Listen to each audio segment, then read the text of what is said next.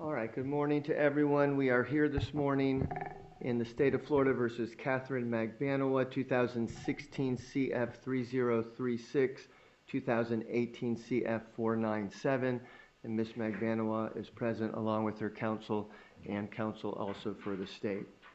All right, let's address a few issues first before we start the testimony this morning. The first issue I want to address is in regards to the telephone calls that were provided to the defense from the state on Friday.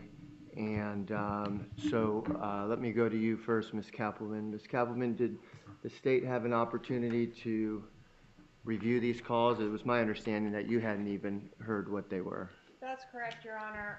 Somewhat is the answer. I ran into a couple problems in reviewing the calls over the weekend. The first is that I ran into the issue of Ms. Kawas being present on the calls as she brought to the court's attention. I did not listen to those calls. I want to get a ruling from Your Honor first, so I can't advise you in reference to those. I do have argument in reference to the defense's claim of work product privilege. Secondly, there were more Spanish calls or Spanglish calls than I anticipated. There's about 15 of those, and I don't have those translations done yet. I'm running into a couple problems with that, which I also want to address with the court. So, you want me to just go through? Well, the calls, so the calls that were, that Ms. Kawas was potentially a party to, those were calls with Mr. Garcia? Yes, sir. Okay. And so the calls with Ms. Magbanua, I listened to those ones in particular. And so we don't have any, at this point, we don't have any issues with those in regards to any work product.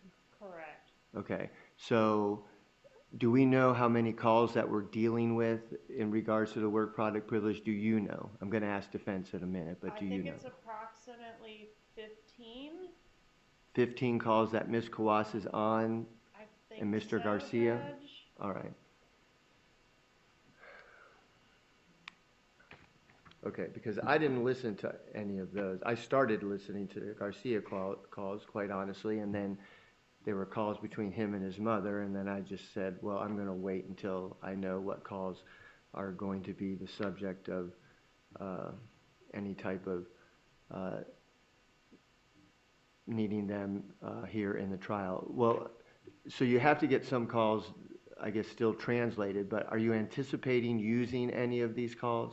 As of right now, my limited knowledge of the calls, I'm thinking just for potential impeachment of Mr. Garcia. So it is stuff, there are several calls that I can provide to Your Honor and to the defense that I think potentially he could be asked about, but none that I intend to introduce in my case in chief. Okay, and are those calls from the list of the 49 calls? Yes, sir. Okay. All right, let's address then the calls that Ms. Kawas is a party to, and then that way we can see whether or not we're going to be limited, you know, those calls are going to be included at all. So, Ms. Kawas, I received some correspondence from you last night that gave the court a heads up in regards to your presence on some of these phone calls along with Mr. Garcia. Is there a third person on these calls also? No. Okay, just you and Mr. Garcia. Just me and Mr. Garcia, and as the court is aware, Mr. Garcia has been incarcerated in a prison. So this was my only way of communicating with him.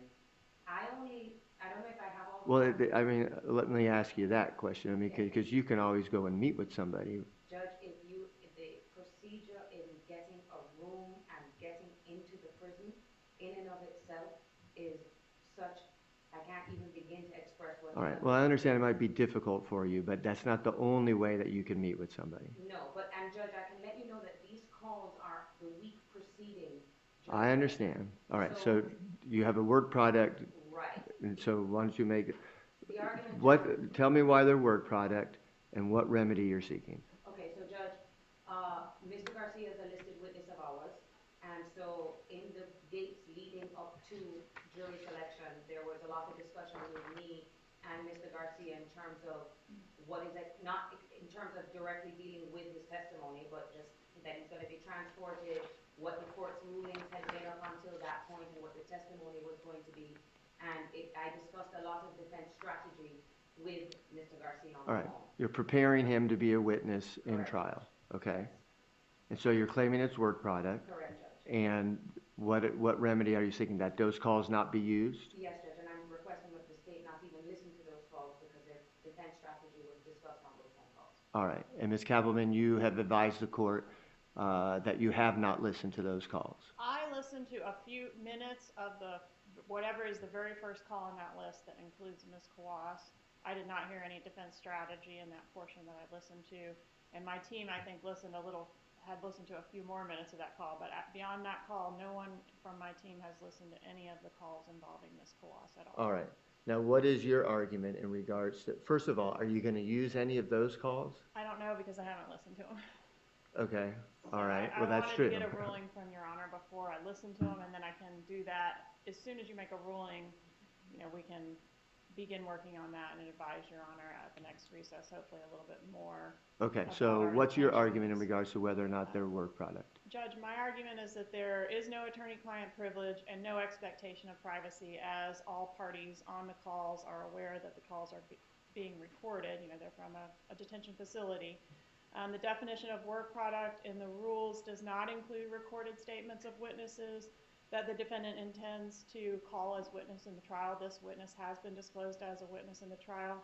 In fact, Judge, Rule 3.220D1BI expressly requests that the defense, or requires that the defense, disclose to the state any statements of witnesses that are recorded, if that's a witness they intend to call at trial or a hearing. I would also add that the statements under 3.2201B are defined to include any recorded statement of the witness. So because the defense was aware that this was a potential witness they intended to call at trial, they were aware that this is a recorded statement of the witness, I think it's, they should have disclosed these to me as part of discovery and their discovery obligation. Balboa v. State, 446-7-2-1134 out of the 3rd DCA, indicates that opinions, theories, or conclusions of attorneys are privileged, but recorded statements of witnesses to attorneys are not. Judge, these are recorded statements of a witness to an attorney. They are not privileged, and the state should be permitted to listen to those calls. Would Your Honor like a copy of Balboa? I would, please. And Your Honor, briefly in just response. Yeah, you can. You done, Ms. Kappelman? Yes, Your Honor. Okay. Your Honor. So, Your Honor, by the state's own argument, then I would be entitled to any of their pretrial notes that they've taken in preparation of any of their witnesses, if that is how they're interpreting the rule. Anytime they've sat and met with any of their witnesses in preparation for trial and going over them what their testimony would be, I would thereby be entitled to that, which I'm not allowed if it's Let me ask you this, Ms. Kawas. When you make these telephone calls, Yes, sir. and you know that they're going to the jail, you know that all these telephone calls are recorded. Yes, Judge. All right. And that they're going to be reviewed by somebody, listened to by somebody, regardless of whether it's the state or somebody else. Somebody associated with the state, law enforcement, okay, not the prosecutor's office, but the state. I mean, with law enforcement or somebody working at the jail or somebody is going to review this telephone call. And Your Honor, that is why timely discovery is normally, if I'd been put on notice that the state was going to be pulling these jail calls, that would be different. But also too, Judge, if the court is going to find that because the calls were recorded, my portions of the conversation should not be admissible. If they want to take a listen to Mr. Garcia's portions of the conversation, that's fine. But any discussion that I have made with him is entirely my opinion and work product in preparation for the defense with my witness. You know all of these are recorded and somebody's going to listen to them. Well, it doesn't. Don't you? Isn't that a waiver of your work product? I mean, you can't go into, talk in a crowded room and not expect your work product to be heard by somebody. Isn't this the same thing? Even more so, where you're where you get a recording at the beginning that says these are going to be recorded. Somebody's going to be listening to this. Somebody's going to get it. And it's not now a confidential information or a confidential conversation between you and whomever at this time. Some third party has already listened to it. Isn't that a waiver of the work product? When they got calls from me and Miss Magbanua, the moment that they realized what it was, even though they were being recorded, they had to stop listening to it. So, to Ms. Magbanua? In previous hearings, Judge. That's different. That's attorney-client privilege. That's not what this is. Work product privilege is very different from attorney-client privilege. I would agree with you with that. I mean, and that's why they say if this is attorney-client or they make some statement like that, don't say anything. You're on the wrong line. You need to call somebody else. You need to get another line and make that call in a different manner. That's what they tell you. And so, but this, that's what they tell you in the jails if you listen to the recording. This call is subject to monitoring. It doesn't say you are being monitored or you're monitoring live. But I agree. I'm just letting you know because I can memorize the recording. All right. You know that it was being recorded. You know that somebody's going to be listening to it at some time or another, or it has potential for that. Yes, Judge. Isn't that a waiver? Not in my opinion, Judge. I would love to have some research on this. It's just that this is such a unique circumstance, Judge, just because of the nature of the fact that this person hasn't been. Well, I agree with that. And that he is a co-defendant up until the fact that his case was over. We didn't have access to him. So, I mean, I'm of the position now, Judge, that the only thing that they shouldn't be able to listen to is my portions of the conversation, because I can tell you I directly discussed defense strategy with Mr. Garcia. But if they want to listen to his portions, I mean, I don't know how they're going to manage to do that. I would agree. That was my next question. Be subject for impeachment, Judge, if he were to take the stand and testify to something different.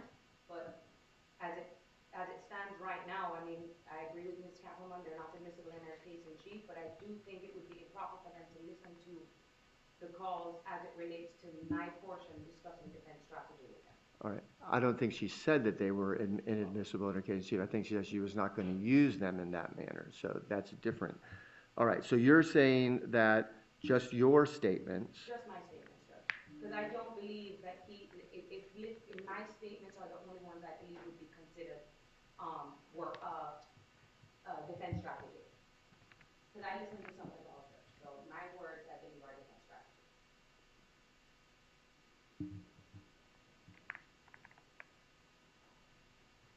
All right. And Your Honor, if you want, I mean, I'll discuss something with Ms. Kappelman of some other things that I heard before that. Judge, I'll discuss something with Ms. Kappelman and see if she wants to change her position on something. All right. I'm going to reserve on it at this time because I'm having some research done on it also, and I want an opportunity to really look at this Balboa case. So I'll reserve on it and then make a decision in regards to whether or not they'll be admissible at all and to what extent. Okay? All right. Judge, can we take up the issue with the Spanish calls that I'm having? Okay. So I had an interpreter listening to the Spanish calls and preparing translations for us all to review, and that way I could advise the court whether there was anything in those calls that I intended to use in some way in this case. That witness has advised me that they are not available to testify. They're leaving town Wednesday morning. The person who does the translation? Right. Okay. So I anticipate a problem. You know, we're not going to have the stipulation to a transcript. We're going to need a witness. My thought was to use Ms. Sadler, who is, you know, the court's official translator. Right. She is available and can do it, but cannot do it without a court order. I thought that might accomplish a couple things. One, have a witness available if and when those, you know, calls become relevant and admissible, and two, may lessen the room for argument over the quality or interpretation of the translations.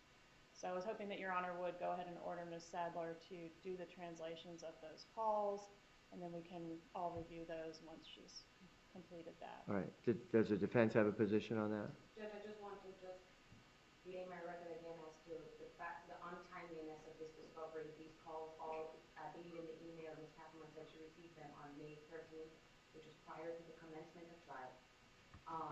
I would only lay my objection. I understand this is the most neutral way to do it, Judge. It's a court ordered interpreter. Obviously, our objections would be is that we wouldn't have an opportunity to vet our own experts to ensure that that is the proper translation due to the untimely nature of the state turning over these recorded calls. All right. Do you have an order prepared for me, Ms. Kappelman? No, sir, I'll work on that. Okay, if you can get an order for me, I think, let's at least get them translated, and then I still haven't made a ruling in regards to their admissibility. But let's also have a Richardson hearing at this point to see how we're going to proceed in that manner. So, Ms. Kappelman, do you want to make any argument in regards to, I mean, we've been talking about these substantive, but now it's whether or not they'll be admissible based on the three-prong analysis in Richardson. So do you want to make any argument? Was it willful or inadvertent, trivial or substantial, and what's the prejudicial effect?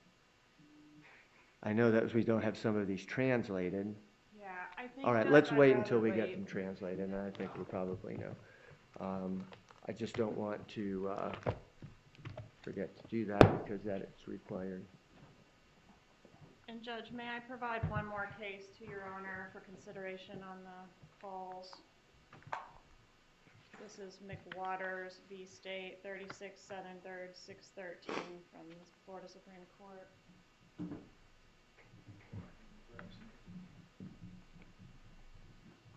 And this is in regards to what? When it sort of lays out the factors of consideration for when we have work product. So I thought it might be helpful to the court.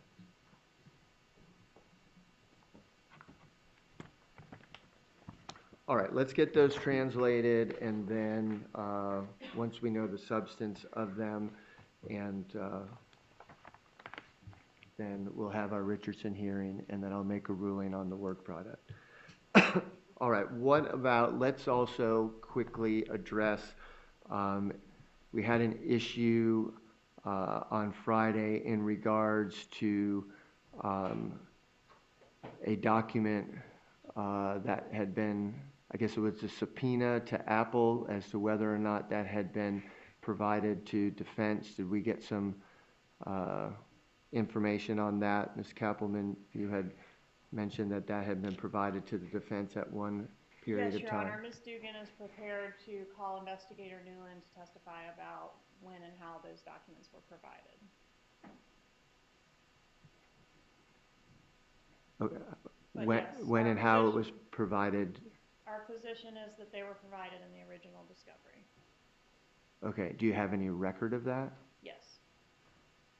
We have a copy of the original discovery electronically certified by the clerk of court, indicating that Apple records, 1 USB drive, 1 CD, and 1 Blu-ray were provided to the defense on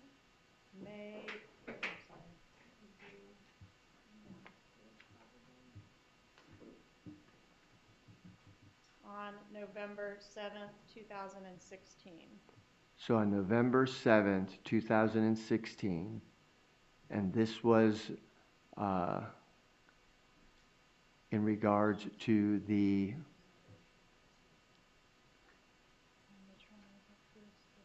the 934 number, correct? Yes, sir.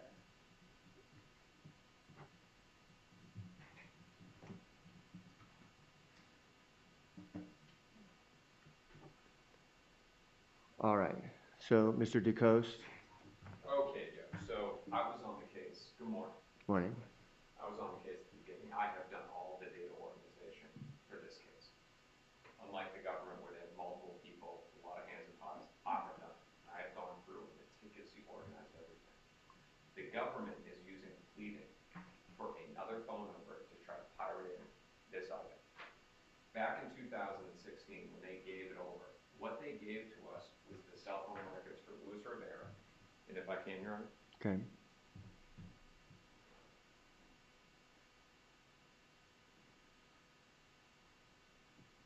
for the first phone number, for 8153. Now that's a phone number that ties to the morning of July 19th, things like the money drop. They have those call detail records. That stuff we've had. We've had that for years. Now, over the years, we've made argument in the prior trial about the 6615 number. I presented the documents that were the subject of a subpoena to Apple. And I cross-examined Agent Sanford on the fact that the phone number tied back to a different phone number. The government never presented this form that they're now saying that they gave over years ago. They never presented this and said, hey, there's evidence showing that it's his number. Even the other day, when we were before the court and we were arguing about this demonstrative, and I said that phone number, the 934-6615, is wrong, the government didn't come forward and say, we gave this document. It wasn't until Friday morning that Ms. Dugan came over to me and she goes, we're going to use this document. And I go, we've never gotten that. And I responded back to her and I go, there's no reason for you to come over and show me a document if I've apparently had it for years. Another thing that's interesting is that Ms. Kappelman explained that this document was given over with a CD and a flash drive. Why would you have to have a flash drive or a CD to give over one page? You wouldn't. You would give this over as a piece of paper because this is all they have for 8153. We have no call detail records. We have no information. The information that was given in 2016 was for the first number, the 8153, because that's always been the important one. The fact that Ms. Kappelman has come in here and argued and said this was given over in that discovery filing is a constitutionally offensive. All right, that document is what, and where is it from? So we don't know more than that. What I don't, Your Honor said subpoena. I have, and I'll get behind the microphone for the court reporter. We have no subpoena to Apple. We have no business record certification like we have for the other. I thought I saw a subpoena for this number. So, what I have in discovery and what I received in 2016, the government subpoenaed from Apple, and it's important, Apple confidential. And Apple responded with this spreadsheet, and it is titled Apple Confidential, and the file name that I have in discovery is that same APL 000001_Apple_confidential. I have an Excel spreadsheet that was provided to me in discovery. It's under that file name, and we received this. There's also a 302 that discusses this item. So we have the phone number and we know. What we don't have for this other new document, which is absolutely new, is any subpoena, any report, any evidence whatsoever that it was given. If the government had, What is that? What is it? all right, I don't Who know. made it and where is it from? Do you know that? That I don't know. All right.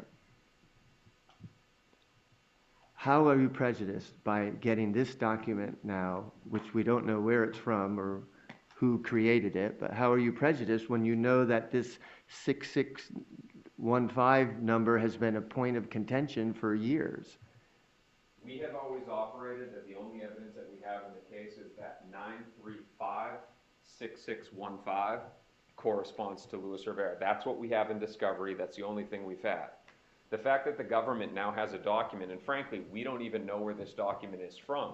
The prejudice is the government's going to be able to now potentially argue 934-6615 belongs to Luis Rivera, and we've never been able to investigate the background of this document, whether it is actually his, what records potentially could disprove what they're talking about, but it also changes our theory. This case is all about the cell phone communications. Sergeant Corbett testified all afternoon. They're talking about the volley of calls. Now the government is trying to conclusively argue that Ms. Magbanua absolutely did communicate with Luis Rivera. So that's how we're prejudiced, because we came into this trial knowing that's not his phone number. The records show, the records that we have in discovery show that that's not his phone number, so we don't have to go further on that argument. Now, But you know that that was the state's assertion all along. no, so when I cross-examined Agent Sanford years back, and I entered in this Apple spreadsheet, they did not come back and rebut that with user detail showing that it belonged to Luis Rivera. even when we were arguing the demonstrative. They didn't come in and say, we have this document that proves that it's his. That proves to me that they just got this document, or they just found it and go, we better give it over to him. And that's why Ms. Dugan came up to me and goes, hey, I'm going to use this document. All right. Ms. Dugan, Yes, sir. what is this document? Where is it from? And who So created it? what the defense was showing, where they showed the 302 and their Apple subpoena that says 935, those are records from the FBI in this case. The records that we disclosed, that says the Apple records and the 3 different ways that we gave it to them, those are the records of the iClouds in this case, is my understanding. One being Katherine Magbanua, which has the 9... Ms. Dugan, Right. just tell me, who created this document and where is it from? It's Apple account details. for And Louis did they Rivera. send it to you directly? Did Apple send it to you directly? I believe so. And was it in response to a subpoena? They sent it to TPD. TPD, in response to a court order, they sent it to TPD. All right, and so you've had this document in your possession for how long? Since 2016. Okay, and you're saying that as an officer of the state, that this document was provided to defense counsel in discovery. And I asked Jason Newland to walk. Is that a yes, Ms. That's a Dugan? yes. And All I right, asked him to walk me through how to get there from these things. He did that. all right, that's all that I need to Yes, hear. Okay, I'm not gonna find that there was any discovery violation. The state has represented as an officer of the court that they have provided this document to you. I know you say that you haven't seen it and that there was some interaction that you had with Ms. Dugan prior, and therefore you're assuming that it was never provided to you, but with the representations that are made here in court, I'm going to find that it was not a discovery violation. Now, if for some reason it was, I'm going to find that it's not willful.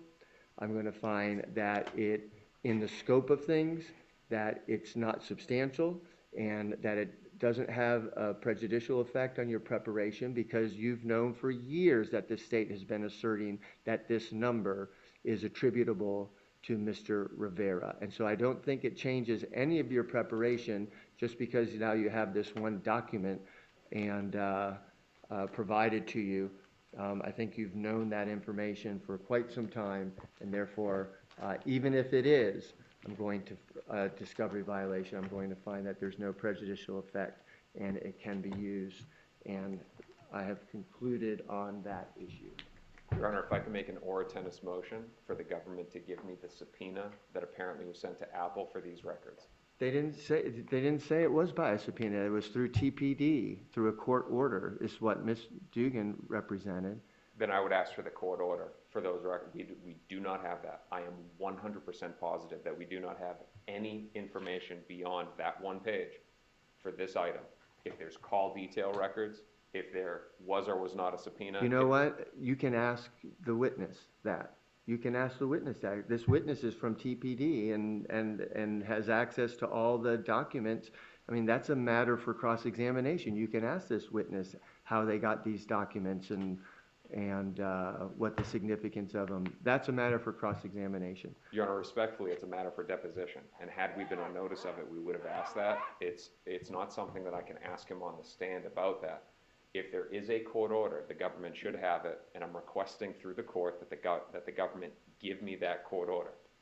If it has not already been provided to Has not. you, they're required to provide you with all of that discovery if it's not already been provided. It has not. It has not been provided. Well, I have the original CDs here. Okay, I'm going to go then through it, and I'm positive that it's not in there. It will be provided to you if it has not previously been provided to you, okay? By lunchtime. Yes, sir.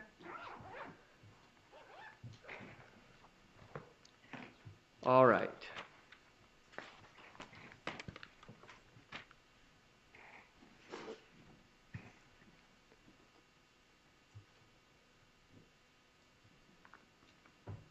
Anything else from the state before we continue with the testimony of Sergeant Corbett? No, Your Honor. Anything from the defense? No, Your Honor. Thank you. All right, let's bring the jury in, please. Is Sergeant Corbett available outside the courtroom? All right, let's go ahead and bring him in and put him on the stand, please.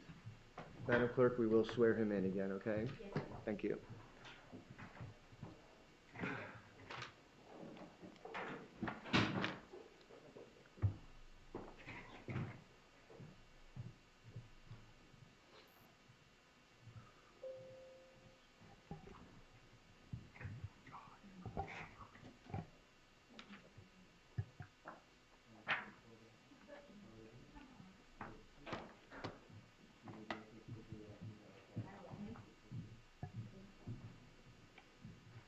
Morning, Sergeant.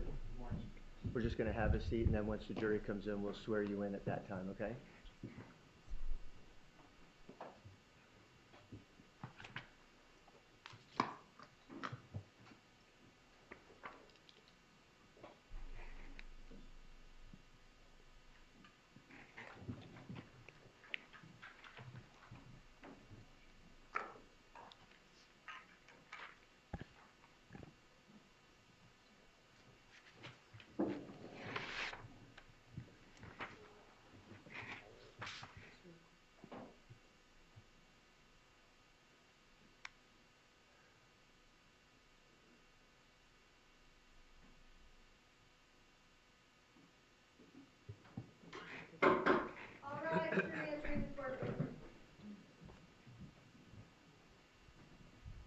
Good morning, everyone. Good morning. Good to see you. Good morning.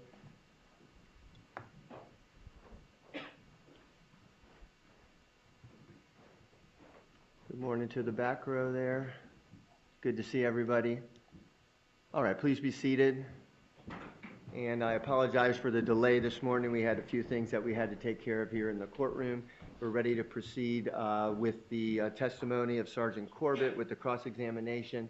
And since it's a new day, we're going to go ahead and swear him in again. Okay, Madam Clerk? Do you solemnly swear or affirm that the testimony you shall give shall be the truth, the whole truth, and nothing but the truth? I do. Please be seated. Thanks, sir. Mr. DeCoste? Thank you, Your Honor. Good morning, Sergeant. How are you? Good morning. I'm well. Let's start off on Monday morning with some technical data. If you could explain to the jury what geolocation is. Well, geolocation can mean a lot of different things, but in essence, we're talking about locating something, an object, an address, a place, on a map or a coordinate system. Do we have geolocation in this case? Well, if you mean geolocation in terms of, I guess I should say, there's a lot of different ways that we can locate a handset, if we're talking specifically about phones. And that is, historically, we have the cell site usage, and so we estimate the coverage area of a cell site, and we include or exclude locations. Sometimes from the carriers, we're able to get more precise information. If we get it right away, that may give us better locations, or geolocation that may actually produce an estimated location of the handset as opposed to the cell site. In this case, from the carriers, we only have the cell site. Additionally, sometimes from forensic examinations of handsets, we may see locations that the phone itself stored. Maybe when you're navigating, looking something up, or you just have locations enabled, then we may get more precise geolocations from a handset. And I'm not aware of having that in this case either. Let's unpack that a little bit more. If I, let's say, I Uber Eats Whataburger from over on Thompson. The way my Uber Eats driver is able to find me is that my phone has geolocation, right? Your phone has the ability to locate itself through GPS satellites, Wi-Fi networks, cellular networks, a variety of different resources. Yes, your handset can determine its location to a fairly high degree of accuracy. To deliver the food directly to me, right? Yes. And it's the same thing with, in my phone, if I want to drive there myself. I mean, I know the route, but I put it in my maps and I go over there. Geolocation is precise, correct? Well, again, the term geolocation is very general. There is very precise location information that can be developed from a handset, if that answers the question. Okay, and that's different than what we have in this case, which is call detail records, correct? Some forms of call detail records do have that more precise information, but what we have here, then yes, it is more accurate than what we have. And you'd agree with me that what we have here through our call detail records are giving estimates of locations? No, they're given exact cell site locations. We're the ones estimating or doing the analysis to say that an address is included or excluded. So let's keep going on that topic. Geolocation gets you to the person. It's a little bit more precise. Call detail records put you in the vicinity of an area, correct? That'd be fair, yes. All right, and that vicinity can be, it's not feet. I mean, we're talking, it can be, you know, a mile. Yes, absolutely. Okay, and if my food delivers a mile away, I'm not getting it, right? You're not. All right, so let's now talk about cell sites. And as is always the case when we talk, you're the expert, you're gonna have to explain it to me like I'm a 7-year-old. All right, so when you have a cell sites are the antennas, the equipment, right? Yes, a cell site generally refers to the location. That may be a tower, it may be a structure, it may be a building. And then yes, the antennas and the radios and all the infrastructure that it takes to actually produce that radio signal for the handsets to use. Okay, so that's what you mean when you refer to it as a tower, right? Yes, I always refer to it as a site. As I mentioned, it's not always a freestanding tower, so I will refer to them as cell sites. We'll do it as cell site. So these cell sites, and there's cell sites all over the place, correct? There are, yes. And the cell sites, some of them being towers, those are the ones that we see, they kind of look like a tree sometimes. There can be disguised, where yes, they do look like a tree. Sometimes they are that traditional metal structure tower that you envision with a cell site. Sometimes they're merely a pole. They come in a variety of forms. All right. Now, all of these cell sites, they come together to form the network, right? The cell sites, along with a lot of other equipment, would form the network, yes. Form the cell network, right? Yes. All right. So we're taking a look now at your slide 26. Do you have yours up in front of you as well, too? I can see this one here. All right. Feel free to, if you need to look at any of that. This is one cell site within a network, correct? This is actually, we use this Friday to show an example of how we selected cell sites for the tower dump analysis. So what we have here is actually the Premier Health and Fitness is in the center, and that radius that's drawn around is just kind of an arbitrary visualization of a circle that we would go out so far and see how many cell sites are close to that. In this case, there's actually 1, 2, 3, 4, 5, I believe 6 cell sites represented. Those would be the small tower icons. It's these right here from the jury. So cell site, cell site, cell site, cell site, cell site. Right? That's correct. And all of those would have a corresponding range around it, correct? They would, yes. And there's a matter of redundancy for these cell sites, that they overlap each other, correct? They do. So we can maintain our phone calls. Correct. All right. Now, you used the word arbitrary a second ago. And I just want to make sure that it's clear. The range is not defined to a circle. It's not like when you reach the edge of that, it's just like a cliff and it drops off, correct? That's correct. And again, just to be clear, the circle here has nothing to do with the range of the cell sites shown. This is a circle drawn around Premier Health and Fitness. And I'm just trying to take that circle out far enough until I encompass all of the cell sites that are close enough to service that location. And then those are the cell sites that we would request the data from in the tower dump. Now that range, it also wouldn't be unified as a circle. There's different things that will impact how far the range of a tower goes, correct? That's correct. For instance, the power of the cell site. Yes. Some cell sites are more powerful than the other. Yes. Now you discussed this is where it's going to get technical. There's different sectors on a tower, right? That's correct. It can, traditionally it's 3 or 5. Most common is 3, yes. Now, we're talking about the factors that impact the range. You would agree with me that the angle of each one of those sectors, whether it's pointed straight down or if it's straight out, would affect the range of the tower. Yes. For instance, if you're in a heavily populated city, that antenna could be pointed more downwards. It could, yes. Whereas if you were in the middle of nowhere in Nebraska, it could be pointed more up to go out further.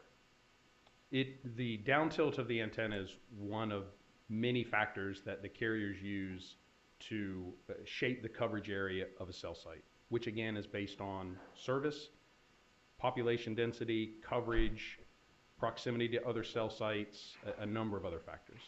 And you would agree with me as well, too, that each sector could have a different, it's azimuth? Each sector would, yes, have a different azimuth. So a different angle. So you could have one sector. Let's...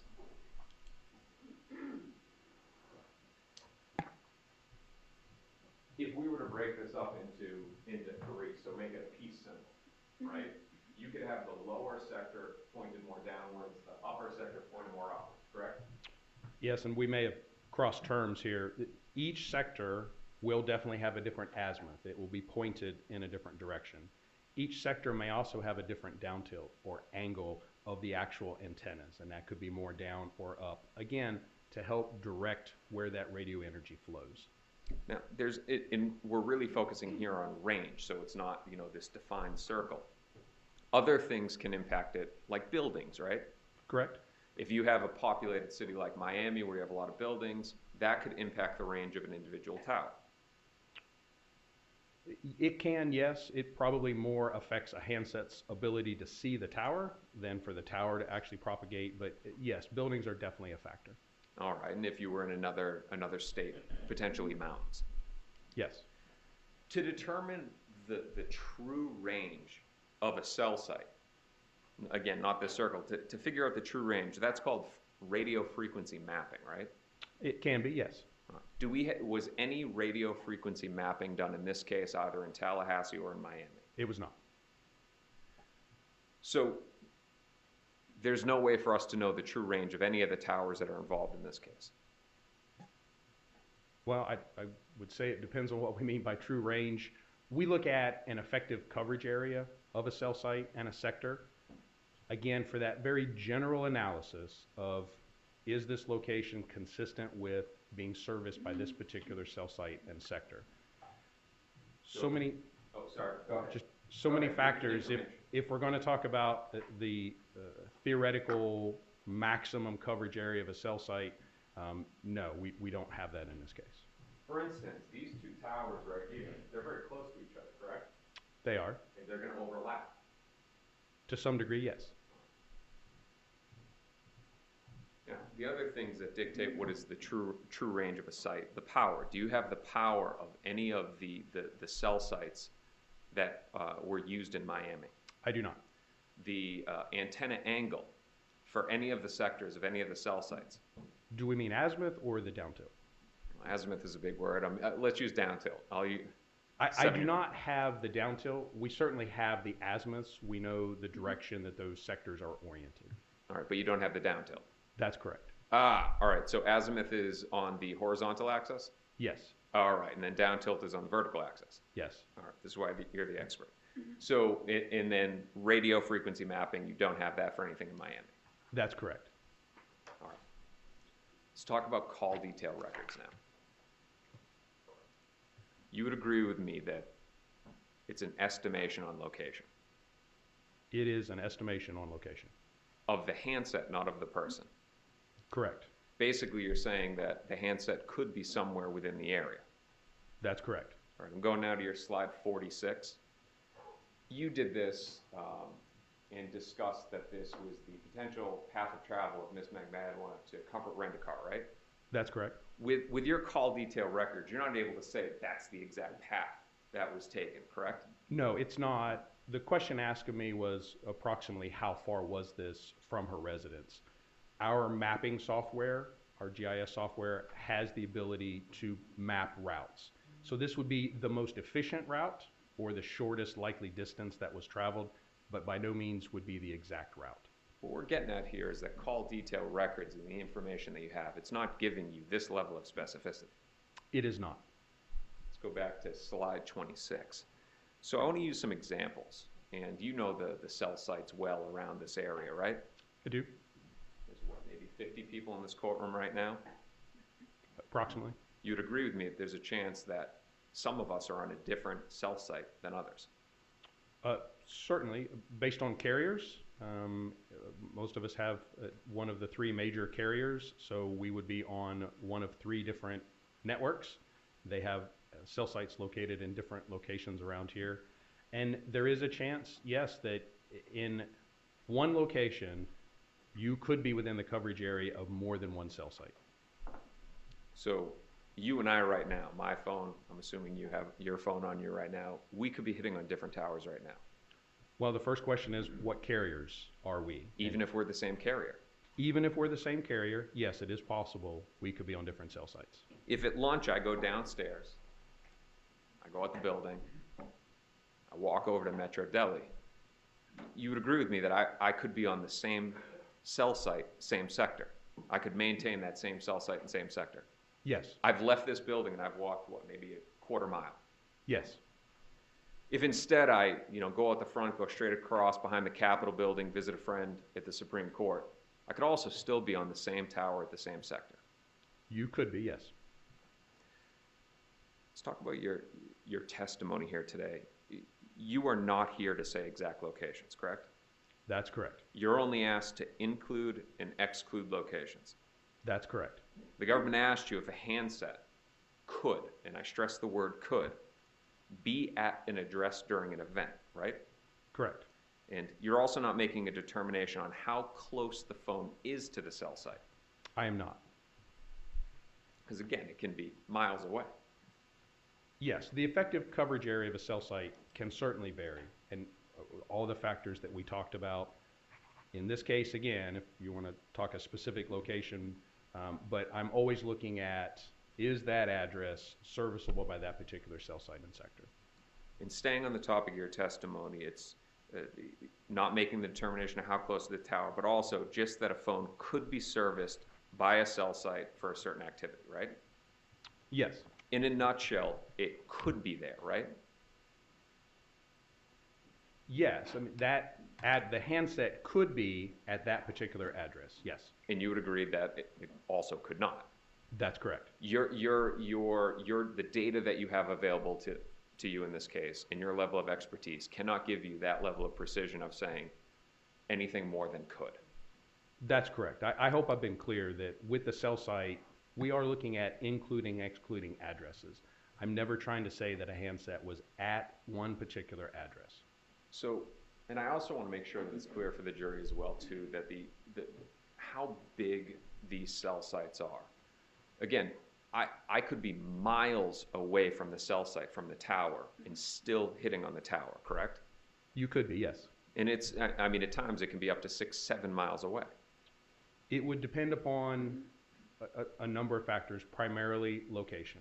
In rural areas where the cell sites are spread much further apart, then yes, you could be miles from that cell site and still communicate with it. You could be on the top of a mountain or a ridge, and therefore your handset is able to see cell sites much further away. There are a number of factors like that.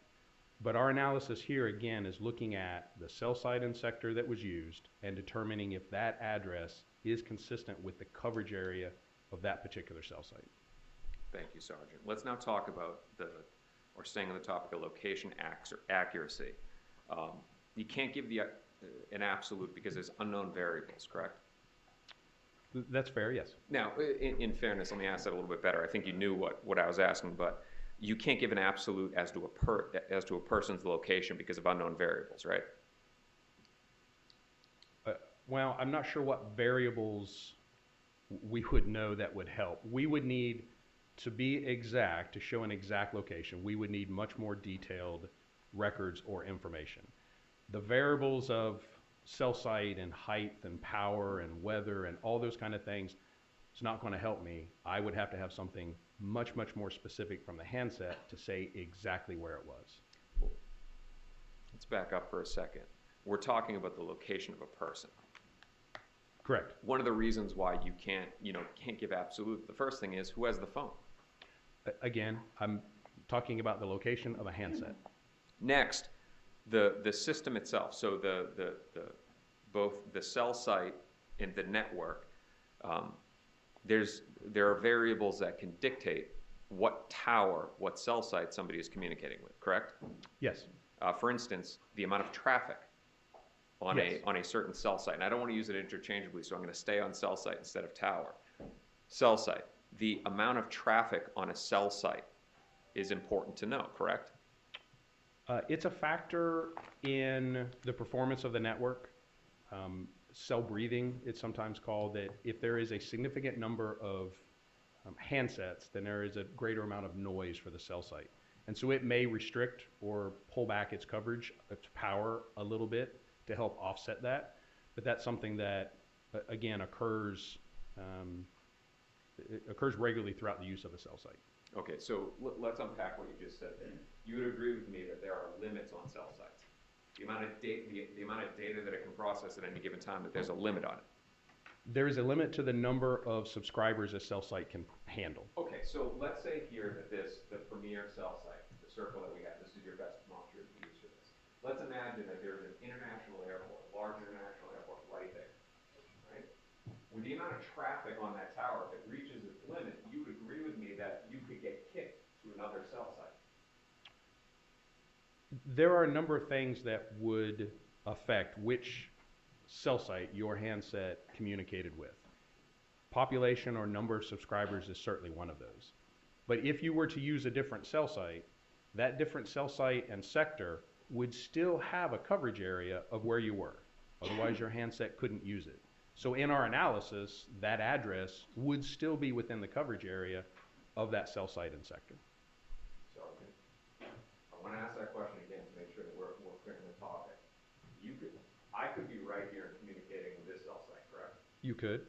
Now, this cell site has a traffic limit, and it's reached that limit. It could kick me, the network could kick me to another cell site, correct? Yes, your handset could select another cell site. And if it's a massively populated area, I can even be kicked to another tower, and another tower, correct? Another cell site. Well, there's certainly a limit to how far away a cell site could be that your handset could communicate with. The good thing is that when, in this case, Sprint designed their network, they knew that the Miami International Airport was there. And so they designed their network and their proximity of cell sites and their capacity, taking those kind of things into account. So you would agree with me that you could kick from one cell site to another, meaning that you're even more miles away from the cell site. There is that potential, right? We're Yes, talking about what could happen here. Yes, I'm not sure about the term kick. Your handset certainly could select a different cell site that is further away. Now, there are records on cell site limits, correct? I'm not aware if there are specific records for cell site limits. One brief moment, Your Honor.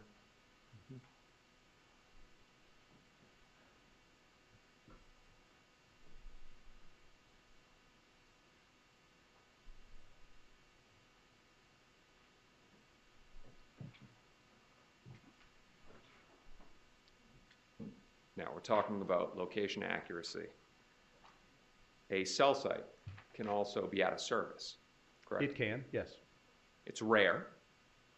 Yes, rare. We can agree on that. Things like storms can impact it, Yes, or the cell site could be under maintenance. it could be, yes. They could be changing out equipment, stuff like that. Could be. There are records of outages of cell sites, correct? Allegedly, yes. And you don't have those in this case. I do not. I understand that those records may exist. I've never been successful in obtaining them. All right. Now, with what we've learned, let's apply it to this case. You've reviewed the call detail records in this case. I have, yes. And the call detail records that we have are for the different characters involved. Professor Dan Markel, Yes. Wendy Adelson, Correct? Harvey Adelson, Yes. Donna Adelson, Yes. Charles Adelson, Yes. Katherine Magbanua. Yes. I'm pointing. Oh, yes. Because she's here. Sigfredo Garcia Correct? and Luis Rivera. Yes. Now, the purpose of your review of the call detail records was to determine locations of people, correct? Locations of handsets. That was one purpose, yes. All right, so you're taking a look at their call detail records to see what cell site they communicated with on significant dates. Correct. Now, you're also looking within the call detail records of the patterns of communications, right? Correct. You would agree with me that there are other limitations on call detail records. Specifically, Do FaceTime calls show up on call detail records? FaceTime calls do not. What about iMessages? They do not. You began your review of the evidence and the call detail records in this case back in 2016, correct? Review actually started the day of the homicide. You would agree with me that the specificity, I want to use the word evolved, but I don't want to say that it was corrected. Your analysis, it has evolved over the years, correct? As the investigation expanded and as new information was learned throughout the course of the investigation, then yes, we certainly go back and relook at those records for whatever it may be, an event or something that we discover, and we want to go back and compare the records to that. So yes, the analysis has been updated and evolved as the investigation did. The 139-page presentation, you didn't create that back in 2014, right? That's correct. Back then it was, okay, this number is communicating with that number. That's where it started, yes. And then you're looking deeper into it to determine cell site communications, and it got more detailed over the years, correct? It did, yes. Now, the information that you're reviewing, the results that you get from your analysis, that gets transferred over as you're doing it to members of the Tallahassee Police Department, correct? It does, yes. Investigator Craig Isom up until 2017 when he retired, Yes. and now investigator / detective Sherry Bennett. Yes. And some of and you're aware, because this is your department, that some of the information that you had in your early analysis was put into the arrest warrant narratives I believe so, yes. for the arrest of these two guys. Yes. For the record, Sigfredo Garcia and Luis Rivera. Now, the Federal Bureau of Investigation was also involved, correct? They were, yes. And you were in frequent conversation with Agent Patrick Sanford. That's correct. And you're aware that he also drafted reports that included your results. Yes. Now, you're also aware from your sergeant with the Tallahassee Police Department, you're also aware that these reports that are authored by Tallahassee Police Department, at least those, are given over to the defense in what's called discovery. Yes. And at one point in time, Luis Rivera wasn't a witness, he was a defendant. Correct. So in all likelihood, he's receiving the reports with your analysis of when communications happened. Objection, speculation. Overruled, if you know. I do not. I am aware that my analysis gets documented. I am aware that documents are turned over in discovery. As far as exactly when that happened or what detail was in any particular report, I do not have any personal knowledge.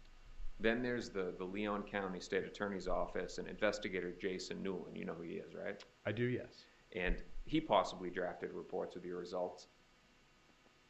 He may have. Again, I'm not aware. You are aware that one of his roles as an investigator for Ms. Kappelman is to provide all the reports to the defense. I'm not aware that that's his role. You're saying that he's responsible If you don't know, you for don't know. discovery? I do not know his exact role. Let's turn now to June 2nd, 2014. This is around the time of the car rental and the June trip, correct? Yes, sir. Now, in your presentation, you used a map. This is the map that you used. How do you describe what kind of a map that is? It doesn't look like an actual map. It's just got sort of like outlines of areas. Well, it is again, from our mapping application, our GIS application, we're able to select a variety of base maps. And this base map is just a light gray map that allows the features that we put on it, the icons and those things, to stand out a little more against the background. It varies by scale as to how much detail you actually see. And in this, where the scale is very large, it's pulled back very far, then correct, you don't see a lot of detail on the roadways. Now, you could have used a map with detail, correct? I could have used a map with more detail, but you wouldn't be able to see the detail. Right. Now, but it would show that these aren't just, open wastelands, right? let me give you an example. So that was slide 42. Let's go to slide 66.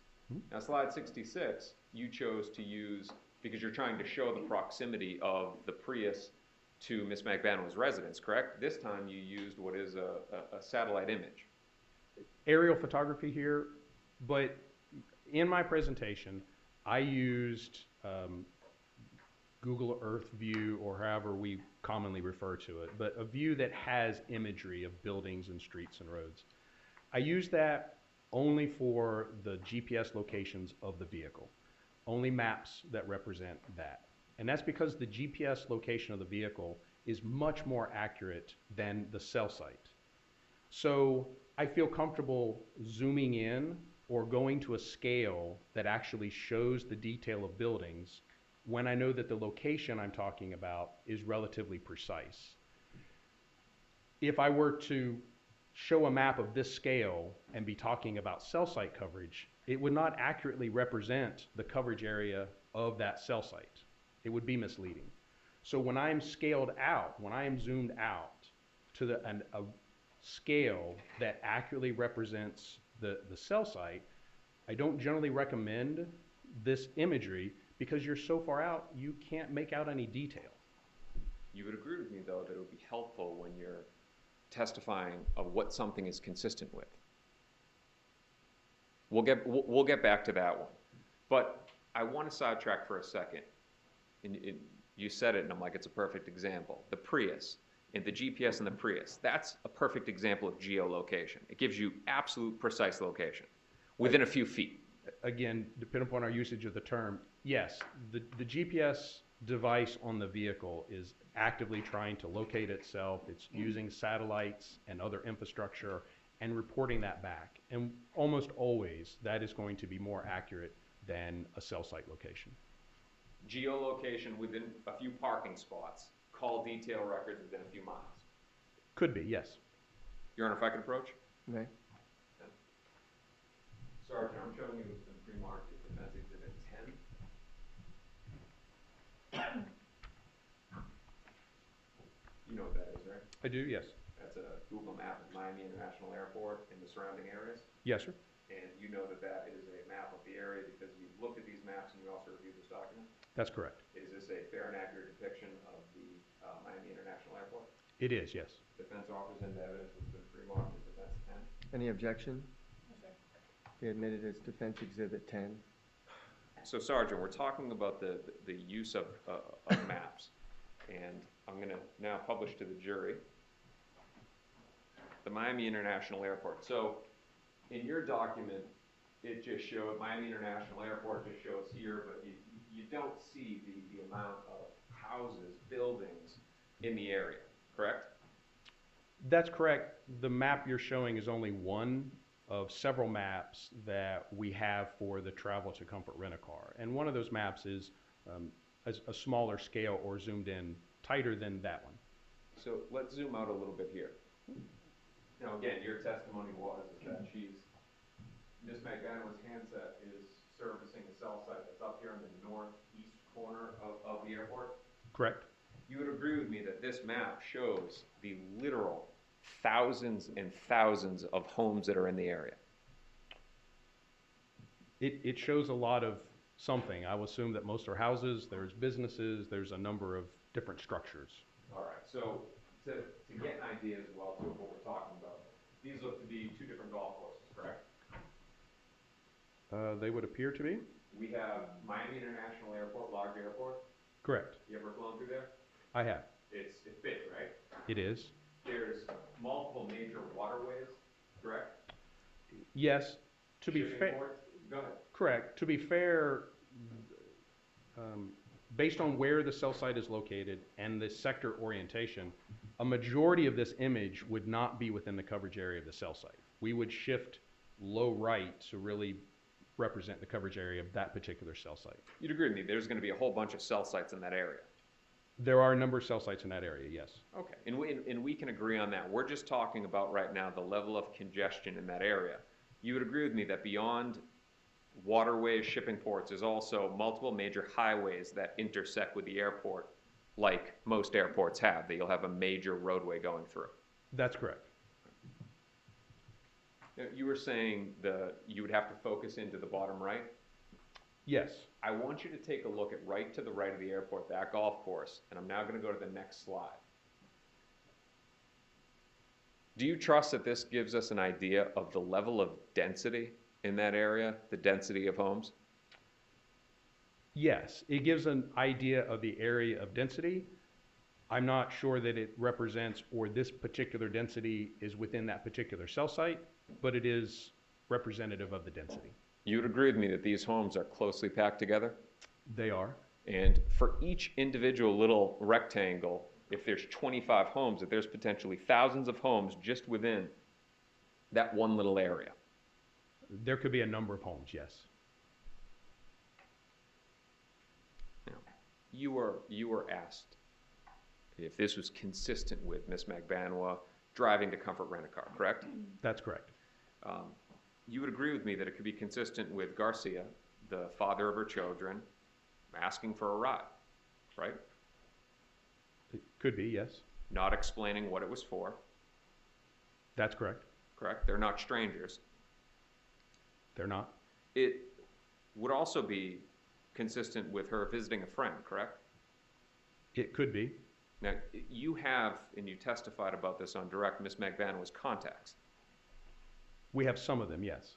and you plugged in certain names for certain phone numbers, but you didn't do it for her friends, correct? We have those from an iCloud account. We do have names associated with certain phone numbers, and if there was a question or a need to identify a phone number, then those contacts were looked at. Do you know who her close friends are? I do not. Do you know which one lives near the airport? I do not. Do you know who Kenya Revelis is? I do not. Sergeant, in the, let's take just June and July of 2014, how many times did Ms. Magbanua service that cell site? Twice. No more? No more. What about over the greater period of time? How many times she serviced, well, let me actually rephrase that. How many times did she service the cell sites in that location? The particular cell site and sector that she was communicating with for those events that we determined was consistent with Comfort Rent-A-Car, from the period of records that we have, which the largest period of record, which was May of 2014 into August or September of 2015, about 17 months, her handset communicated with that cell site 3 times. June of 14, July of 14, and March or April of 2015. Now, what you just said there was that cell site, that one sector. Correct. How many sectors does that cell site have? It has 3. All right. How many cell sites are around the Miami airport? In 2014, there were a number. There is a cell site actually within the airport itself that is designed to handle the traffic of the commuters right directly within the airport. And then there are, looking at my map here, there are at least 5 other cell sites in that general area. Okay, so you have it on your computer? I do. I'm going to click over you, you show us. I'm going to ask the question again. We're on yours now, right? We are, yes. Okay, so I thought you had the cell sites. I have to go back to mine. I do. The red dots represent the cell sites. All right, now my question to you again is, because you were talking about one cell site, one sector, how many times did she communicate with these cell sites? I do not know. We could certainly find out. That would be important to know if it's an area that she frequents, correct? Well, again, looking at the principal cell site, we did look at that. As far as all the other cell sites before and after, no, we did not. We'll stay on the June trip.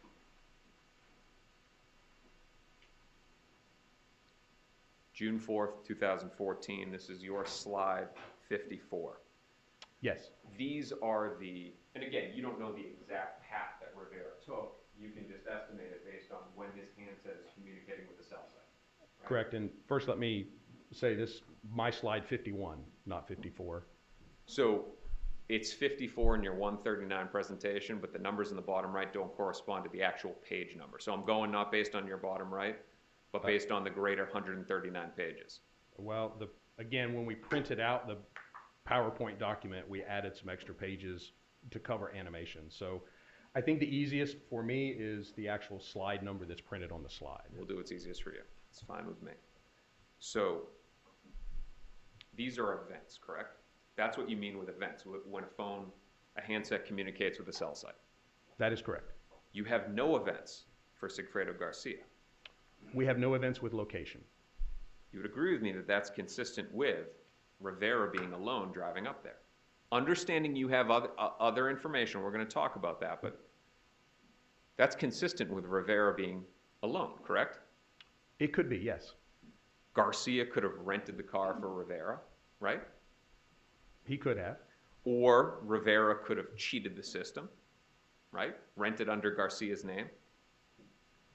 I suppose it's possible. Do you know if the car rental guy, Waldo Nunez, identified Garcia as the one that rented the car? I have no knowledge of that. I'm going to go to, now I'm going to say page 52, but it's 48. Of course, though, you have the citation with Garcia in the car. And I agree with you on that. That's one of the pieces that he has that ties him to the car, correct? Correct. Puts him in the vehicle. It does, yes. You'd agree with me, though, that that's 2 days before that trip. It is, yes. Doesn't prove that he went up from Miami to here in Tallahassee in June with Rivera. It does not. And again, we're talking about June 4th is when Rivera makes his trip. Garcia's in the car 2 days before. Correct. Now, one of the other things you talked about on direct examination, and you knew this because you're also TPD, is that there is a drug dealer that apparently saw Mr. Garcia. Yes. And we would have to rely on his word. Yes, I'm not familiar with his exact testimony, but yes, there was someone here who saw Mr. Garcia. And we would have to rely on his memory. I suppose so, yes. You would agree with me that you don't have in between this drug dealer and Garcia any call detail records, any events where Garcia is communicating with this drug dealer. I do not believe we do, no. But you do have it for the murder trip in July.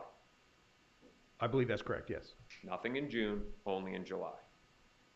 Correct. We've just reviewed all of the evidence that Sigfredo Garcia was with Luis Rivera on that June trip, correct? And of course, Luis Rivera saying that that's the truth. My analysis is pertaining to the call detail records.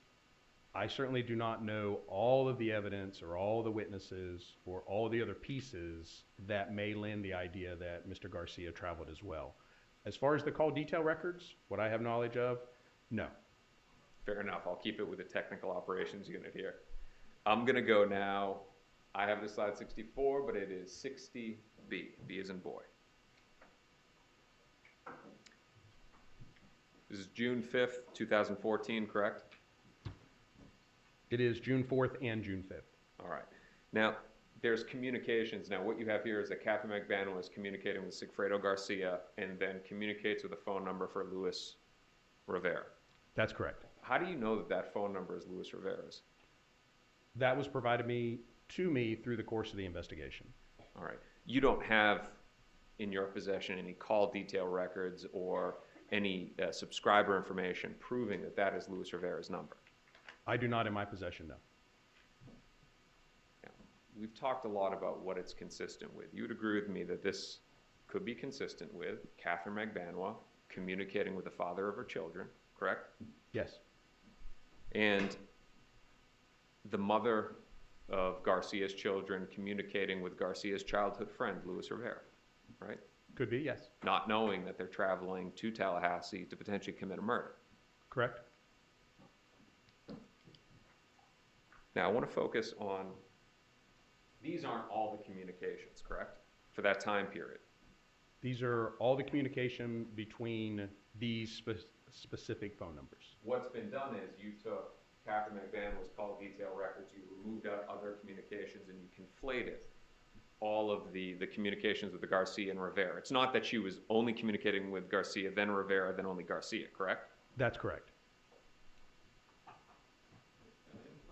Your Honor, may I approach? You may. Sergeant, I'm showing you as remarked as defense 11.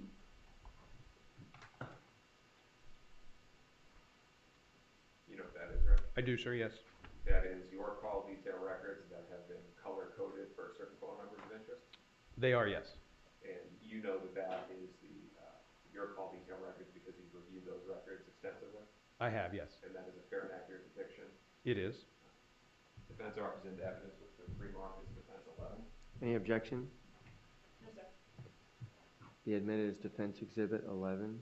Publish, Your Honor? You may. All right, so Sergeant, what we have here, your call detail records, but we have color-coded numbers of interest. You'd agree with me that the 9223 number is Charles Adelson, Yes, and the 5986 in green is Sigfredo Garcia? that's correct. Do you know who the 5403 number is? 5403, 6403, do you know who that belongs to? Not personally. Have you heard that it belongs to Sigfredo Garcia's mother? I have heard that, yes. That would be the grandmother of Katherine Magbanua's children. Yes, You'd agree with me that this is an accurate reflection of the volley of communications during this time period of June 4th and June 5th. it is certainly the actual raw call detail records for that time period. So, for instance, on the bottom here of page 2, she speaks to Sigfredo Garcia, then who you may or may not believe is Sigfredo Garcia's mother, and then Charles Adelson. Correct. So she goes from speaking to the father of her kids, to then the grandmother of her kids, to then the guy that she's dating. Correct. Let's now go to your slide 62. I get it at 66. What you have here, or what you're trying to explain here, is that on June 6th, that's after the trip, right? It is, yes. On June 6th, the rental car, it was a different rental car, that the rental car was near Magbanua's residence, correct? That's correct. Let's talk about what that could be consistent with. It could be consistent with Garcia seeing its kids having been out of town for a couple of days, correct? Could be. Unbeknownst to Katie that he was up here potentially trying to kill somebody. Correct. It's consistent with that, right? It is. Let's now talk about the car return. June 2014. So on direct examination, you were asked a question about when the car was returned. You don't know when it was returned, right?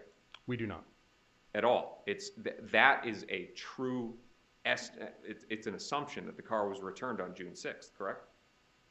I'm not aware of any specific knowledge about exactly when the vehicle was returned. Could it have been returned on June 7th? It could have been. June 8th? Sure. The morning of June 6th? Could. So the testimony that we had, that you testified about a trip out to the area of the airport by Miss Magbanua on June 6th around 5 p.m., correct?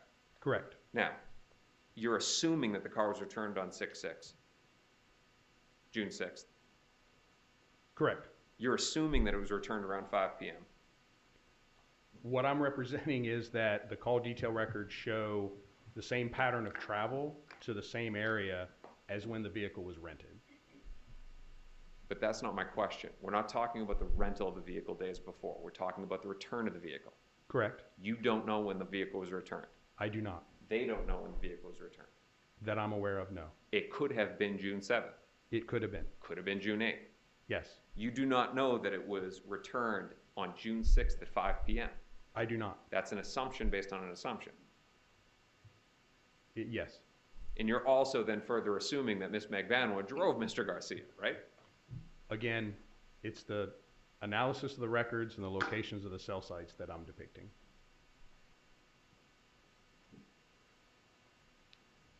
You have this out here, that there's a trip out there at 5 p.m. You'd agree with me that Miss Magbanua driving out to the Miami, let me withdraw that. The Miami International Airport that you've been to, have you been outside of the airport? I have. It's not in the middle of nowhere, correct? It is not. It's right smack dab in the middle of a whole bunch of other stuff like we saw. Golf courses, waterways, highways, right? Correct. It's not like some of the rural areas. If you go to Louisville, Kentucky, the airport's sort of in the middle of nowhere. I'll take your word for that, but the Miami airport is not in the middle of nowhere. All right. So That travel, again, you're assuming that the car was even returned that day at that time. It's consistent with Miss Magbanua doing a whole bunch of other things, right? It could be. Consistent with her going to any number of the businesses that are right around the airport. Could be. Consistent with her picking up a friend from the airport. Could be. Consistent with her visiting Kenya Ravelos, who lives right below the airport. No personal knowledge of where they reside, but that's possible. It's consistent with a lot of other things what we're getting at here. It could be. Let's now talk about a third trip. The next trip that you had, and you had a look on your face of, wait, what? Am I correct in that, in the reading of your face? Correct, yes. The next trip that you have the June trip and the murder trip in July, right? That's correct. There was never a mention to you of a third trip. I say never mention. I have heard third trip come up before. I'm aware of nothing that substantiates that. Now, let's make sure that we're clear for the jury what we're talking about. You've learned that Luis Rivera has talked about a third trip recently. I believe that's correct. This is not something that TPD had received years back and investigated a third trip because he never said it. I would not want to comment on Mr. Rivera's statements at any particular time, and I can't tell you that it's very recently that I've heard this, but there has been discussion previously about a possible third trip. No mention of another trip by Garcia and Anthony Ortiz, correct? Not that I'm aware of. Who is Anthony Ortiz? Anthony Ortiz, as I understand, is a friend of Mr. Rivera's. You have phone numbers for Mr. Ortiz? Believe so, yes. 305-896-3720? That sounds correct. And then 305-762-0648. I'm not sure about the second one. All right. If I could have a brief moment here.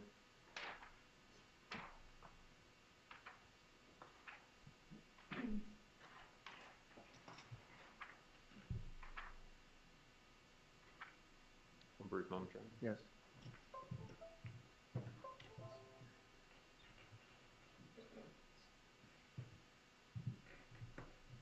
Sergeant, do you remember at the end of last year we sat and took a deposition and you had given that there was another phone number for Anthony Ortiz?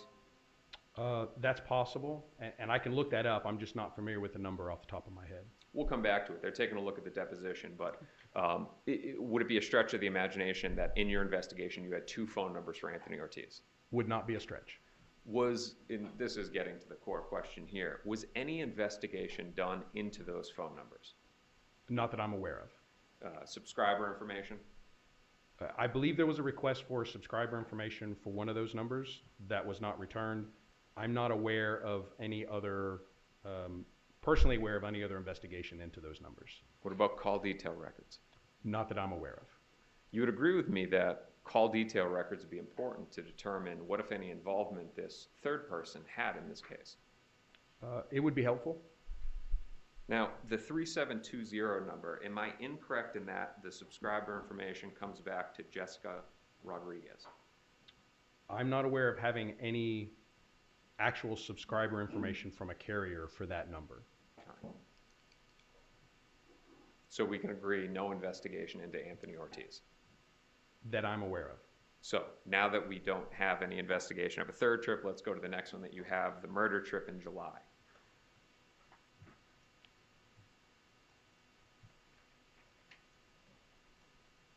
Second, you're on there. Okay. We have your slide 66A. I have it as page 70. You would agree with me that the same thing that's being done here. Now, I'm not saying that it's trickery, but that there was a lot of communications in between these communications between Ms. Magbanua and Sigfredo Garcia and then her speaking to Charles Adelson. You would agree with me, right? There are other communications, yes. What I don't want is you would agree with me that it would be wrong for the jury to have the impression that she was literally, getting off the phone in the next call that she had, understanding it's about an hour later, but she's only speaking to Sigfredo Garcia and Charles Adelson. That's correct.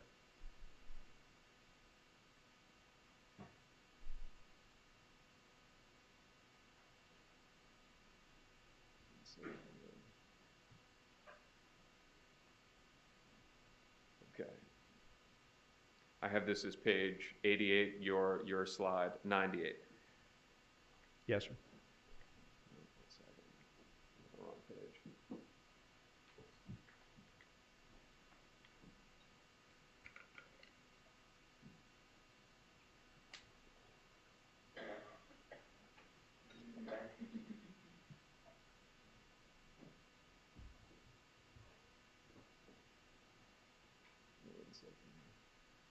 Okay. So it's actually, I get it as page 111, you get it as 98.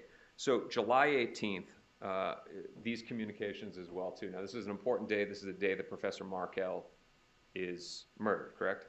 That's correct. That you would agree with me that the jury shouldn't have the impression that the only communications that any of these people are having are up here in this demonstrative. That's correct. Or in this exhibit, right? That's correct. It's not accurate because Katherine Magbanua spoke to a whole bunch of other people that morning. Yes, and I believe we were clear when talking about these summaries that they were filtered down to just contacts between certain people. All right. So here we have your slide 91B. I got it as 102. This 1230 call is an important call for the case, correct? I believe so, yes. It's your understanding that Sigfredo Garcia, per Luis Rivera, called Katherine Magbanua and said, it's done. I'm aware that he called. As far as what was spoken, I do not know. Now, the record of that call, that's one of the things that you would have put and given over to TPD and FBI and potentially goes in their reports, correct? Correct. So it wouldn't be a stretch of the imagination that Luis Rivera knew that there was this call at 12:30 from Garcia to Magbanua. Objection to speculation. Overruled. I have no, again, personal knowledge about exactly what details went in what report, which may have been turned over at any particular time. So it's possible, but I have no knowledge of that. Your analysis can't protect against if Luis Rivera is lying, right? The analysis is the analysis. The records are what they are, and we can't change them. All right. You would agree with me that the theory here is that Miss Magbanua found out from somebody else that the murder had happened, right? I believe that's correct. And the thought is that potentially Wendy Adelson informed somebody and then informed Miss Magbanua, correct? I believe that's a possibility. Okay. So 12:30 is the phone call. There's no question about that, right? That Sigfredo Garcia communicates with Katherine Magbanua at 12:30, correct? Correct. Okay, I'm now going to, I believe, the page is 10 and your slide, it's 10.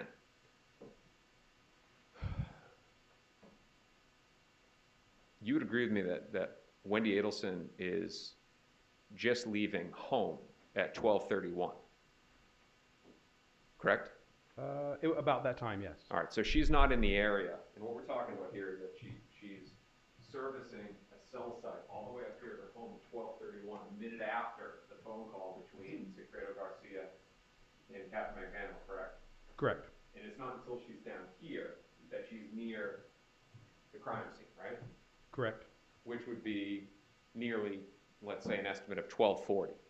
Correct.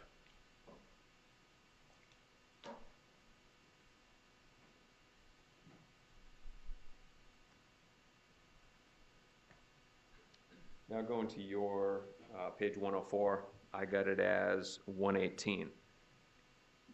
This is July 18th. You would agree with me that, again, there are a bunch of communications between Miss Magbanua and other people. It's not that she's calling Charles Adelson, then Yindra Mascaro, then Sigfredo Garcia, then Yindra Mascaro, correct? Correct. She's communicating with a whole bunch of other people that morning. Certainly with other people. I don't know a whole bunch, but others, yes. Your Honor, may I approach? Yes. Sorry, I'm showing you the mark is page 12. You know what that is, right?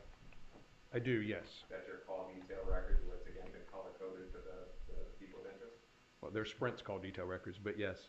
Those are the call detail records that you've received from Sprint? Yes. All right, now you know that those are the call detail records from Sprint because that's what you've been working on for years here? Correct. And those are in the same, but substantially the same condition they were in the last time you saw them? Correct. Defense offers the evidence has been pre-marked as Defense 12. Any objection? No, sir. Be admitted as Exhibit 12. Publish, Your Honor? Yes. So Sergeant, what we have here is, these are all of Ms. Magbanua's communications for July 16, 2014 through July 18, correct? I believe so, yes. And again, we have it color-coded that blue is Charles Adelson, Correct. green is Sigfredo Garcia, Yes, and purple is Sigfredo Garcia's mother. correct. This would give a better representation of who she's communicating with, how and when, correct? It is all of her communications, yes. For instance, in the hours after the murder, she speaks to Charles Adelson. She then speaks to Sigfredo Garcia in green, speaks to Charles Adelson, maybe a text message, has conversations with the grandmother of her children, but that there's a whole bunch of other phone calls as well, too. There are, yes. So it's not something that she's speaking to Charles Adelson, hanging up the phone, and calling Sigfredo Garcia, correct? That's correct. Isn't that sort of the point that the government is trying to make with the call patterns, that somehow they're coordinating this through Ms. Magbanua in these calls, that she's speaking to Sigfredo Garcia, she's hanging up the phone, she's then calling Charles Adelson? Isn't that the theory with these call patterns? I don't believe that's the theory with the call patterns. The summaries that we use are, again, as we stated, filtered down to show those contacts between the relevant people. And I don't believe that the times of those communications are accurate. It's easy to see that these are not back-to-back communications with those involved people. But I believe to make it more relevant, we look at the major parties in this and when they're communicating. So you said the times aren't accurate. The times in these records are accurate, correct? Hopefully I said the times are accurate. Okay. In our summaries, the times are accurate in that if there's a phone call between Ms. Magbanua and Mr. Garcia at 1 p.m. and then there's a call to Mr. Adelson at 2 p.m., we all recognize that an hour has elapsed between those calls. They're not, we leave all that in, they're not designed to look like they're back-to-back calls. And then as far as accuracy of the times, as we're aware, the text messages here are 1 hour off. So if we were to look at any event that is a text message, we would need to add an hour to that, just the way Sprint provides their records. All right. So there's a lot of talk of what it's consistent with. You would agree with me that this is consistent with Ms. Magbanua, Katie Magbanua, speaking to the guy that she is dating at the time, right? Yes. And then at another time speaking to the father of her 2 children. Yes.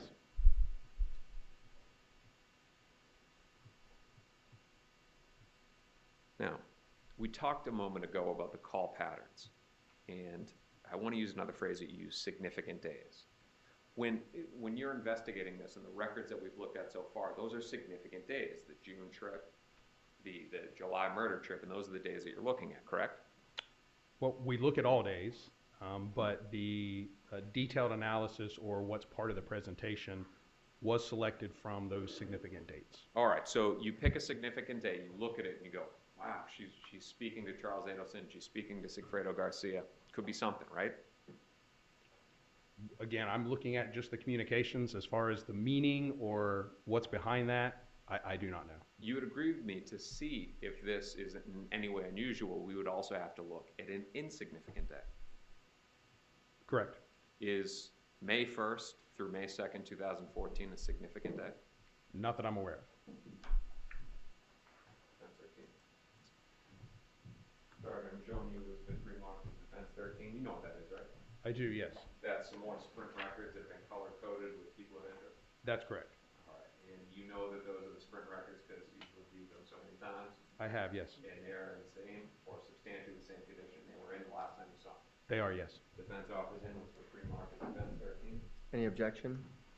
May I publish? Yes, be admitted as Exhibit 13. All right. So, Sergeant, we have an insignificant day now. A lot of communications with Sigfredo Garcia in green. And here on May 1st, we have communications with Sigfredo Garcia in green, in purple, the grandmother of her children, Sigfredo Garcia again, some communications with Charles Adelson, and then again with Sigfredo Garcia, correct? Correct. So you'd agree with me that when we compare an insignificant day to a significant day, that This pattern is not unusual. There is daily communication between these parties, correct? On insignificant days and significant days. Correct.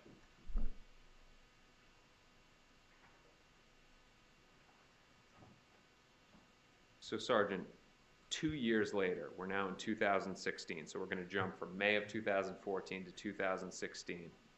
The intercepts begin. Yes. This is where law enforcement has gone to a judge and gotten an order so that they can listen to certain people's phone calls. Correct.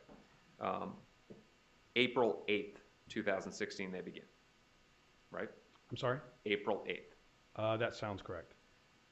April 19th, 2016, there is what's called the bump, I believe so, yes. where an undercover federal agent goes up to Don Adelson with a piece of paper, right? Yes.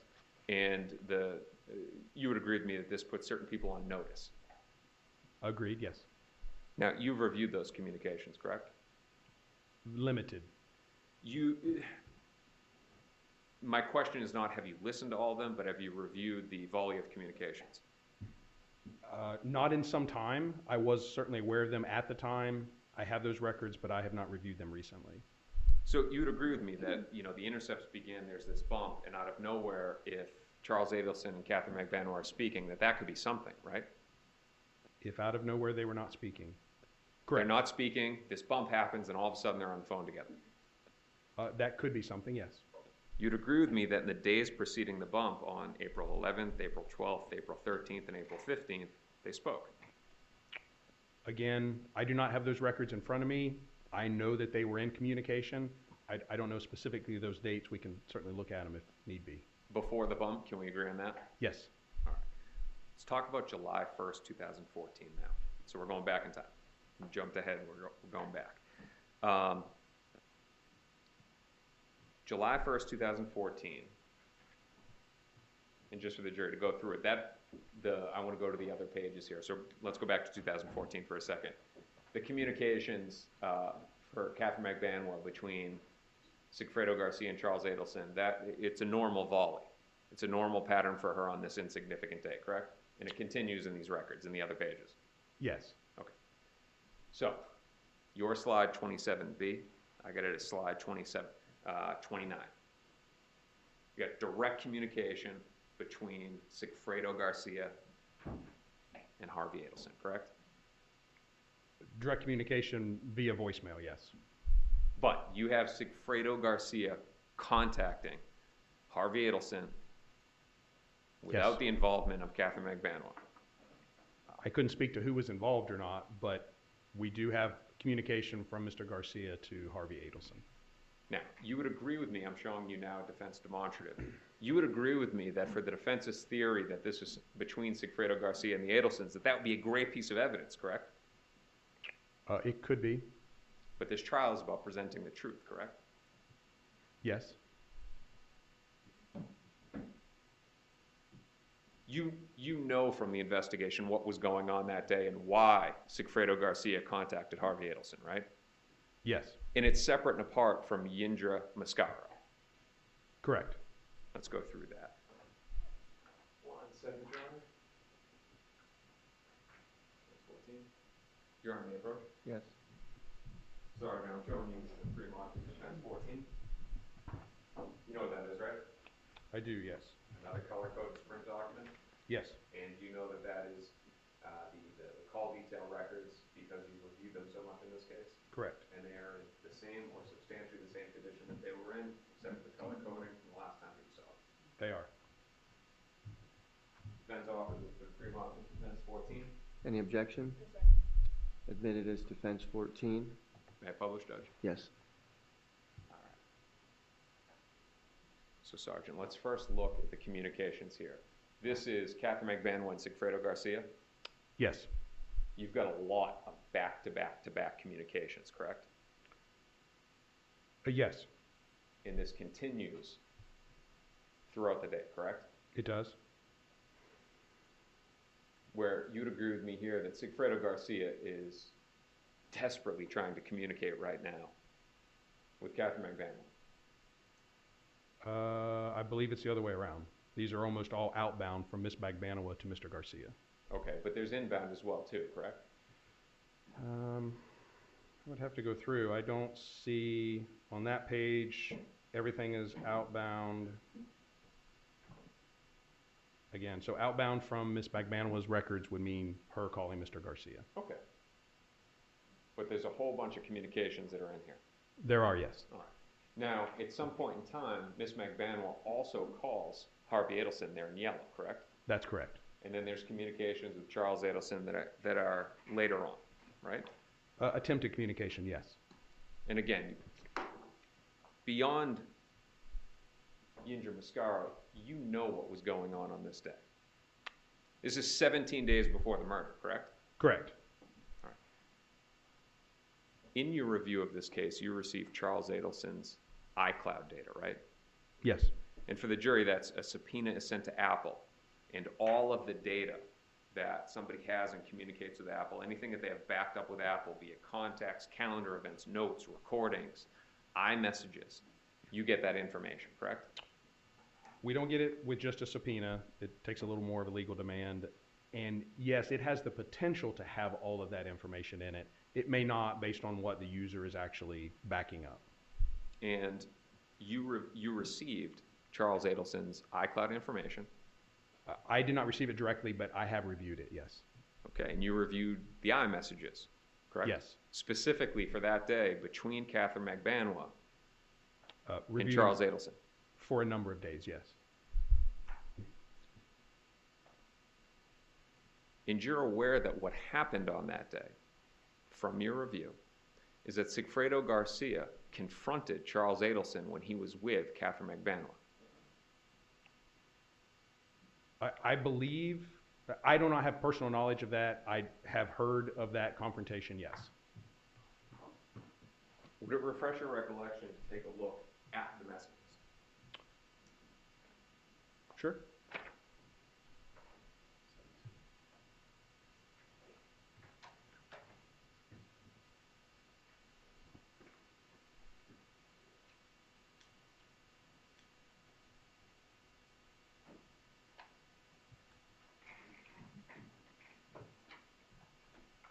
Your Honor, if I could approach? Yes. Take a look at this.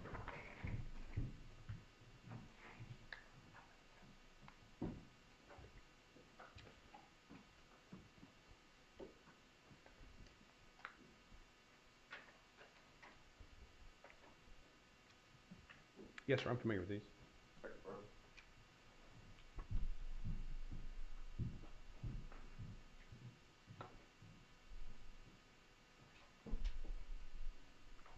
Is it your understanding of that day, and again, we're trying to get to the truth, not just come back and say that there was a direct communication by Sigfredo Garcia, that Ms. Magbanua was very upset at what Sigfredo Garcia had done? Yes. That Sigfredo Garcia, again, had run up on them in traffic and started banging on the window? Again, I have heard something about that incident. There's nothing in the messages that reference that incident. Now, there is reference, however, that Ms. Magbanua did not like the fact that someone, Sigfredo Garcia, thinks that they can make the decisions in her life. Correct. So our understanding of all of these communications, Sigfredo Garcia confronts Charles Adelson when Catherine's with him. Katherine is then communicating with Sigfredo Garcia, presumably upset about the fact of what he had just done, correct?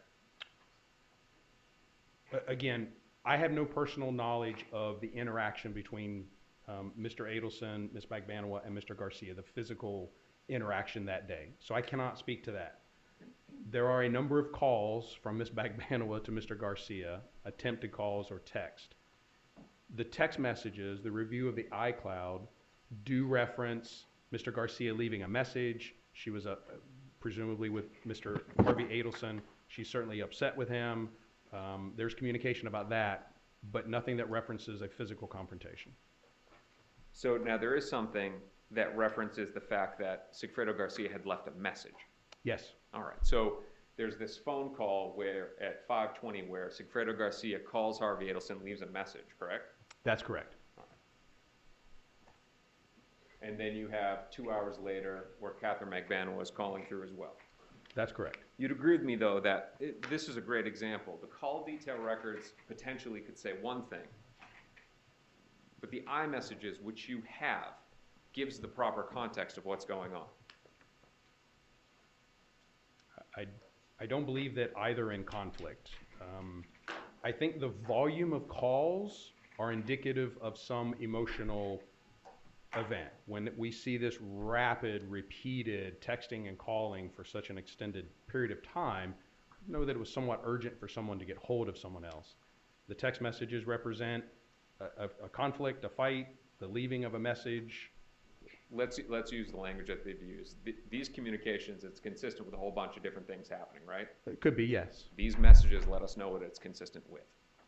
Sure.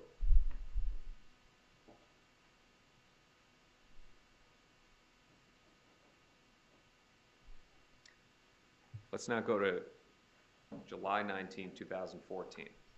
Now we're not talking about locations. Now we're talking about first communications.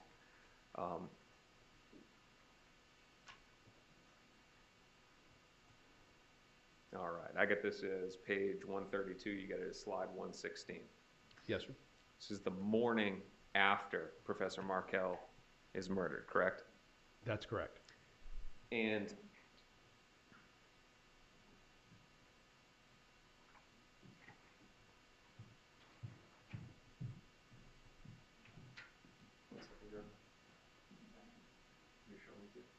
you're on Maybrook? Yes. Sorry, I'm showing you the mark is defense 15. You know what that is, right? I do, yes. That is another color-coded Sprint document, right? It is, yes. And you know that that's one of the Sprint documents because of your review in this case? That's correct. Except for the color coding, it's in the same or substantially the same condition it was in last time you saw it? Correct. Thank you, Your Honor. Defense offers in with the remark of defense 15. Any objection? Be admitted as defense 15. So, Sergeant, what we have here first, this is your document of the communications, correct? That's correct. You said that you didn't have any user detail for Anthony Ortiz, but you get Anthony Ortiz's name in there. That's correct. Why is that?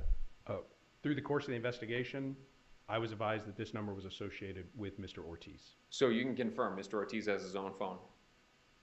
Can I confirm that he has his own phone? I'm sorry? I mean, you got a phone number that's associated with Anthony Ortiz. Your belief is that that's his handset, right? That's what was reported to me, yes. Okay, and that's the theory that you've been investigating on for years, right? That is actually Anthony Ortiz and he had his handset. I believe so, yes. So now I'm going to Your Honor, may I publish? Yes. I'm showing you just Katherine Magbanua's call detail records for that morning. Again, it's color-coded. In green, you have Sigfredo Garcia, and you'd agree with me, the 8153 number. In red is Luis Rivera. That's correct. Now, on direct examination, you were asked, is this consistent with them meeting up that morning, correct? Correct. Now, this volley of communication where Katherine Magbanua is, now, these are outbound. This is why you're the expert. You can explain this to me. This is Katherine Magbanua calling Sigfredo Garcia over and over and over again, right? Calls and, I believe, at least one text message. You'd agree with me that that's consistent with the mother of two children trying to find the father of her two children who's been out of town for a couple of days. It's consistent with that, right? It could be, yes. Now, at this point in time, Sigfredo Garcia has already turned off his phone? That's correct. Katherine Magbanua didn't do that, though, right? She did not.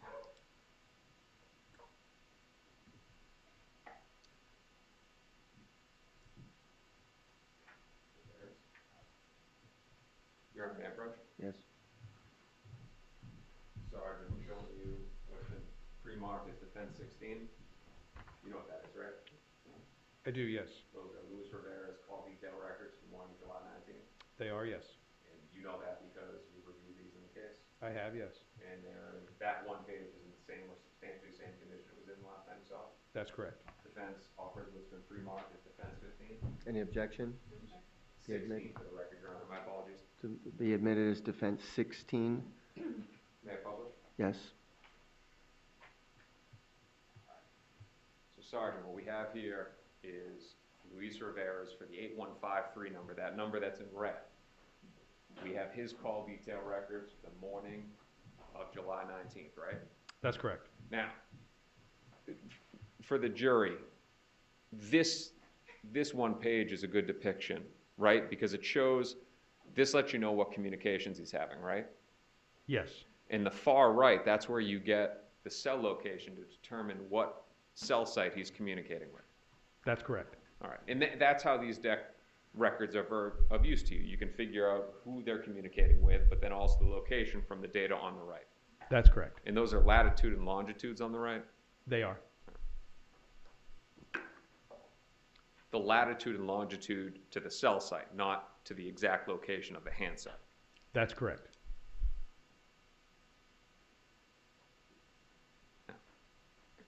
Talked a lot about what things are consistent with.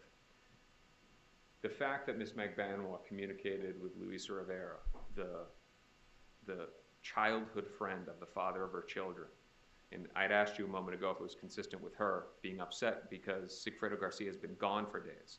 These communications between Luisa Rivera and Katherine Magbanua, it's consistent with her calling the friend because she can't get in touch with Sigfredo Garcia, right? Yes.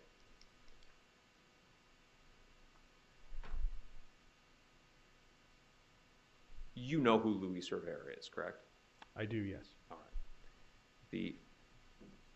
In these communications on that morning, who calls who? Does Luisa Rivera call Katherine Magbanua? Or does Katie, and I want to make sure this is clear, or does Katie call Luisa Rivera? The first communication, and especially here on your a slide, is from Mr. Rivera to Ms. Magbanua. Not the other way around. Correct. And your review over these years, you've always operated, and again, Luis Rivera is your cooperating witness, right? He is, I believe, yes. And he's giving you the information, and that's dictating what you're investigating and some of the things that you're investigating, correct? I don't say that what he's telling us is dictating what I'm investigating. We review the records, we look at the communications, and again, they are what they are.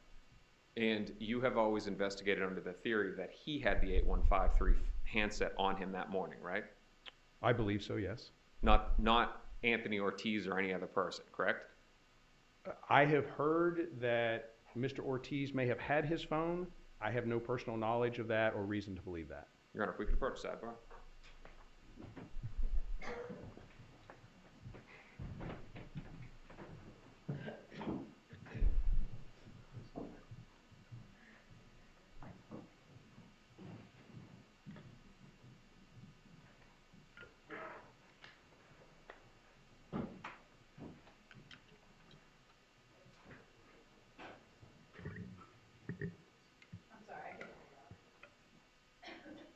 I'm sorry, I can't hear y'all.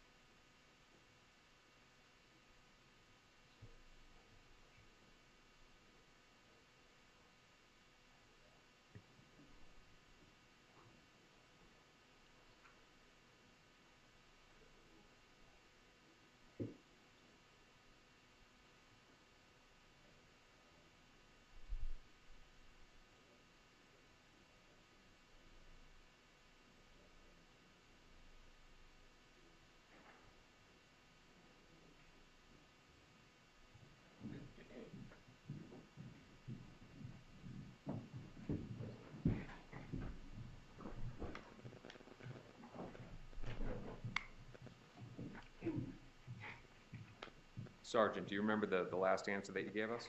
I do, yes. Where'd you get that information from? I could not tell you. You asked the question if there was anything about Mr. Rivera having his handset or not having his handset. And as I said, I have no information, personal knowledge, that Mr. Rivera did not have his handset that morning. I have heard through the course of discussions and many meetings and questions that were asked, is it possible that Mr. Ortiz had Mr. Rivera's phone? I don't know that that's accurate. I don't know that that's true. I'm only looking at the location of the handset. Sergeant, you would agree with me that that's been over the past couple of days, not years, correct? I could not tell you the first time I had heard that question. You've given 2 depositions and you've sat on that stand before in 2019, correct? Correct. In any of those sworn testimonies, have you ever stated that before? Correct. That would be a no, correct? Correct. I have not stated that before. I don't know that I've been asked that question before. So this is something that's just come out recently? Again, I don't know how recently I've heard the question. I can tell you that I do not recall being asked that previously in any proceeding or deposition. I don't recall being asked that question. But the way you ask it, I gave you the answer. Sergeant, all of your slides in here with respect to Luis Rivera the morning of July 19th, and you're doing locations, you have in the bottom corner or the top corner Rivera, correct? That's correct. Not Ortiz. Correct. Because the theory has always been from your cooperating witness over the many years that he had his phone that morning. Again, I don't know the theory, or I'm looking at the account that is associated with Mr. Rivera and those handset locations, and that's what I'm mapping. So the communications that are in here, there's of course the communication with Katherine Magbanua, correct? Yes. There's also communication with Luis Rivera's, the mother of his children, Jessica Rodriguez. I believe so. Correct? And it's this data that you're using to place Mr. Rivera with Ms. Magbanua for this alleged payment, correct? That's correct. Without this, you can't place where Rivera was, right? Again, Rivera's handset, yes. So if Rivera doesn't have his handset, then there's no way to place him with Ms. Magbanua that morning. Correct. I have no information that Mr. Rivera did not have his handset. All right. So we agree on that. We do.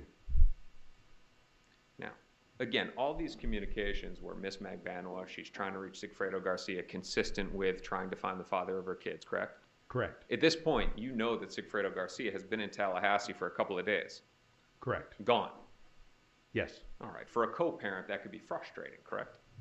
I assume it could be, yes. Now, this communication with Mr. Rivera, it's consistent with his childhood friend potentially calling Ms. Magbanua to calm her down or to buy Mr. Garcia time while he gets in communication with her, correct? It's consistent with that.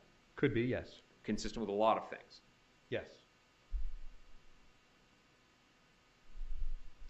Let's now talk about locations. So you have that Katie pinged on a tower near Jessica Rodriguez's address, right? Yes. You cannot say that she was at that address. I cannot. With your data and in your expertise, there's no way to say that. That's correct. She could have been miles away.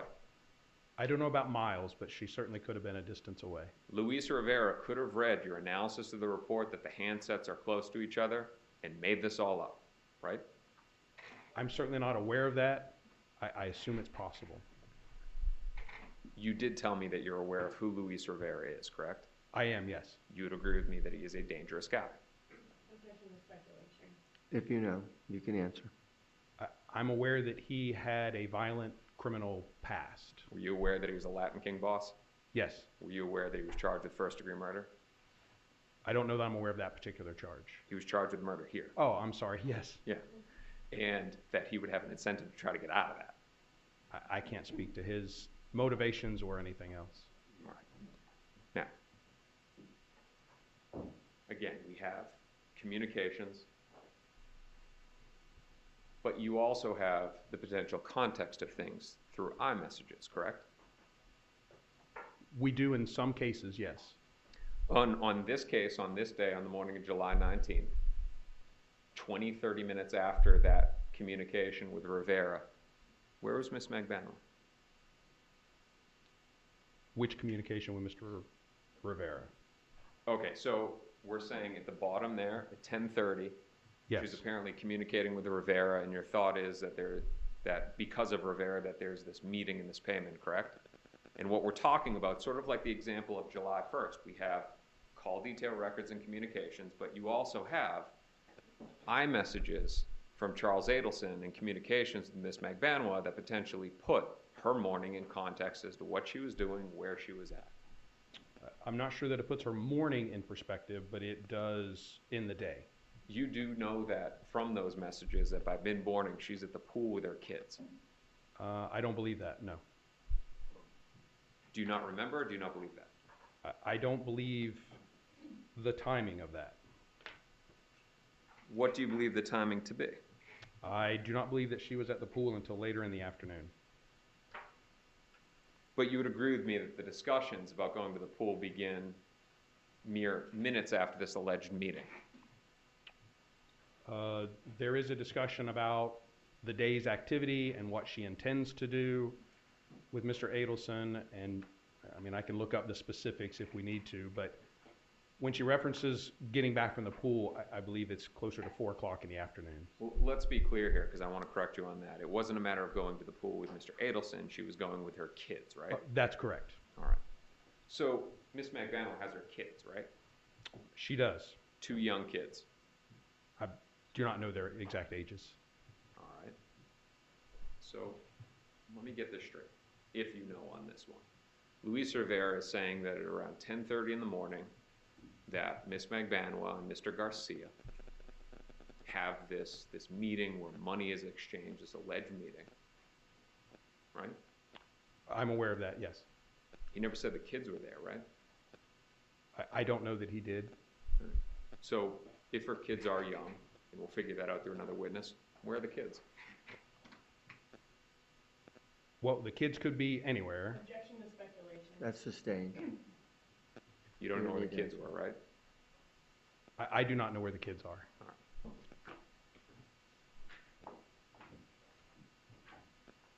Let's now talk about Luis Rivera and his handset. I got your page 119B, mine is 136. Based on the call detail records, you can place Rivera's placement that entire morning, right? Or the handset's placement that entire morning, right? I can when we have events. If there are events with location, then we can make a determination. If there are periods of time without events, then I could not say where he was. That right-hand column, those are all events, right? They are, yes. All right. And you can place all of those, right? I can, yes. And you have. I have, yes. Now, all of them are not here. They are not. Your Honor, may I approach? Yes. Sorry, you know what that is, right? I believe so, yes. You know that that's a Google map that includes Jessica Rodriguez's address in the greater Miami area, including Miami Beach? Yes, And you know that because you reviewed it before today? that's correct. And that's a fair and accurate depiction of those locations? Yes. Defense offers of pre-marked as defense 17. Any objection? No, sir. Admitted as defense 17. All right, so Sergeant, publish, Your Honor. Yes. So Sergeant, what we have here is Jessica Rodriguez's house, right? Yes. This is where the alleged meeting happened. From my understanding, yes. All right, so I'm going to go to the next one that pans. You'd agree with me that this pans out, but Jessica Rodriguez's address is still in the middle. Correct. Going out again, that hers is still in the middle.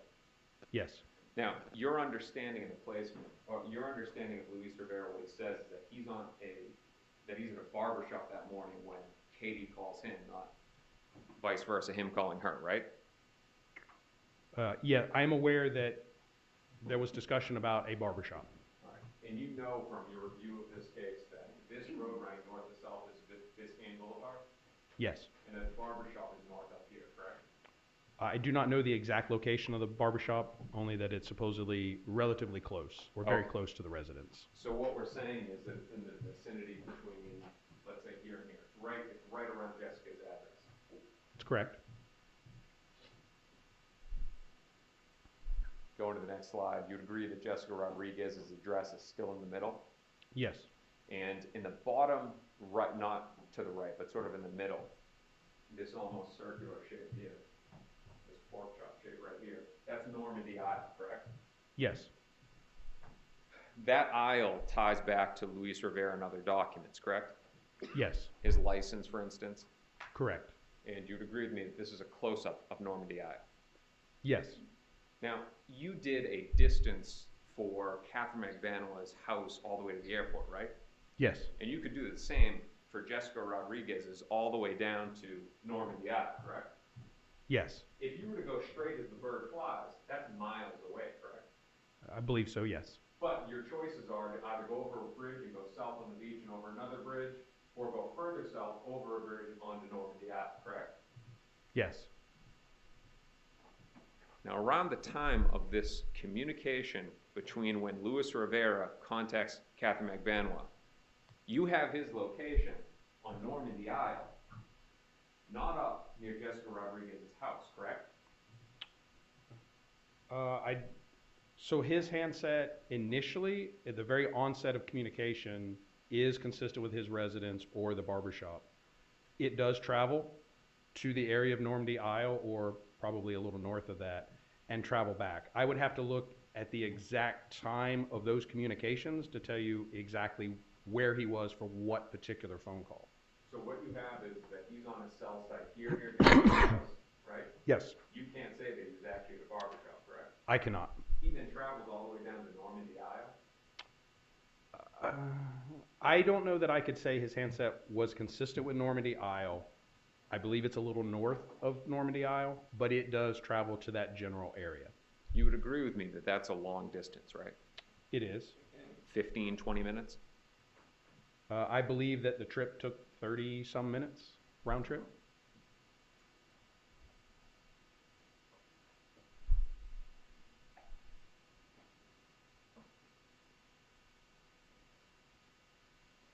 If Luis Rivera is saying that his morning is entirely comprised of going from Jessica Rodriguez's residence to the barbershop and back, but the call detail records are showing him on Normandy Isle, that can indicate that he's not telling the truth, correct? I don't know exactly what his statement is, but I can tell you that the handset is consistent with traveling to that area or immediately north and then back to the area of his residence. Or that there's an unreliability in cell site locations, right? I don't believe that there's an unreliability. Okay, so you're fairly confident that Luis Rivera's handset traveled to Normandy Isle? Again, not specifically to Normandy Isle, but it did travel away from the area of his residence. Where's the cell site? I'm sorry? What's the location of the cell site? There are several. That he's communicating with? Does he communicate with a cell site that's on Normandy Isle? I do not believe so. Yeah, out of fairness, you're saying just north. Where are you talking about? Here? Yes.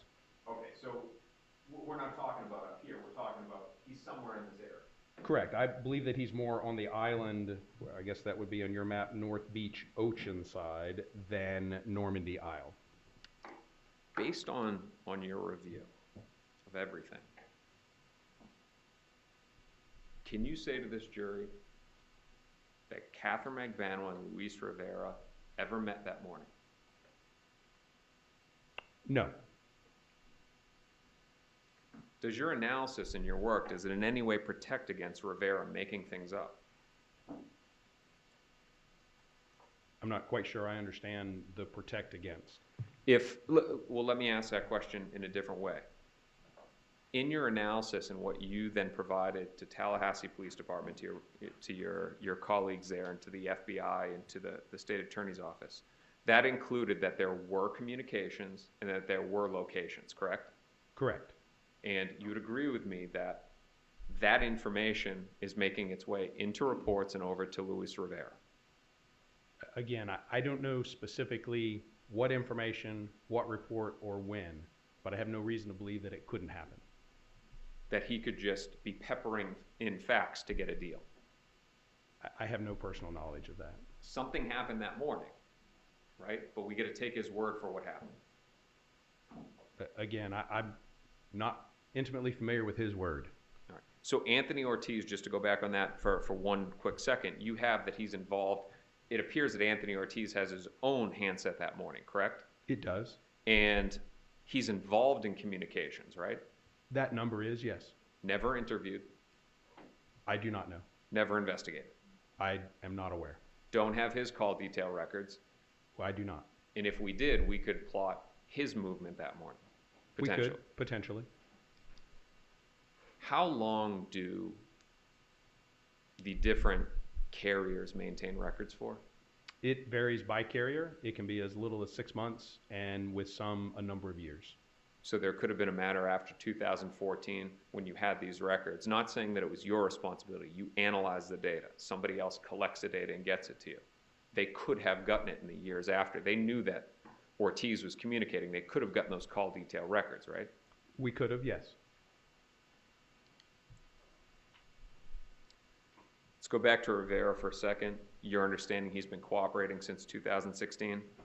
I believe so, yes. And although you may have heard it, you have nothing direct that he ever said prior to this year that the 8153 phone was given to Anthony Ortiz that morning. I have no information about that. You always operate on the notion that he was in possession of that phone that morning. It's been asked and answered. All right. That's the only phone that you have that communicated with Katherine Magbanua? Of Mr. Rivera's? Correct. Yes. Now, there was never a mention, there was never an investigation, there was never a theory that Katherine Magbanua ever had a burner phone, right? That morning. That morning? No. Correct. To say otherwise would be incorrect, right? Objection improper. If you know, you can answer it. I'm not aware of her having any additional phone that morning. Now, just for anybody that doesn't know, a burner phone is a phone that you can go into a store and buy it. You buy prepaid minutes.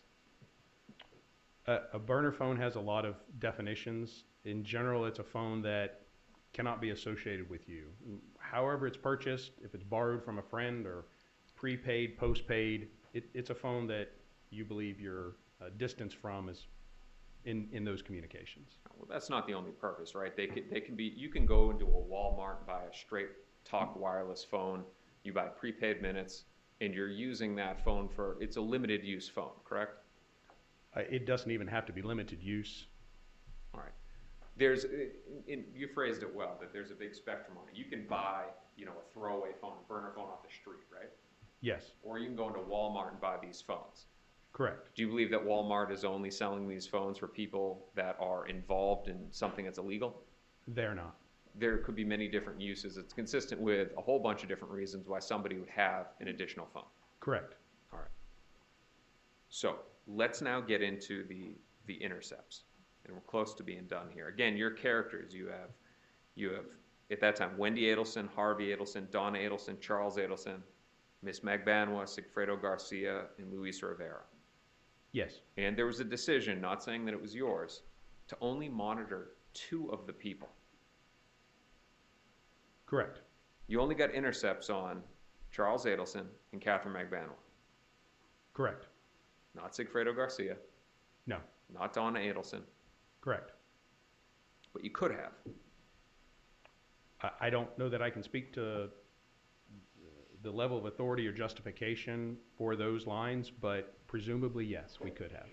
Understanding it's a lot of personnel time listening to these calls. Because each time this happens, an officer sits down, they're taking notes, they're listening to the call, minimizing where they need to.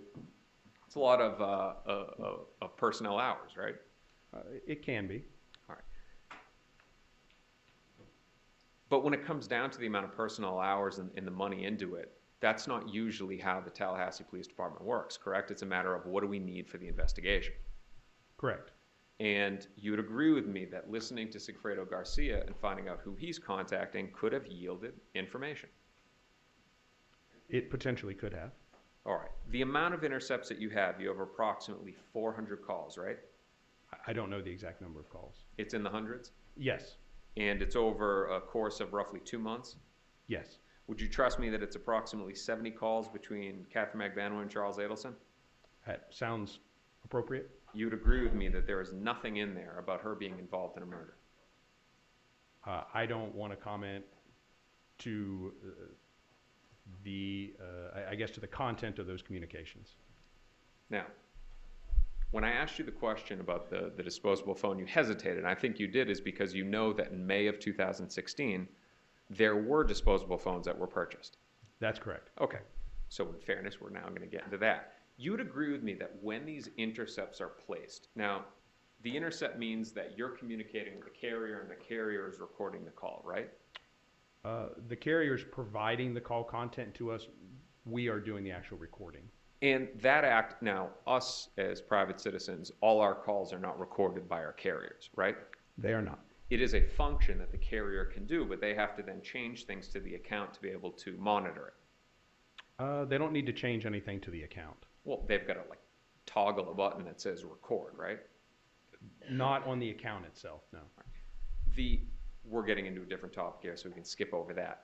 You would agree with me that when an intercept is put onto a phone, that it can create technical issues with the line.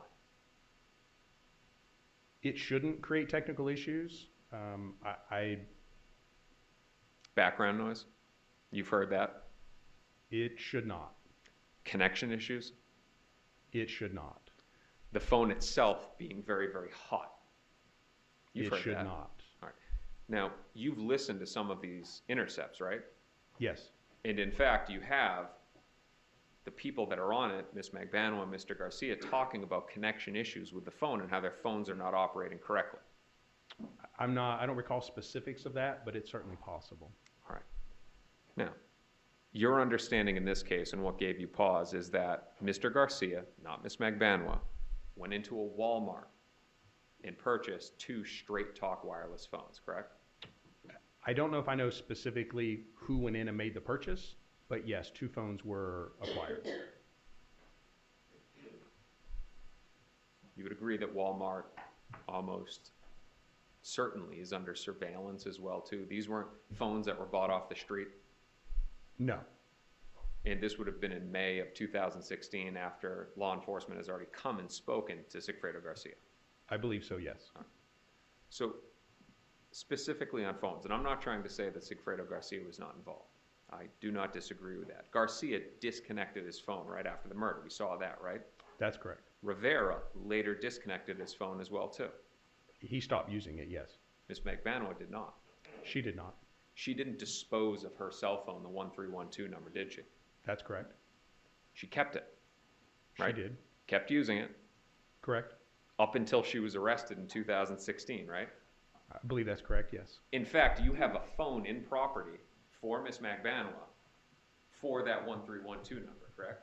I believe so, yes. And all her data is also on that phone as well. Well, I don't know that it is the same handset in 2016 that she was using in 2014, taking that people upgrade their phones and whatever gets transferred from one to the next, but it was serviced by the same phone number. Now, you would agree with me that there is data that carries when you get a new handset. You There can can transfer be. data. There can be, yes. That phone was fully analyzed.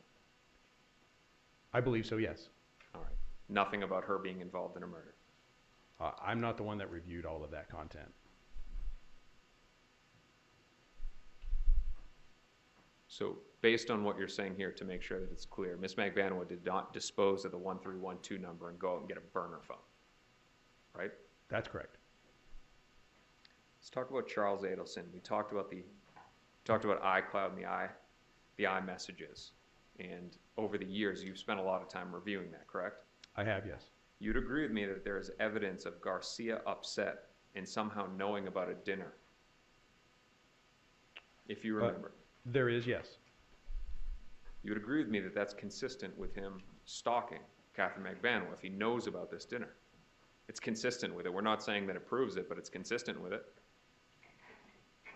I assume it could be consistent with stalking as much as it is knowing what the mother of your children are doing day to day.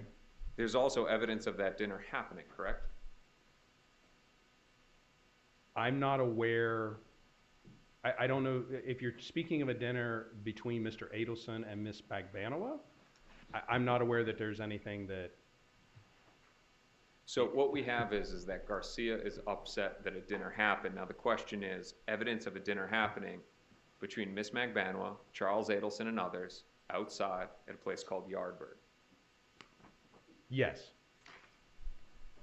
There's also evidence of communications between Sigfredo Garcia and Charles Adelson. There is not that I'm aware of. Would it refresh your recollection to take a look at the iMessages? Sure.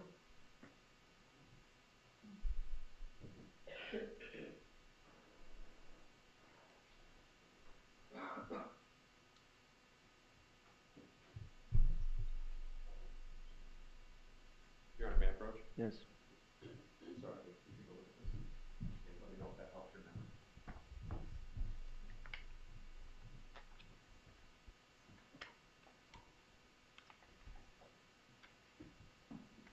Yes, sir, I'm familiar. So, Sergeant, and I want to clarify the question. I'm not asking, in Charles Adelson's iCloud, is there a communication directly to Sigfredo Garcia? The question to you is that within the iCloud, is there evidence of communications between Garcia and Charles Adelson? I do not believe so. So, in your review of the iMessages, you did see that months prior to the murder, in April, the end of April, April 25th of 2014, that Katherine Magbanua sends a message to Charles Adelson saying, "Did Tuto call your phone?" Correct. All right. You would agree with me that that's consistent with, understanding that you may not know the full context, that's consistent with the fact that she has a belief that Sigfredo Garcia is in direct communication with Charles Adelson. It's consistent with it, right? I don't, with the remainder of the text messages, I think it's clear that communication did not happen. I don't know that the question, did he call your phone, necessarily means there's a belief that they were in communication. Is it consistent with Katherine Magbanua seeing Charles Adelson's number in Sigfredo Garcia's phone and asking Charles Adelson, "Did Tuto call your phone?" Is it consistent with that? I don't know what prompted that text message. All right. You would agree with me that Charles Adelson's response was joking, Correct. right? He brushed it off. Yes. So let's go back to the overall information. You have evidence from the iMessages of Charles Adelson planning to dump Katie right after the murder. If you remember. I don't remember specifically. There were certainly changes in their relationship status.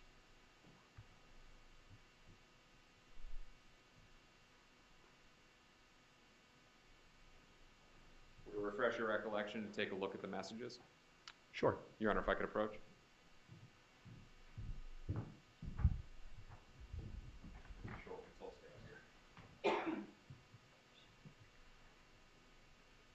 Okay. Did that help? To some degree. So the question again is that in review of the iMessages, was there evidence that Charles Adelson was planning to break up with Katherine right around the time of the murder? Again, I know there were changes in their status. The messages you showed is asking if they were eloping and a response of no. I can't tell you that I derive a lot about his future plans or going to dump her. He was apparently not eloping with her. Sergeant, that wasn't fully accurate, is it? Because what it also explains and what it says is, we're going to the Keys and it's the goodbye tour. Those are the exact words, right? It's the goodbye tour. I believe so, yes. And this is the end of June, right? Yes. This is 2 weeks before the murder happens. Yes. And in the greater review of all the iMessages and all of the communications, you actually see that the communications between Charles Adelson and Katherine Magbanua drop off significantly after the homicide.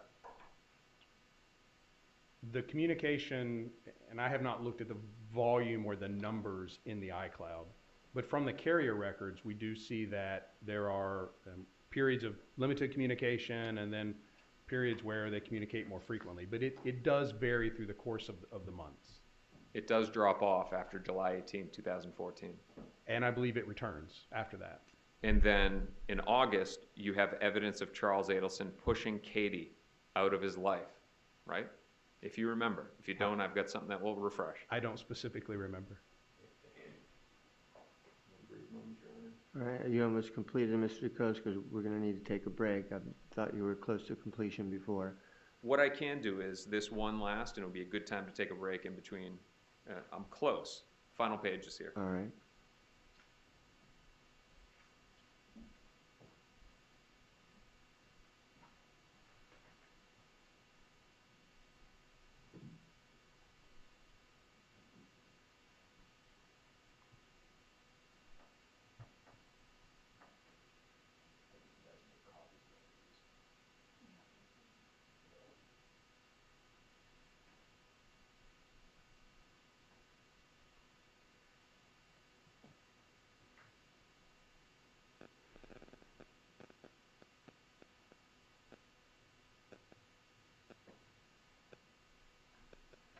August 25th. You want me to approach? Yes. Sorry. No pressure operators depending on you.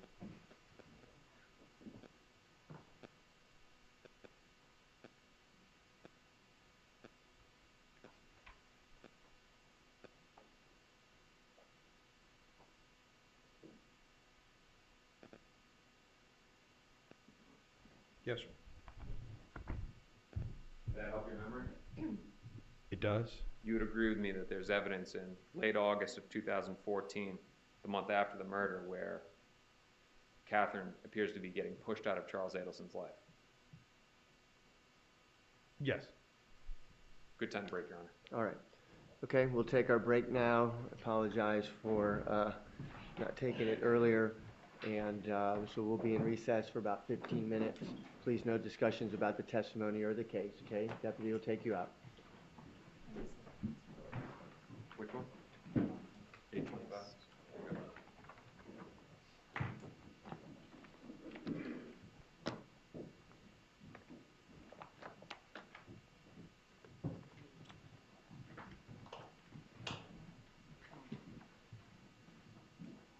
All right, jury's out of the courtroom.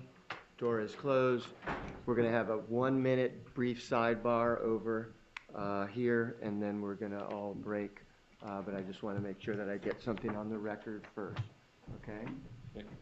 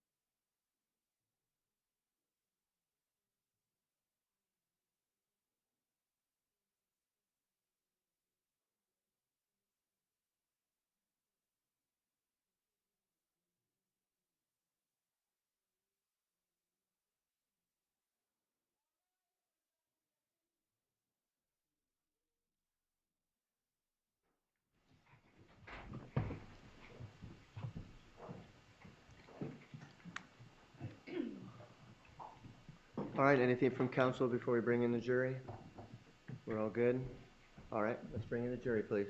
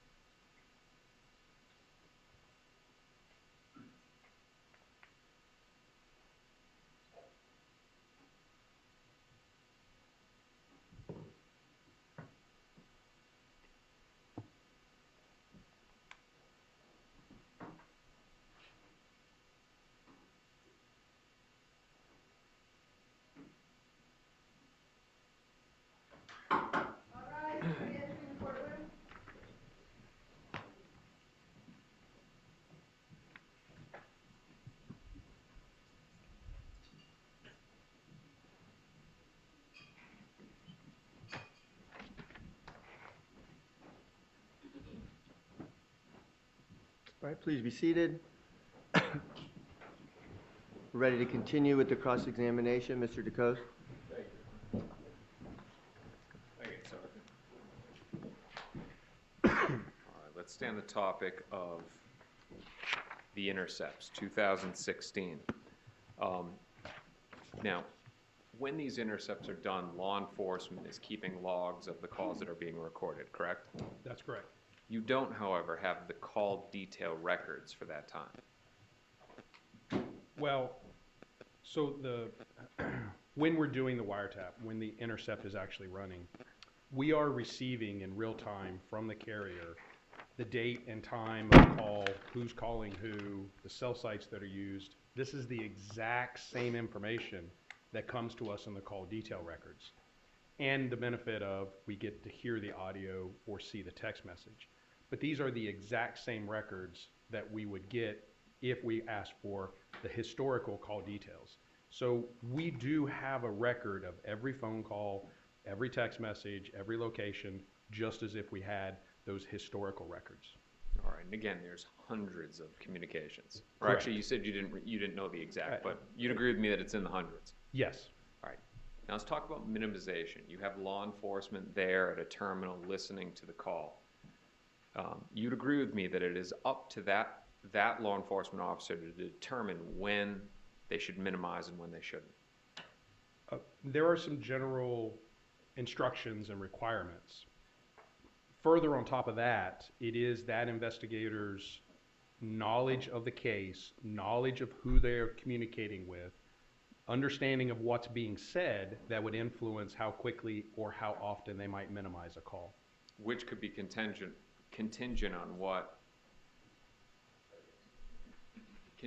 on what Tallahassee Police Department's working theory of the case is, correct?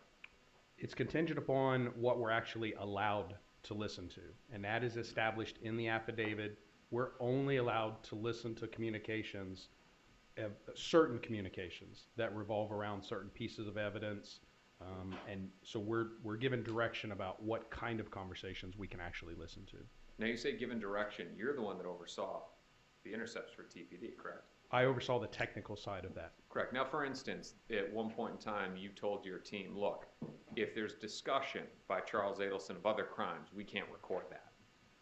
We can record that, but then we actually have to go back and seek approval from the court to continue to listen. There is a process in place.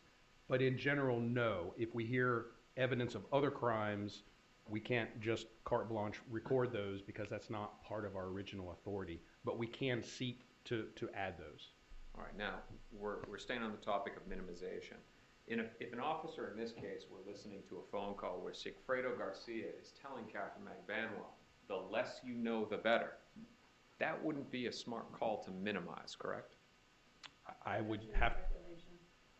That's speculation. I'm not going to allow that question. Sergeant, you oversaw TPD law enforcement and gave them the instruction on what to minimize and what not, correct? No. And who gave them that instruction then? The instruction, again, I oversaw the technical side of it, how to minimize, what button to press.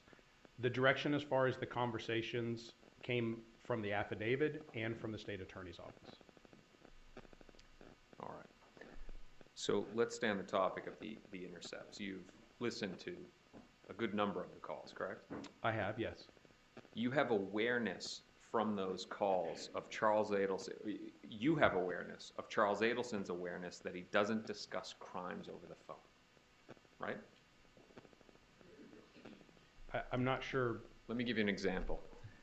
On April 19, 2016, he's having a discussion about potential stock fraud where there's the comment, talk to you on the app. Do you remember that? It sounds familiar. On 4/20/2016, not a phone convo. Remember that? Okay. May 3rd, 2016, his friend Adam says, I'll explain it in the app. May 4th, Adam abruptly says, text me on the app. Okay. Now, you'd agree with me that all of these communications, none of them were with Katherine Magbanua. Those that you mentioned, no.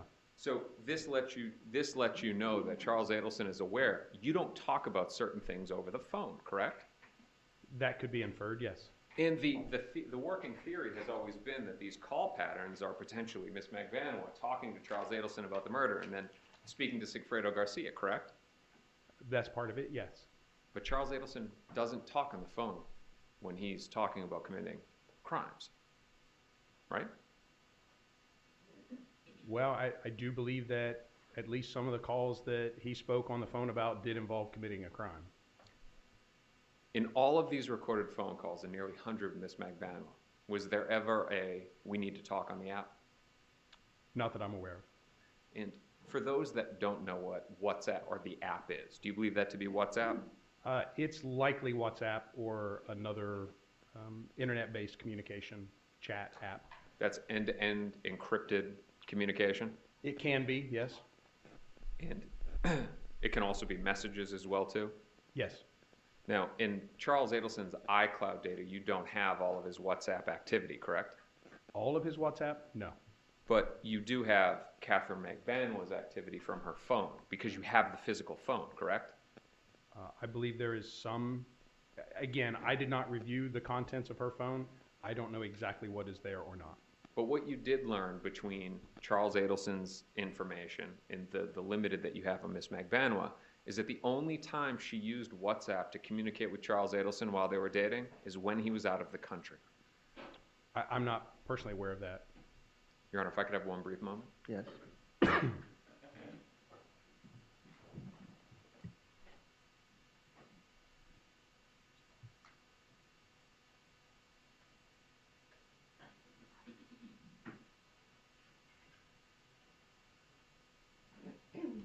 Yeah.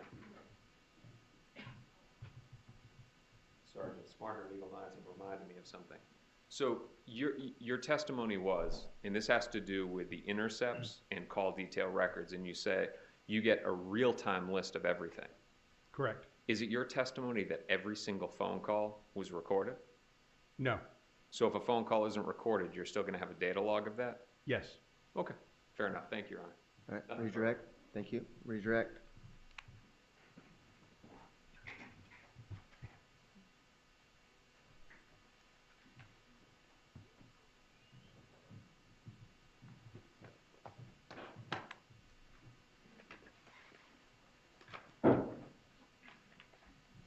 All right, I'm going to try to get through this as quickly as I can. Sergeant Corbett, first, I want to show you all the defense exhibits with the Oh, let me, records. yeah, give me a second here to sort them out.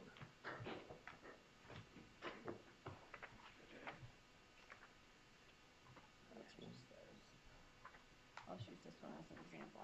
Go for it. Defense showed you several records that are the records from the cell phones. That's correct. Okay. Now, these are like the raw data from the actual records, right? Yes, Okay. So the times that we see here, are these times correct? the times for the voice calls are correct. The text messages would be an hour behind. They report text messages in Central Time Zone. Okay. And as far as I know, on Friday you told us about how when you get raw data from a cell phone company, sometimes there will be duplicate events. That's correct. Okay. Now, on these records, have these duplicate events been changed to single events by you? They have not. All right. So we may see calls that look like they're happening multiple times, but there's actually only one call. That's correct. Okay. And you haven't gone through these and made a summary like you did for Friday? I have not. Okay. Everything's up there, but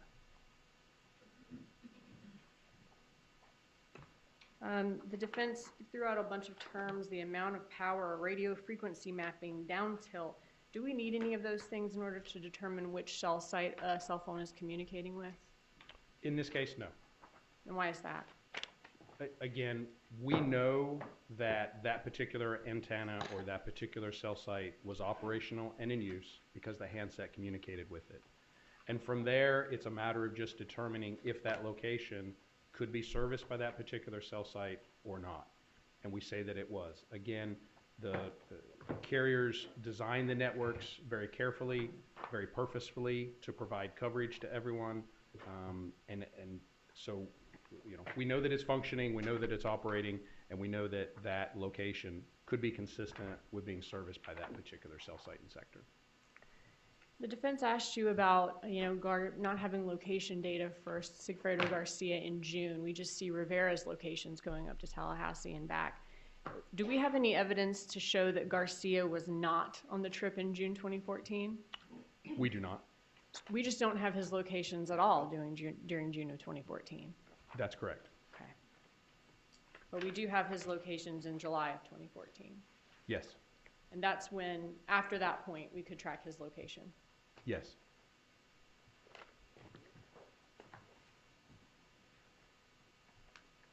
Could you pull up your slide that shows the more zoomed in where Katherine Magbanua was consistent with the cell site service and comfort rental car? For the second. Would that be June 2nd?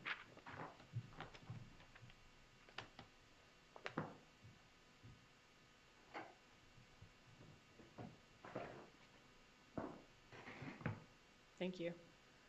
All right, so we see there's, looking at the top of the screen, looks like 1, bottom of the screen 2, over here closest to you 3, 4, 5 in the middle, and then this 1 right here, this dot with the arrows next to. So 6 total cell sites just in that small area of Miami.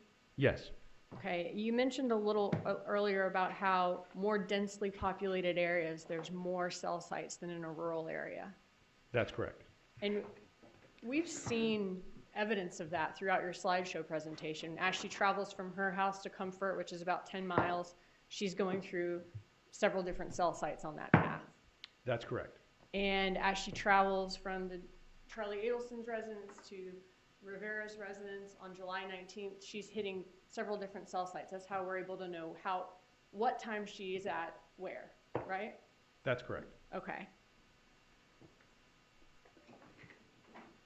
So the areas, when looking at a place like Miami and like this area, for instance, where there's so many cell sites, the area that she would be consistent with would be smaller than in a rural area where there would be less cell sites. Yes, that's correct. And you said that these cell sites were designed to service a lot of people, given their location, or a lot of handsets. Yes.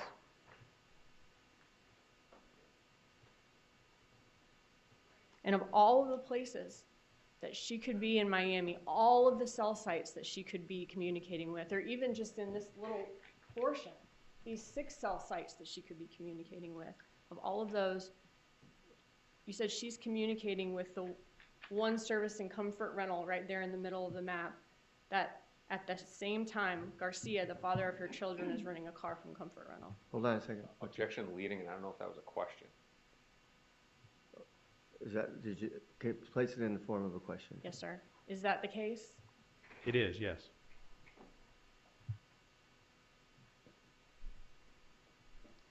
You were asked about a series of events that could happen. A cell tower could go down, you're kicked to another tower. Do you have any indication that those things are happening in this case with any of the locations, the cell sites that you plotted? I do not.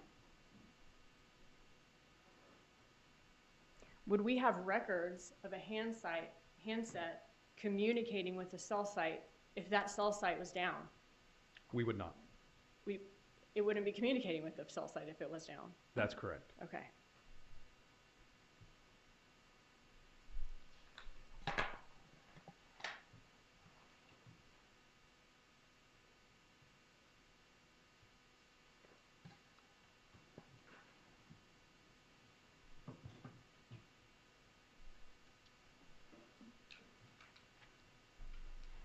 Okay,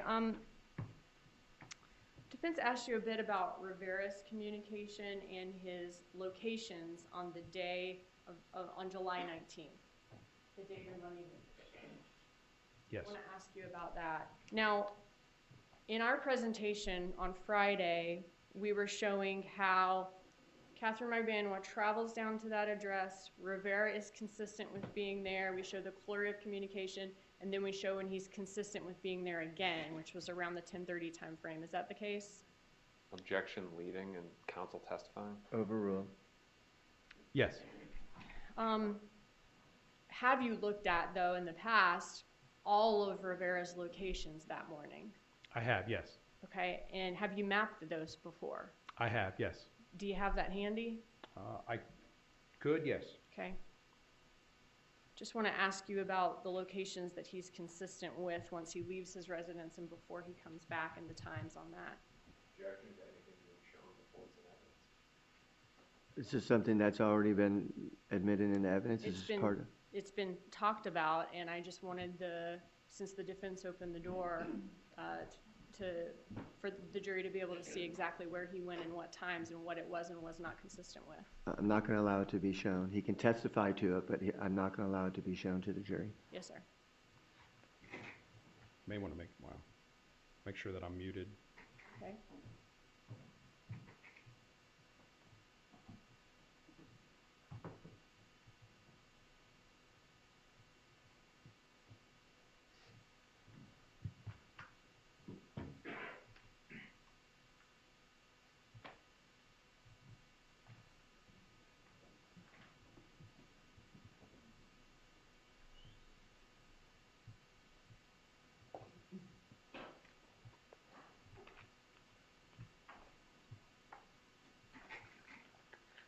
Do you have it? Okay. All right, can you walk us through, actually, maybe it would be helpful for you to put up I have it as page 120, which is the call flurry on July 19th. That way we can see the times of his communication. Can you do that? Okay. You have an objection? Well, this is something that's been admitted into evidence, right? Part of the presentation? Yes, sir. Of the summary? Okay. My mistake. And I'm sorry, which summary page? This would be the call flurry on July 19th. I have it as page 120. I believe that this is what you're...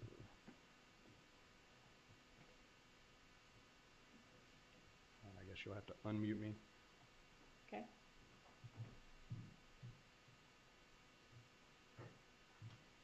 Hopefully that'll be right.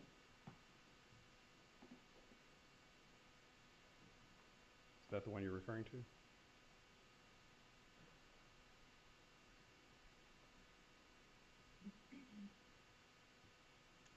And I think there was a couple after that as well.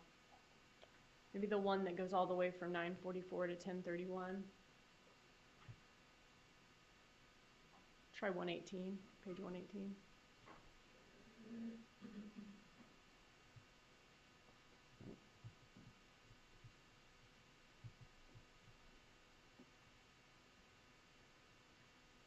There you go. I don't know which is easier to look at. Okay. All right, so looking at Rivera's, the location, let's see. So we have on this that Katherine Magbanua tries to call Sigfredo Garcia 6 times between 9:44 and 9:46. Is that correct? One is a text message. Oh, I'm sorry about that. Thank you. So 5 times in a text message. And then she has an outgoing call to the number that you have as Anthony Ortiz. And while we talk about that, I just wanted to be clear. So that was a number that law enforcement received as a possible number belonging to Anthony Ortiz. But you told us on Friday that was also found in Katherine Magbanua's contacts, iPhone contacts, as belonging to a Jessica Flocka. That's correct. Okay. The mother of Luis Rivera's children, do you know what her name is? Jessica. Okay. Whoever this is, Jessica or Anthony Ortiz, which they both are familiar with both Garcia and Rivera, right?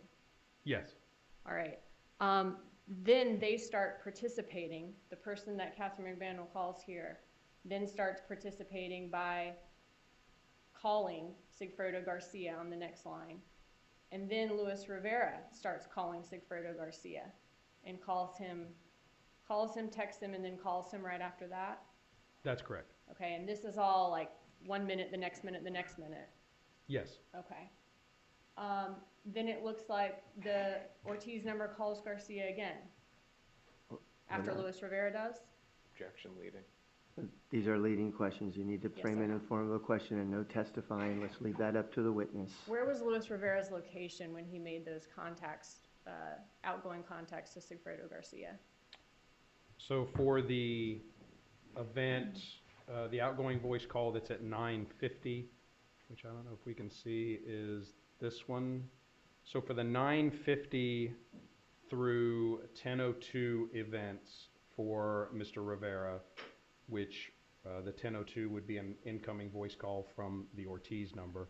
For all of those events, he's communicating with cell sites that are consistent with the area of his residence and or the barbershop, which is nearby. Now, which one of these calls is he no longer consistent with his residence, and where does he go? Oops.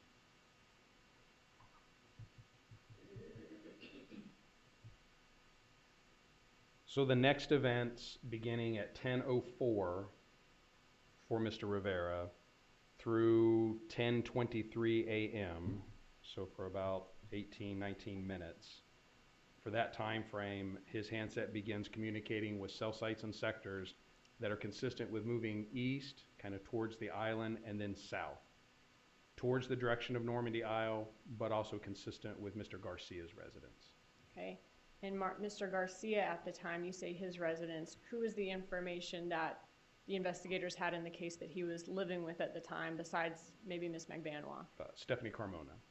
Okay, and you said on Friday that Stephanie Carmona's address was the last address that his phone was consistent with before it was dumped earlier that morning on the 19th? That's correct. So that was the last known location that we ever have for that number, was Stephanie Carmona's residence. Correct. And when Rivera's handset moves away from his residence that morning after he can't get in, or after his handset cannot get in touch with Garcia's handset, his handset then travels towards Stephanie Carmona's residence where Garcia was staying. Is that the case? That's correct. Okay. And then where does it go after it leaves Stephanie Carmona's residence? So those events, again, from 10:23 on, we have locations at 10:23, 10:34, 10:35. Those are consistent with travel back towards the area of his residence, and really beginning, the events beginning at 10:34 are consistent with either his residence or the area of the barbershop. Okay. And so he's back consistent with his residence by 10:34, you said? Yes. Okay. And the last there's 2 calls down at the bottom of the list that are outgoing from Katherine Magbanua to Luis Rivera. What times are those at? The one is at 10:23 and the second at 10:31. Okay. And then at 10:31, whose residence is she consistent with? For her 10:31 event, it would be consistent with Mr. Rivera's residence. And then by 10:34, 3 minutes later, he's back consistent with that area as well? He could be there sooner. I have events at 10:23 with location, and then the next that I have shown here is 10:34. So sometime in that time frame, in that window, he became consistent with the area around his house. Okay. The defense asked you about what Katherine Magbanua was doing today in the iCloud, where her children were. I have a couple of questions about that. First of all, the iCloud messages that you've been being shown, those are all from Charlie Adelson's iCloud, right? That's correct. Okay. And all of the iCloud messages in this case that include Katherine Magbanua are ones that we have from Charles Adelson's iCloud. That's correct. Okay. Now, there were also things that were deleted from that iCloud, right? There were, yes. I want to ask you about the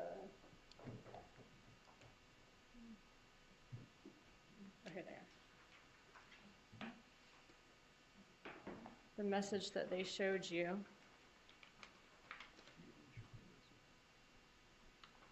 I've marked this as states 132. I'd enter this in, Judge, as an admission, states 132. I haven't seen it, and I would ask for a recross if there's any exhibits on Rivera.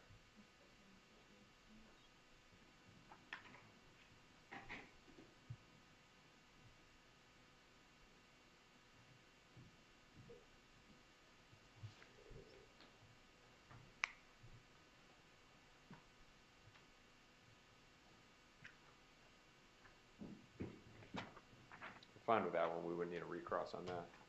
All right. So you don't have any objection to it? To that document being entered in, no,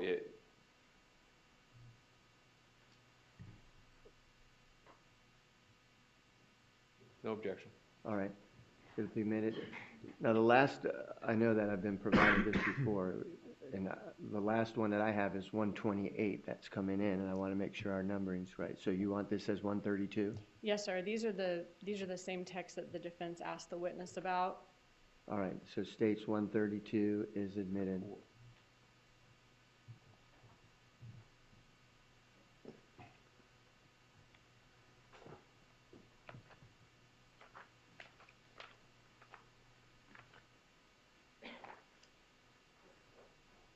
Okay, this is what you were shown by the defense to record it.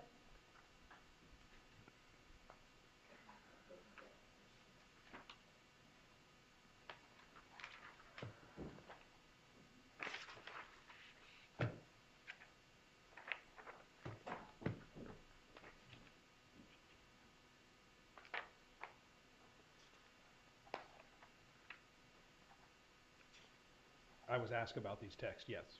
Okay.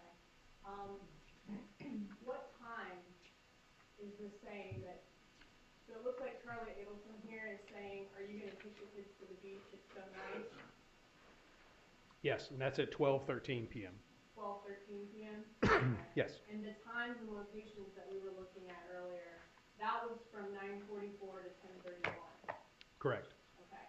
And so then she says, it's beautiful, probably the pool. What time was that? 12:18. Okay. Then what time does she say she got back to the pool? Back from the pool, I'm sorry. 4:54 p.m. Okay. Does that indicate she was at the pool the morning of July 19th? It does not. Does that indicate that her children were with her from 9:44 to 10:30 a.m.? It does not. All right, I want to ask you specifically, can you go back to the slide we were just looking at? Or let me put this back over to you.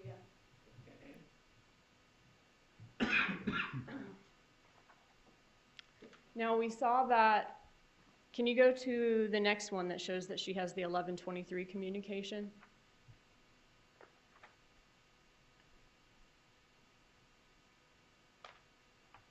Okay, You were able to get a location for the 11:23 location, or time. What location was that? Excuse me. That location was a cell site south of the one that she was communicating with when she was consistent with Mr. Rivera. So it's a little south from that previous location. Okay, can you go to your next slide? And the one after that is too? Thank you. You said that cell site, her communication here is more consistent with Yindra Mascaro's residence than it is with Luis Rivera's residence. That's correct.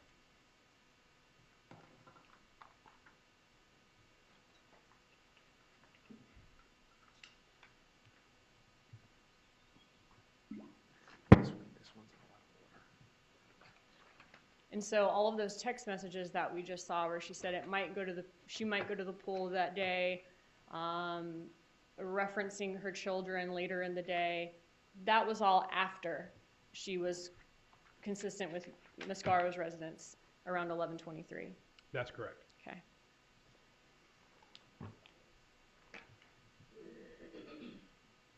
Okay, you were asked about comfort rental car. We don't know when the car was taken back. I do want to bring something to your attention, though. You said that you received GPS pings, or that comfort rental car receives GPS pings every several hours for these cars. It's not a constant thing, right? That's correct. Okay, I'm going to show you the GPS pings that we have in this case for the car running in June.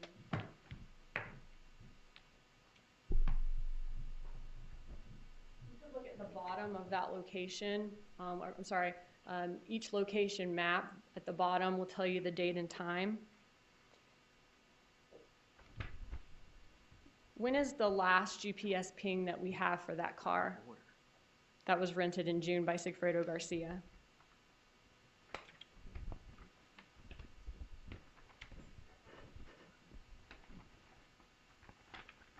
Well, I believe the last is going to be June 6th. Yes, the morning of June 6th. Okay, and that was when the car was consistent with being at Katherine Magbanua's home? That's correct. Okay, so that's the last location that we have for that car.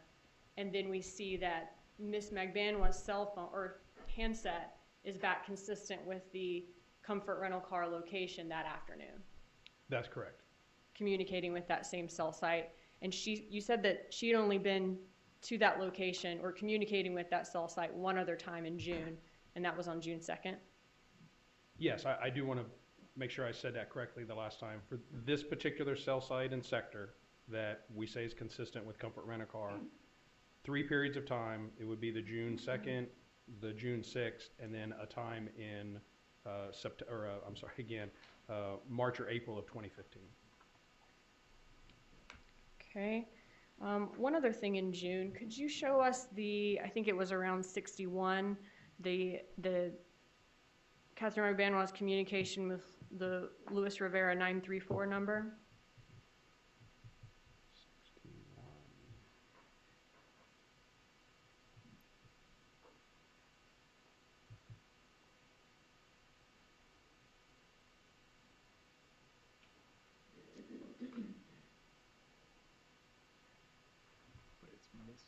And this is during the June trip. Yes, sir.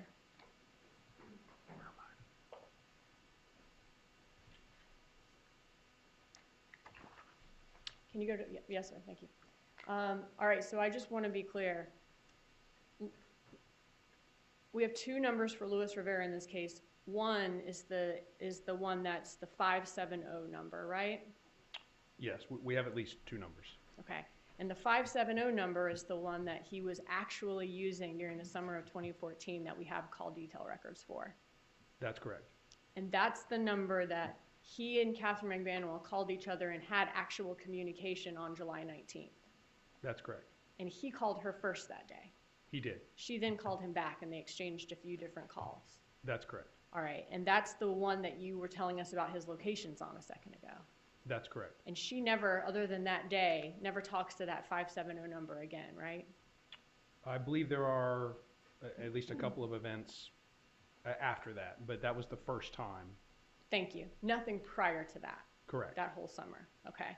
And he called her first from that number. He did, It's not a number that she had that she called. that I'm aware of. Okay. Now, looking at this number though, this number, the one that with the 305-934, so I'll just call it at 934, that's the number that you said the defendant had in her phone, and what was the contact name? It was listed as Tato.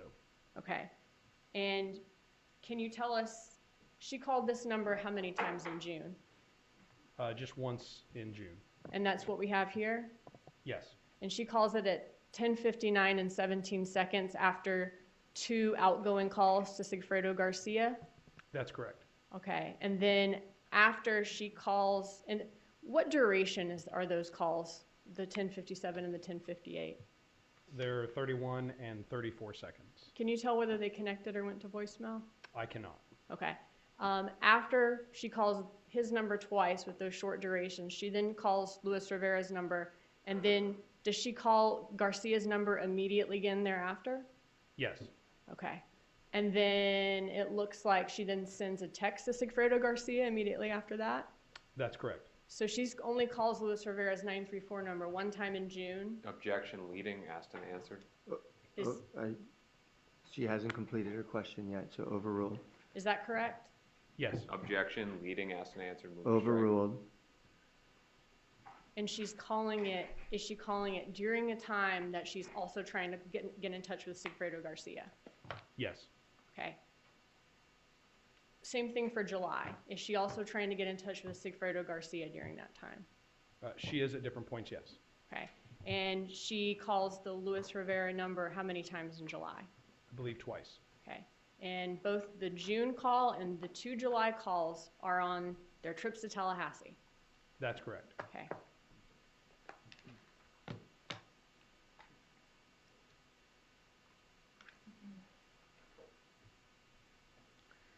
The defense asked you about the pattern of communication. When I'm talking about patterns of communication, I mean Donna Adelson never calls Katherine Magbanua. That's correct. Charlie Adelson never calls Sigfredo Garcia or Luis Rivera. Correct. Okay. It's Donna Adelson contacting Charlie Adelson, Charlie Adelson who's contacting Katherine Magbanua, and Magbanua who's contacting Garcia or Rivera.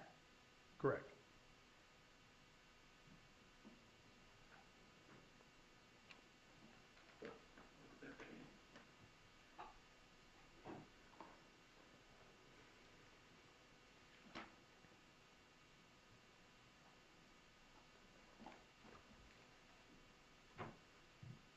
You got a problem with my phone. This one's missing, so. Can you show me what we're missing?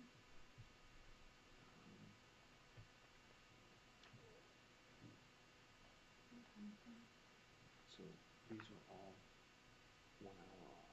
So see how that's 8:03, 7:03, 8:03. So push it forward an hour. That would be 1:40.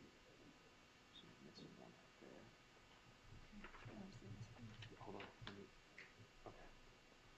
And then the nope, which would be at 1:43. You're missing that as well too. So you're missing 2 entries. But otherwise, we're fine with it.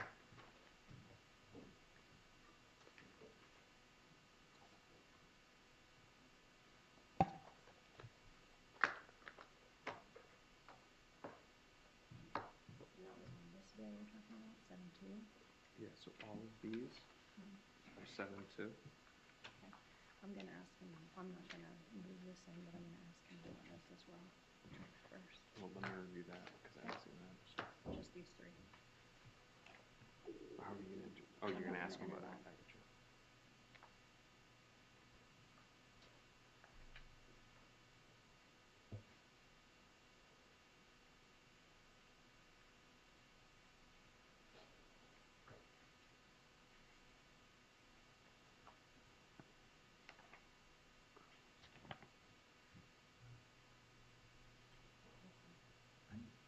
That's their note. No, they're not entering. They're asking questions about those.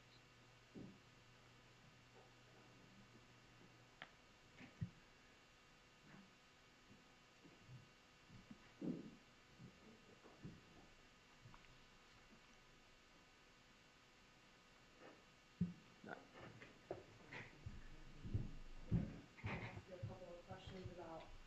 information from the iCloud on July 1st, Charlie Adelson's iCloud. On the July 1st messages, do you see any iCloud messages about the domestic incident, giving us any more insight into that? I do not. On July 1st, I'm talking about? I do not. Objection, Your Honor, mischaracterization of domestic incident. I don't believe that Sigfredo Garcia and Charles Adelson were married. All right, overruled. Did you see anything that gave us any insight into any type of incident on July 1st from the iCloud? I did not. Okay. Looking at July 2nd, defense asked you a question. I can't remember exactly what it was, but something about them having a conversation about the incident that happened the day before on July 1st. Is that right? That's correct. Okay. Is there anything here where Charlie Adelson says anything other than "this sucks" as far as how their conversation begins? I'm sorry. He does say other things. He does say "this really sucks." Okay. How does the conversation begin? Could you read it to us? It begins with, from Ms. Magbanua, "I haven't slept at all. I spoke to him. I'm so angry and hurt. I don't even know what to do with myself." Okay, and this was what time on July 2nd? This is 8:03 p.m. Okay, and then what does he say in response? Mr. Adelson responds "this really sucks." Okay, and then what does Ms. Magbanua say in response? I just don't like the fact that someone else thinks they can make the decisions in my life and to apologize for shit when it's too fucking late. Okay, what does she say next?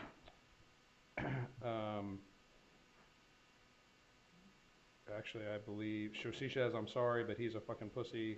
All that leaving messages. Objection, just for clarification, I believe that it's Charles Adelson saying that. All right, yeah, just let's make sure who was clear on the record, who's stating what. But withdrawn. Go ahead. Yeah, that it shows as incoming to him From who? from Ms. Magbanua. And what does it say about the message? "I'm sorry, but he's a fucking pussy. All that leaving messages is fucking retarded and so childish, but whatever."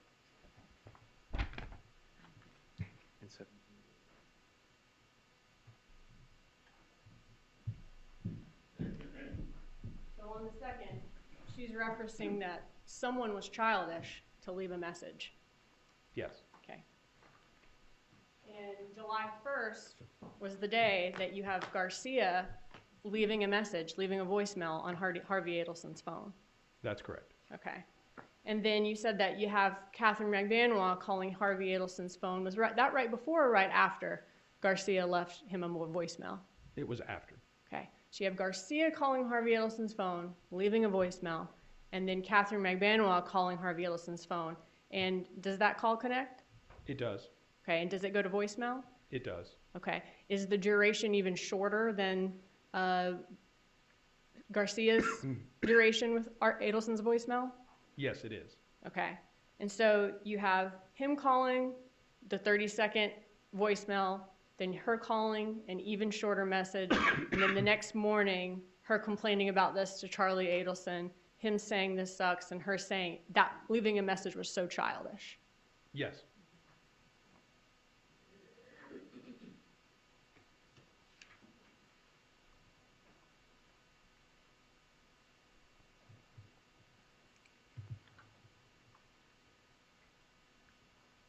All right, I want to show you this one that I've pre-marked and shown to the defense as 129.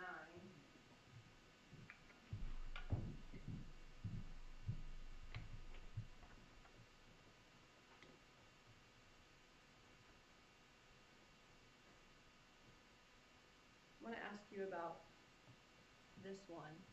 Did she say something at 12:10 p.m. on March 12th about dinner the night before?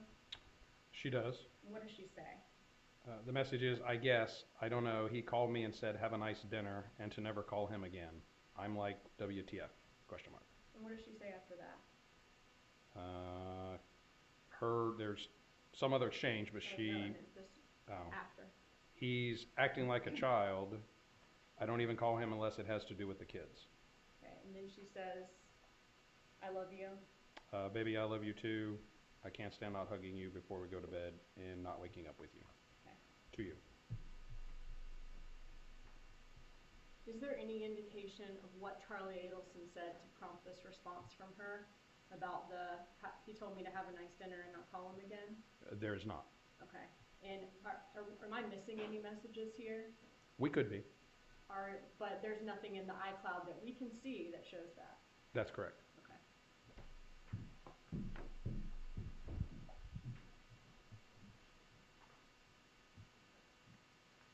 I want to ask you about one more.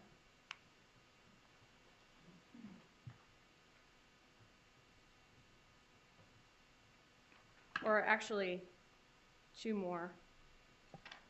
The defense showed you one from August where Katherine Magbanua, and correct me if I'm wrong, but she said something like, go on with your life, have a great life. To that effect, yes. Did they never communicate again after that? Oh, they definitely communicate after that. Okay, so she and Charles Adelson continued to communicate after that text. They do, yes. That's not the end of their relationship. It's not.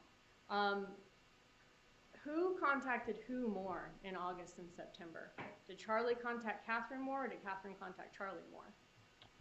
I don't recall specifically who was initiating more. I know that I've looked at that. But I believe in looking at the communications, Ms. Magbanua more. Just in looking at the messages. Were they still talking several times a week? Yes.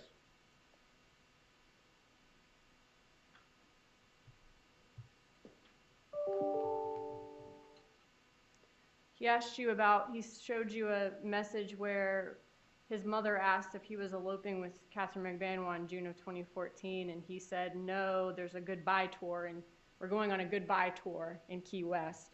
Does it say goodbye to who in those messages? It does not. Could be goodbye to Katherine Magbanua, or it could be goodbye to Daniel Markel. You don't know. I don't.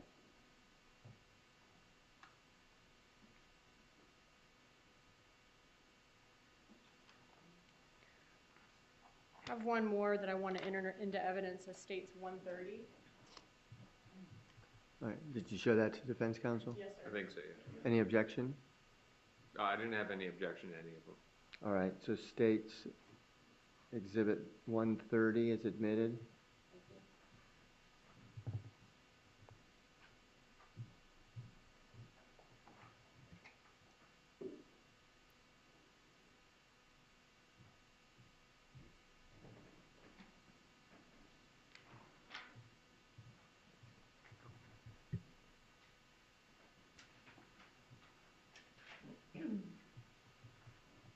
Do you consider this conversation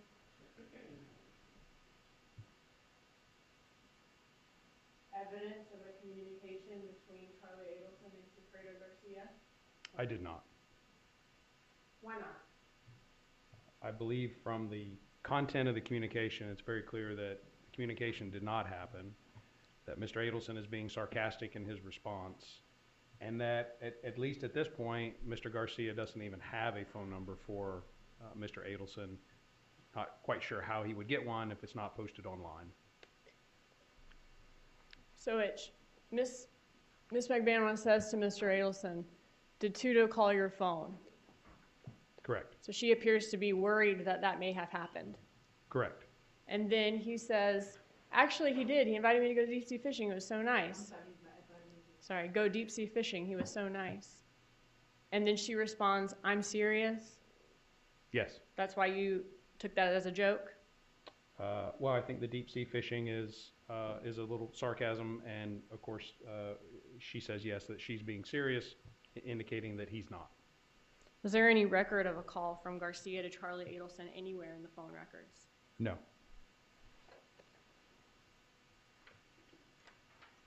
At this point, Judge, that was my last question, but I would ask to approach about one topic. All right.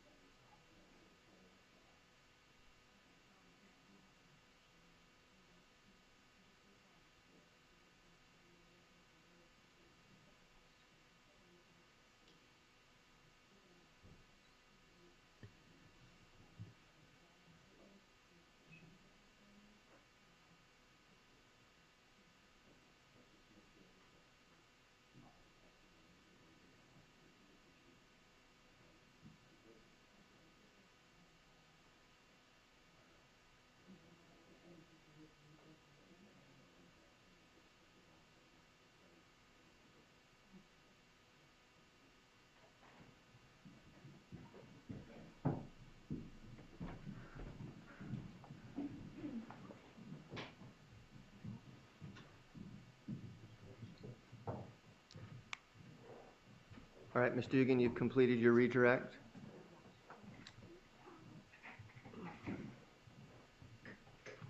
No more questions on redirect, Judge? All right.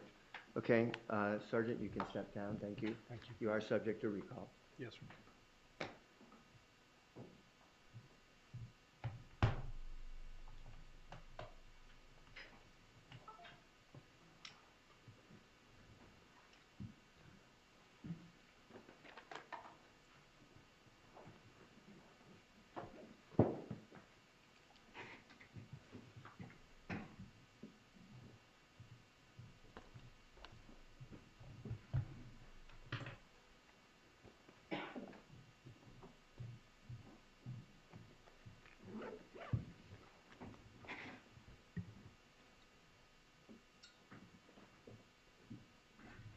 All right, thank you.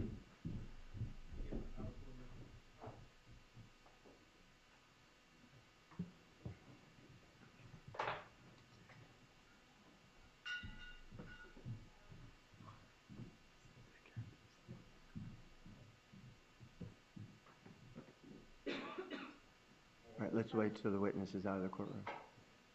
All right, Ms. Dugan, do you have a request? Yes, sir. At this time, Judge, the state would ask to play the state's 133 and ask to move it into evidence as an admission.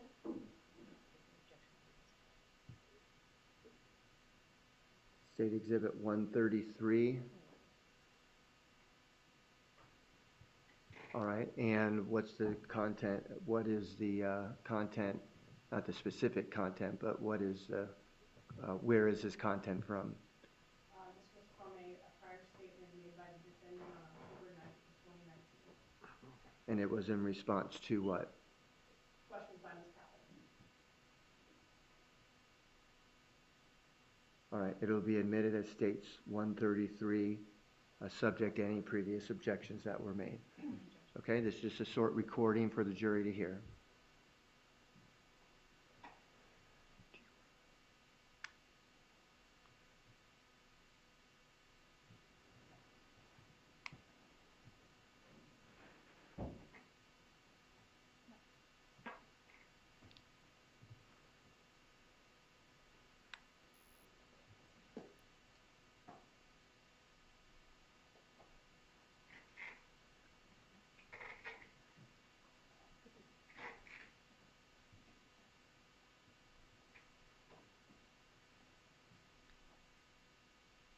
Techs do not believe that Mr. Garcia was actually inviting Mr. Adelson to go deep sea fishing. You mean Charlie inviting, Mr. Garcia inviting him? No, I believe not. That was a joke? I would take it as a joke. I mean, from reading it, Alright. being sarcastic. Well, not just reading it, it was, you were involved in the text, right? Yes, ma'am. Alright, so was it a joke or not? To me, yes, it was a joke. Okay, so you were worried about Mr. Garcia contacting Mr. Adelson, Yes, ma'am. but you don't have any knowledge whether he did, or that he actually did. No. Okay. Why are your lawyers trying to suggest that Mr. Garcia contacted Mr. Adelson? Why are they trying to suggest that he contacted him? Yeah. I don't know. Did Mr. Garcia even know that Charlie Adelson was the one paying for this murder? Just repeat that question again. Did Mr. Garcia even know that Mr. Adelson was the one behind this whole thing? Well, what time? Ever? I believe not.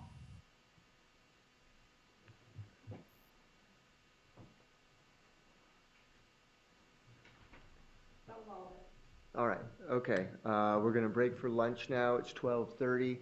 Okay, we'll break for an hour. We'll give you to 1:30, and then we'll come back and start the testimony again at that time. Please, no conversations with each other, nothing on the internet, no news reports, and we'll see everybody back here at 1:30 to start back with the testimony. Okay? Thank you very much.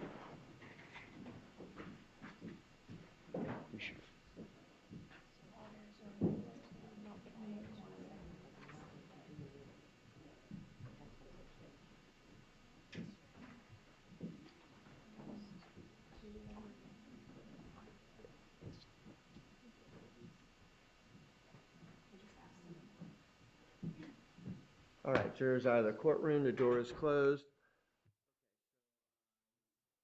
Ms. Kappelman, do you intend to start the afternoon session with Ms. Umchinda? I don't know, Judge, we're having to make some accommodations to witnesses. Okay. So I don't. All right. It'll either probably be Ms. Inchinda or Ms. Scarra Velasquez. Okay. All right. And, all right, anything else before we break for lunch? Yes, Your Honor. You know, when we were sidebar, Ms. Dugan explained that there was a limited statement that she was going to play, and it had to do specifically with the text messages. And we trusted that that's what they were going to present. But Your Honor heard that there was a line of questioning at the end of it where Ms. Kappelman was talking about knowledge of the murder. And obviously that was not part of the topic that was going to be played. But I would want to state for the record now, the government has now opened up the door to a whole bunch of other parts of her testimony by bringing in that little snippet and then cutting it off, that in asking the question about the knowledge of the murder, which had nothing to do with the text messages. So the government wanted to present something about the text messages. They should have done just that. But they've opened up the door now pretty much to all of the testimony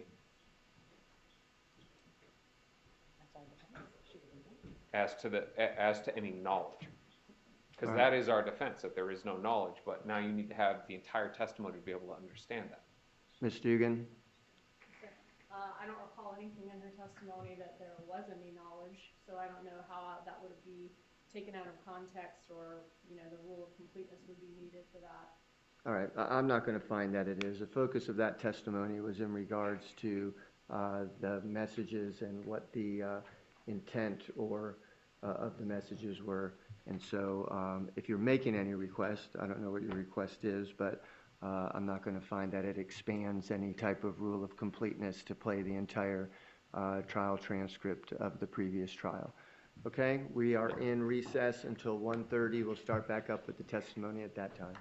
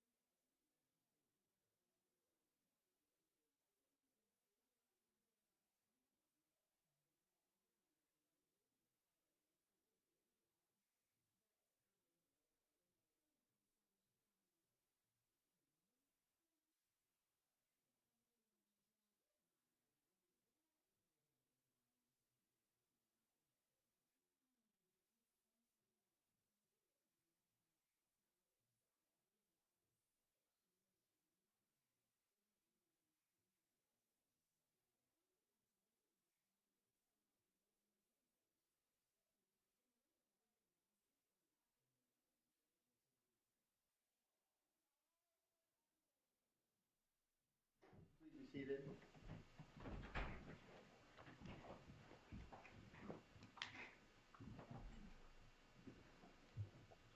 All right. Ms. Kappelman, anything before we bring the jury in? No, Your Honor. Anything from the defense? No, Your Honor. All right, thank you. Let's bring the jury in, please.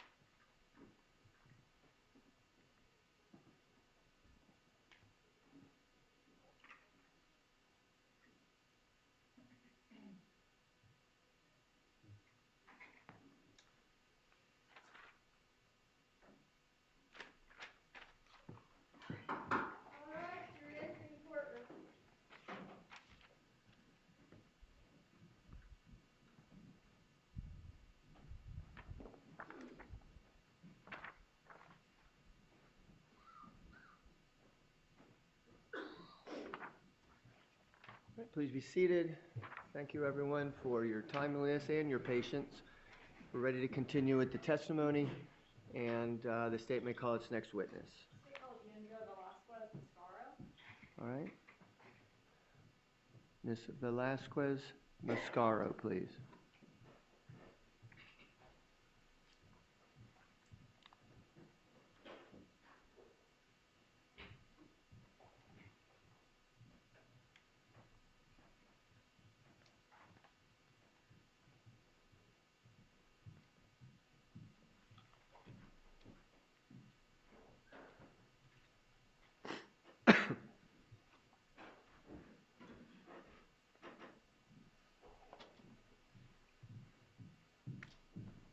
Good afternoon. If you could please come up to the witness stand. Before you have a seat, we're going to swear you in. Please respond to the clerk. Do you solemnly swear or affirm that the testimony you shall give shall be the truth, the whole truth, and nothing but the truth? I do. Thank you. Please have a seat.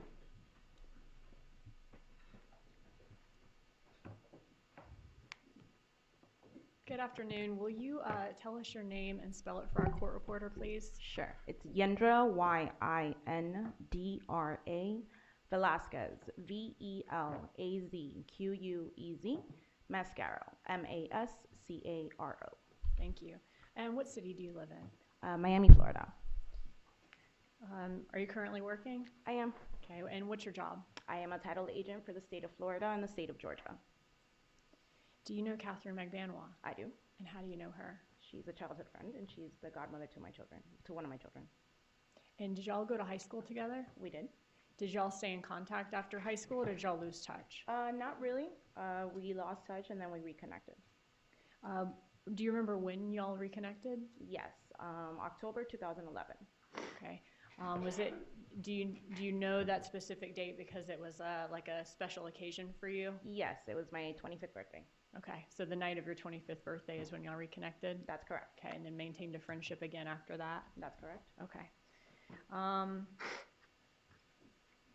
Do you know Sigfredo Garcia? I do. And how do you know him? He is the father of her children. Okay. Did you also go to high school with him?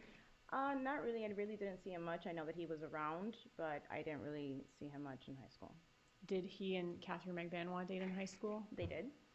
And did they continue to kind of have a relationship off and on again from high school to 2016? Yes, they did. Okay. What about Luis Rivera? I also know him from childhood. Okay. Do you know whether or not Katherine Magbanua knew Luis Rivera? She did. Okay, and how did she know him? Through Sigfredo. Was she closer to Luis Rivera or Sigfredo Garcia closer to Luis Rivera? Sigfredo was closer to Luis. Okay. Were Sigfredo Garcia and Luis Rivera kind of like brothers? Yes. Prior to Rivera or Garcia's arrest, did you know that Luis Rivera was in a gang? I did not. All right, so I want to go back to when you and Katherine Magbanua reconnected at your 25th birthday, you said in October of 2011. What was she doing for a living at the time? She was doing promos for liquor brands, and also she started working at a dental office. What does like doing promos for liquor brands, what does that mean? So if there's a specific liquor that wants to be promoted within a club or anything like that, they'll do promotions within that club or outside of the club to try to, have the brand within the club, the establishment. And to people that do that work, they might ask people if they want a taste of a certain liquor in a club or at a liquor store? That's correct. Okay. Do you know the name of the place that, or the, I guess, company she worked for doing that? I do not. And you said that would have been in 2011? Yes. All right.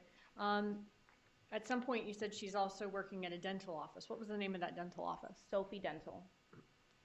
Is that SOFI? That's correct. Okay, and that stands for like south of 5th in Miami Beach? That's correct. Okay. When did she start working at Sophie Dental?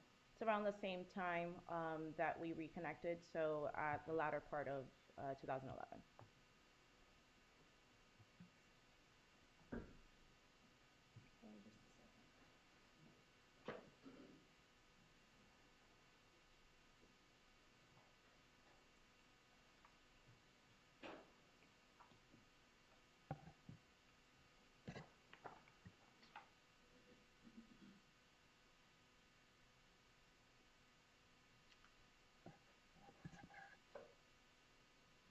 Was she working at Sophie Dental in 2013?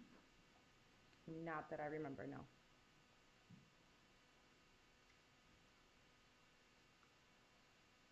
Okay, just a second.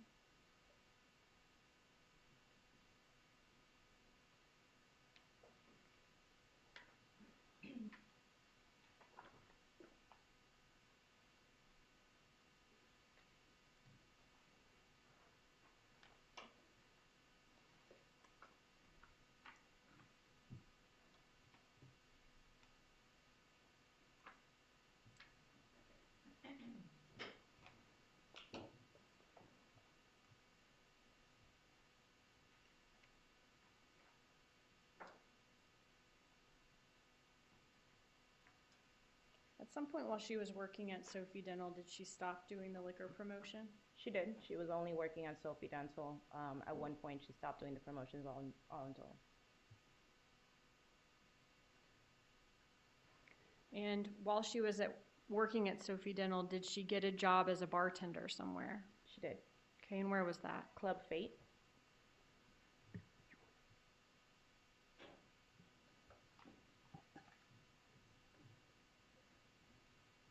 Where is Club Fate? It was in Gulfstream Park in Broward County, Florida. It's not around anymore? No, I don't think it's open anymore.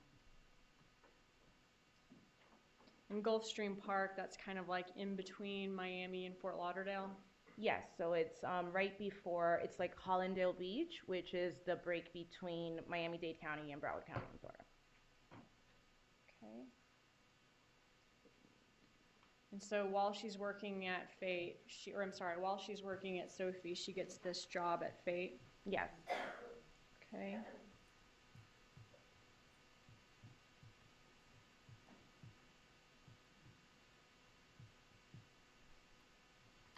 And do you remember when she began working at Fate? I don't remember the exact date. Okay. Would it help if I showed you a prior statement of yours where you talked about that? Sure. Okay.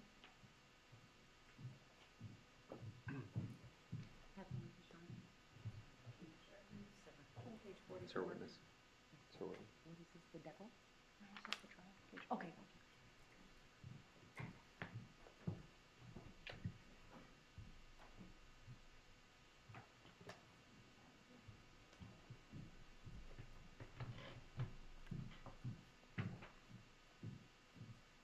And if you could read just page 44 there to yourself and let me know when you're done.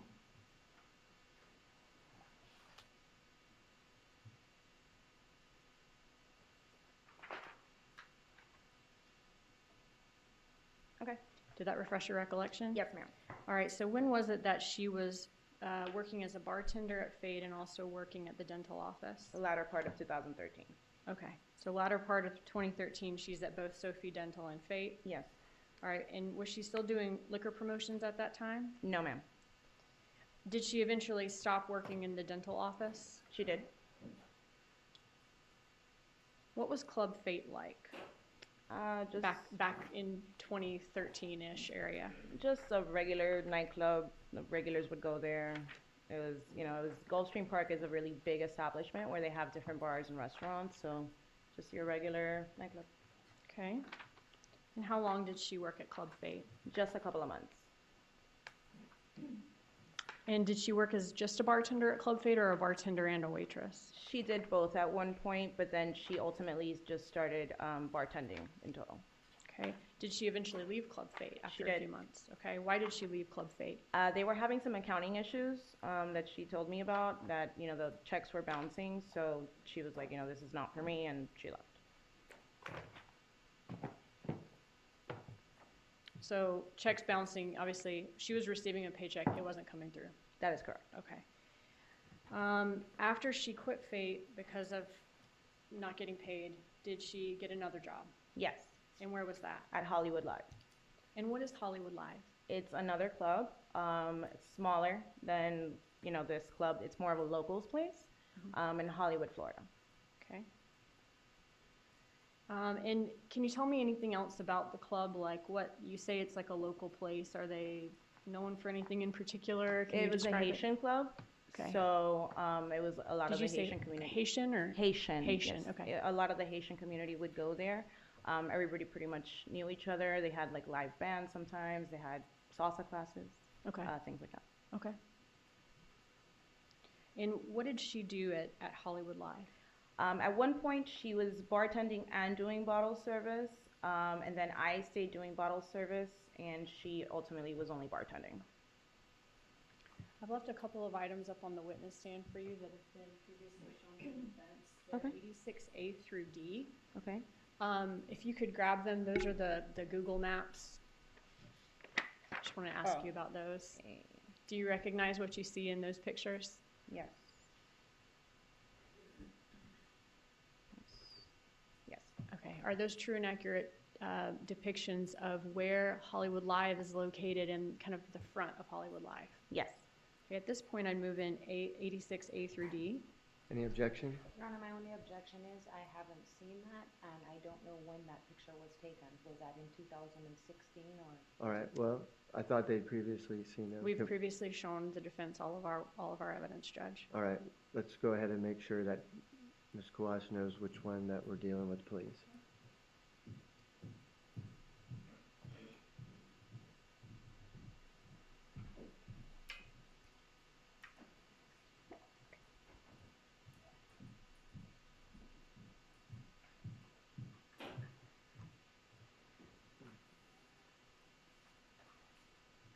Yes, Your Honor, so my objection would be to 86D, because she has no idea when this picture was taken. I believe it was taken in 2021. All right, It's well, not a fair and accurate representation. I thought we were just dealing with the map at this time. It's a map and a picture of the front of the club, which I asked her whether those were true and accurate depictions of the location in the front of the club. All right, they'll be admitted as states 86A through D. Did you see the other? Yeah. Okay.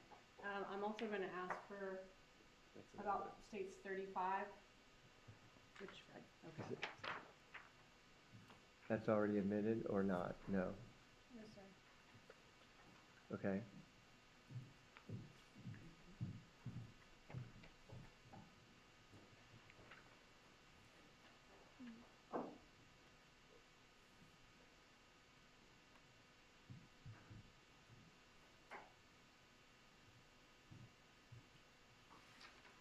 All right, I just want to ask you a couple of questions about Hollywood Live.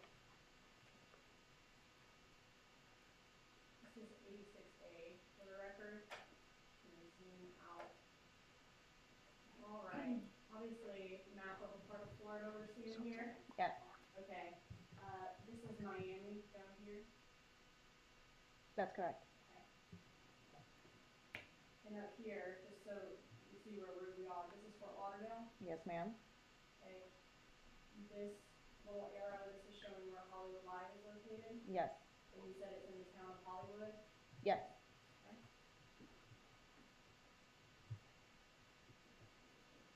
86B, so a little closer of a view of where Hollywood Live is here.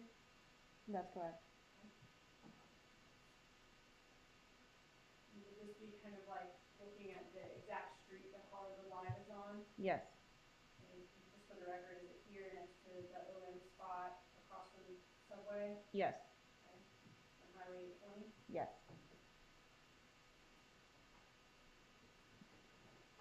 And looking at 86B, what do we see here? The front of the club. Okay. So if you're driving by, this is what Hollywood Live looks like. Yes.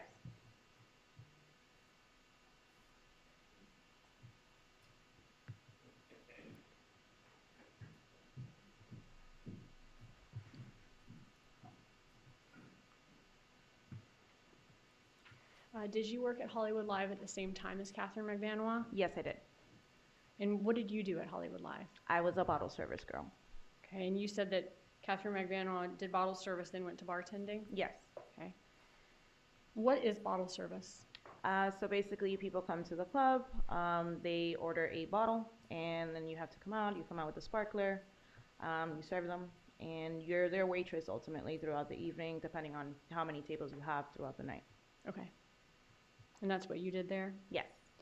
All right, so how long did Katherine Magbanua work at Hollywood Live? She also did work there for a couple of months, just like in Club Fate. What was the last Just part? like in Club Fate. Okay. So a couple of months meaning like 2 or 3 months, or a couple of months like over 6 months? About 6 months, I want to say. Okay.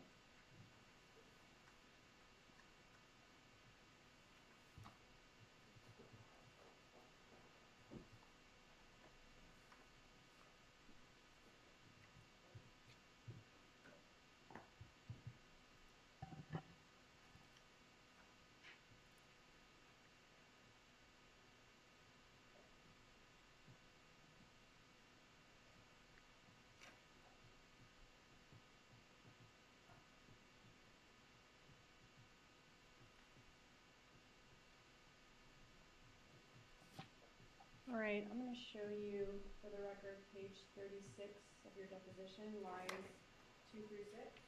Your Honor, objection, improper refreshing, or impeachment. All right, is there a question or what? I asked her how long Katherine Magbanua worked at Hollywood Live, and now All right. I'm showing her Well, she answered the question, yes, sir. so she doesn't need to refresh if she's answered the question. Yes, sir, it's an impeachment. The state can't. All right, well then you can do the impeachment from right there. But if you want to show it to her, you can. Your Honor, the case law is clear. The state may not impeach their own witness. I think we can't call a witness for the sole purpose of impeachment. All right, I'll allow you to show that to her. Make sure that Ms. Kawaz knows what page we're dealing with. Yes, sir. Just looking at page 36, line 2 through 6. All right. Is that, I apologize, Judge, death or? Good, yeah. Okay, thank you. 36, 2 through 6.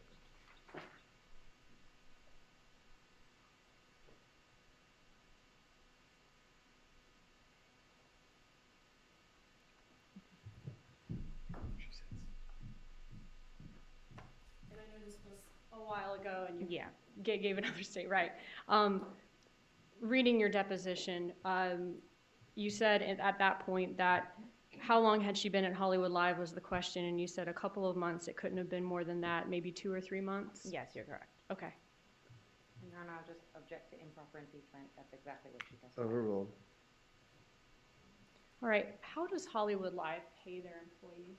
It was an all-cash place. Okay. So they wouldn't pay in a paycheck at all? At all. Okay. And did you ever fill out an employment application or any other type of employment records with them? Nothing. Just straight up cash business? Yes, they had my first name and my phone number. Okay. That's it. So you show up and you keep what you're tipped and you go home? That's it. Okay. How long did you work at Hollywood Live? Also a couple of months. I quit right around July. So I only worked there a couple of months. Okay. Do you remember, I guess, the exact date that you decided to no longer work there? Yes, 4th of July. 4th of July? Yes. Why do you remember that date so vividly? Because I found out I was pregnant that day. Okay. Now, did Katherine Magbanua quit working at Hollywood Live before you or after you? Before me. So she would have quit then before July 4th of 2014? That's correct. About how long did you work at Hollywood Live after Katherine Magbanua quit? About 2 months. So the timeline would have been, she no longer works there, about 2 months passed, you find out that you're pregnant on July 4th, and then you stop working there that month as well. That's correct. Okay. July 4th of 2014, I mean. Yes, ma'am. Okay. And do you know why she quit working at Hollywood Live? She just said that she didn't want to do the club scene anymore. How much would you make per night at Hollywood Live on average? On an average night that it wasn't busy, maybe $100, $200 on that night. So an average night, $100 or $200. What about a really good night? Anywhere between $400 and $500. And was that's what you would make on like one of your best nights there? That's correct. Okay. And on average, 100, maybe between 100 or 200. How often would you have a night where you make like $400 or $500? It wasn't very often. It was like, unless it was like birthday parties or like something like that really going on, or like a special event that they had, because sometimes they had bands that would come in. Unless it was like that, it was very busy. Those were really the only nights. Okay. So would that be like once a month or yeah, less probably or more? Once or twice a month. It wasn't very often. Okay. So your average nights 100 to 200. One of your best nights 400 to 500, and you could do that like once a month. Yes. Okay. And how often would Katherine Magbanua work at Hollywood Live? We would pretty much work around the same time. We worked on the weekends because I had a regular 9-to-5 job, so I could only work on the weekends. So I normally would only work, I would work Fridays and Saturdays, and she would pretty much work the same. So a Friday and a Saturday? That's correct. And those are probably, I mean, like the busiest nights at a nightclub, right? Correct. Okay. And she would have been doing the Fridays and Saturdays. That would have been then about around 2 months prior to July of 2014. Yes. Okay. All right. So tell me about, did she then go to a dermatologist's office after that? She did. Okay. What was that called? Do you remember? Broward Dermatology. Okay. And who was her boss there? Charlie's ex-roommate, or his roommate at the time. And when you say Charlie, you mean Charles Adelson? Charlie I do. Adelson? Okay. And I'll talk to him, we'll talk more about him in just a second, but Okay. Charlie Adelson's friend and former roommate was the doctor and the boss at Broward Dermatology. Yes. Do you remember what his name is? I do not. Okay. How long did Katherine Magbanua work at Broward Dermatology? She didn't work there very long at all. A couple months as well. A few months? Okay. Yes. Where did she work after leaving the dermatology office? She was working with me again at Optimar Realty. Okay. So it went the Liquor Promotions, Sophie Dental, Fate, Hollywood Live, Broward Dermatology, Optimar Realty. Correct. Okay.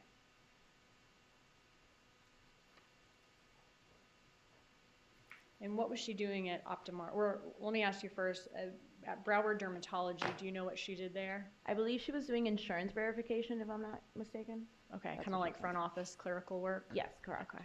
And what about at Optimar Realty? She was the assistant to one of the realtors there.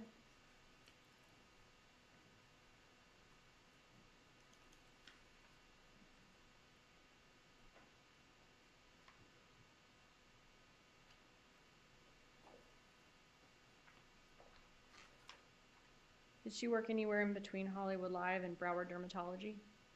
I'm not aware. Okay.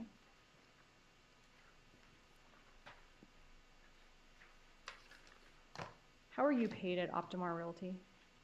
Me, myself, I worked within the real estate office. I did not work for the real estate office. I worked independently with the title company that was located within the real estate office. So I was paid bi-weekly direct deposit. Okay. Do you have any knowledge of how Katherine Magbanua was paid? I do not. How long did she work as an assistant or at Optimar Realty with a realtor? She worked there right up until May of 2016.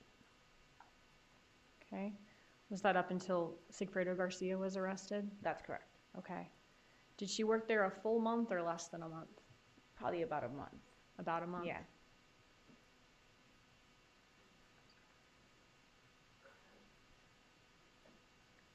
And she stopped working as of the day Garcia was arrested? That's correct. What did Katherine Magbanua tell you about whether Garcia provided financial support for her and the kids before 2016? So she did tell me that it was very hard for her to get money from him, as support for the children. It was always a struggle to get money from him. Okay. And what did Katherine Magbanua actually do in January 2015 to try to force him to support her and the kids financially? I believe she had gone to an attorney. She had mentioned that she had gone to an attorney to get child support from him formally. To have him put on child support? That's correct. Did Garcia ever have a steady job? Not that I know of, until the very last job, which was really the only job that I knew of. He was working for a capital funding company. Okay. Was it Rapid Capital Funding? Does That's that sound correct. familiar? Okay. And that was like 2016 Yes. time? Okay. And once he started working there, at that point, he started helping her financially more? Yes. Prior to that, you said you don't know of any steady employment for him? I do not. Okay. All right. So you mentioned Charles Adelson earlier. How did you know him? They were dating. Katie and him were dating. Okay. And Katie, is that Katherine Magbanua's nickname? Yes. Okay. How did she meet Charles Adelson? She met him at the dental office that she was previously working at. Was that the Sophie Dental? Yes. Okay. And she was working there, you said, back in 2013? Yes. Was he like a dentist there, or what was his role there? No, so he's a periodontist, so he would come in only if they needed to have a surgery done or something like that. He wasn't employed fully for that Sophie Dental. He would just come in as a specialist. Okay. So he goes there, he meets her. At some point, they start dating. Or would that be around the end of 2013? Yes. About how long did they date? I want to say a year. Okay. So, and you said, when did they start dating? Around about? 2013 about. Okay. So, if they started dating at the end of 2013, you're saying then they would dated till the end of 2014? Yes, more or less. And I don't want to put, you previously said they started at the end of 2013 in prior statements, right? Yes. Okay, I just don't want to put words in your mouth. All right, so did you ever meet Charlie Adelson? I did. Did she bring him around like all the time, or what was that like? No, I met him twice, once in a social setting, and the other time was the day of the picture. Okay, the picture I'll ask you about in a second. Yeah. All right, did she talk about Charlie Adelson a lot? Not too much. When she was dating Charlie Adelson, was Garcia still in the picture? Yes, Okay, they had children together, right? that's correct. Okay. Did Katherine Magbanua try to keep Charles Adelson separate, though, from Sigfredo Garcia? Yes. Okay, so they're not all hanging out together, anything like that? No. Was Sigfredo Garcia jealous of Charlie Adelson? Yes. Did Sigfredo Garcia ever confront Charlie Adelson?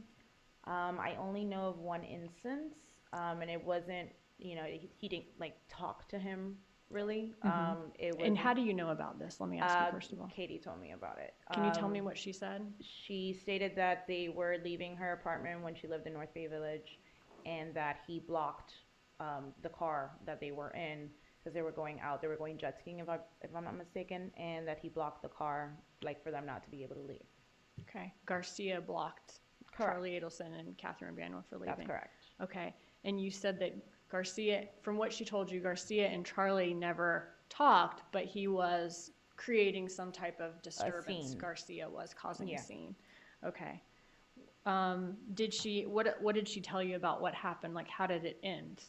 Oh, they just ended up driving off. Okay. After he eventually moved the car and they just drove off. Okay. So there's never any direct communication, but it's screaming, yelling, causing a scene, and then they leave. Yes.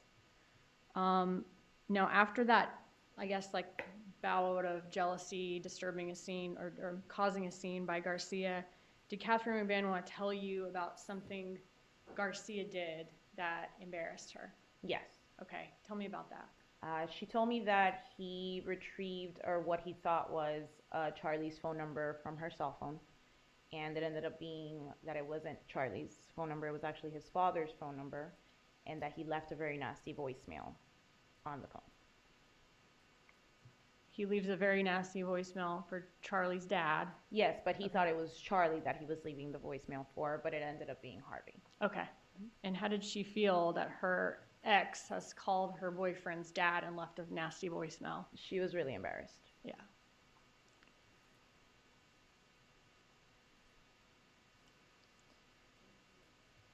Do you remember when all this would have happened? I'm sorry, when what would have happened? When he's Sigfredo Garcia is blocking the driveway and making a scene? No, I don't recall. Okay. Would it your refresher recollection to see what, if anything, you said about when that could have occurred from your Sure. deposition? Yes. Okay.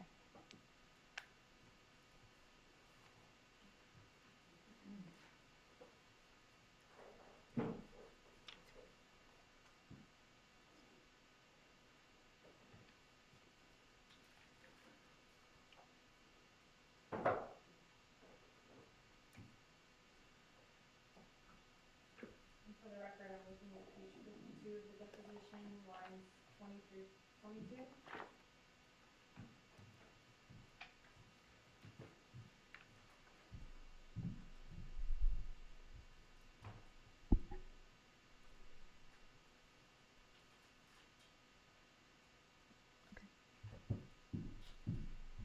I know you may not know the exact date. Do you remember whether you were pregnant or not yet? I was not. Okay. Now, when Charlie Adelson was dating Katherine Magbanua, from what she told you, did he have like a house on the water, Yes. multiple vehicles, including a Ferrari, Yes. a boat? Yes. During the time that Katherine Magbanua and Charlie Adelson were dating, did Katherine Magbanua get a breast augmentation? She did. Okay. Do you remember when that was? I was full on pregnant at the time, so I want to say it was at the end of 2014. And how did she find the doctor to perform the breast augmentation? I believe Charlie knew the doctor, and recommended the doctor. Did she tell you how much it was going to cost? She approximated that it would be around $6,000 or $7,000. That was her approximate. Okay, so she didn't say it costs this amount of dollars and this amount of cents, but she thought that it might be about that. Correct. Okay. Do you know who took care of Katherine Magbanua during her recovery from the breast augmentation? Yes, Sigfredo took care of her. Okay. But she was still, you think she was still seeing Charlie Adelson at the time? Yes, Have you ever met Charlie Adelson's sister, Wendy Adelson? I have. And when was that you met her? Father's Day weekend Of what year? of 2014. Okay. Did I show, or where was that you met her? At Charlie's parents' house at the residence off of, I believe they live on 2nd Street, if I'm not mistaken, downstairs by the pool. Okay. And did I show you earlier, which states Exhibit 35, I believe, a picture from that day? Yes, ma'am. Okay, is it a true and accurate depiction of what you remember from that day? Yes. Okay. At this point, I'd move states 35 into evidence. Any objection? No objection. States Exhibit 35 is admitted. Motion to publish? Yes.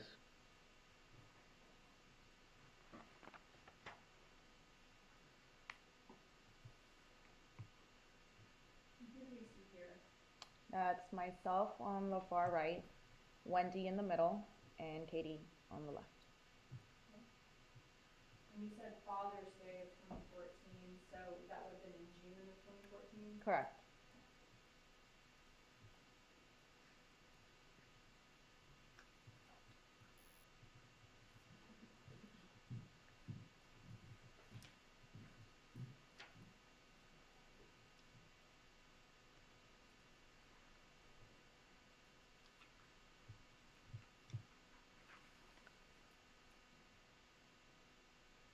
Do you remember around the time that Katherine Magbanua and Charlie Adelson broke up? I don't recall. Okay, would it refresh your recollection to see a copy of your trial testimony where you mentioned that? Sure. Okay.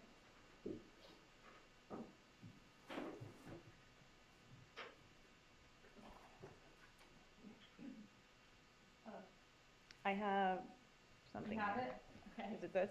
Yeah. Okay. If thank you, I would have been looking all Hold over. on one the- second. Let's make sure, I don't want her reading other portions of it, if that. Yes, So sir. are you going to a specific page, and do you have a copy of it? I have a copy, Judge. I just didn't know it was up there open and. All right, well, she had referred to it once before. Okay. I think it stayed on the same page. I can't see it. But Have is there a you- particular page that you want her to refer to? Yes, sir. Okay. If you could look at page 54, lines 18 through 21 of your trial transcript.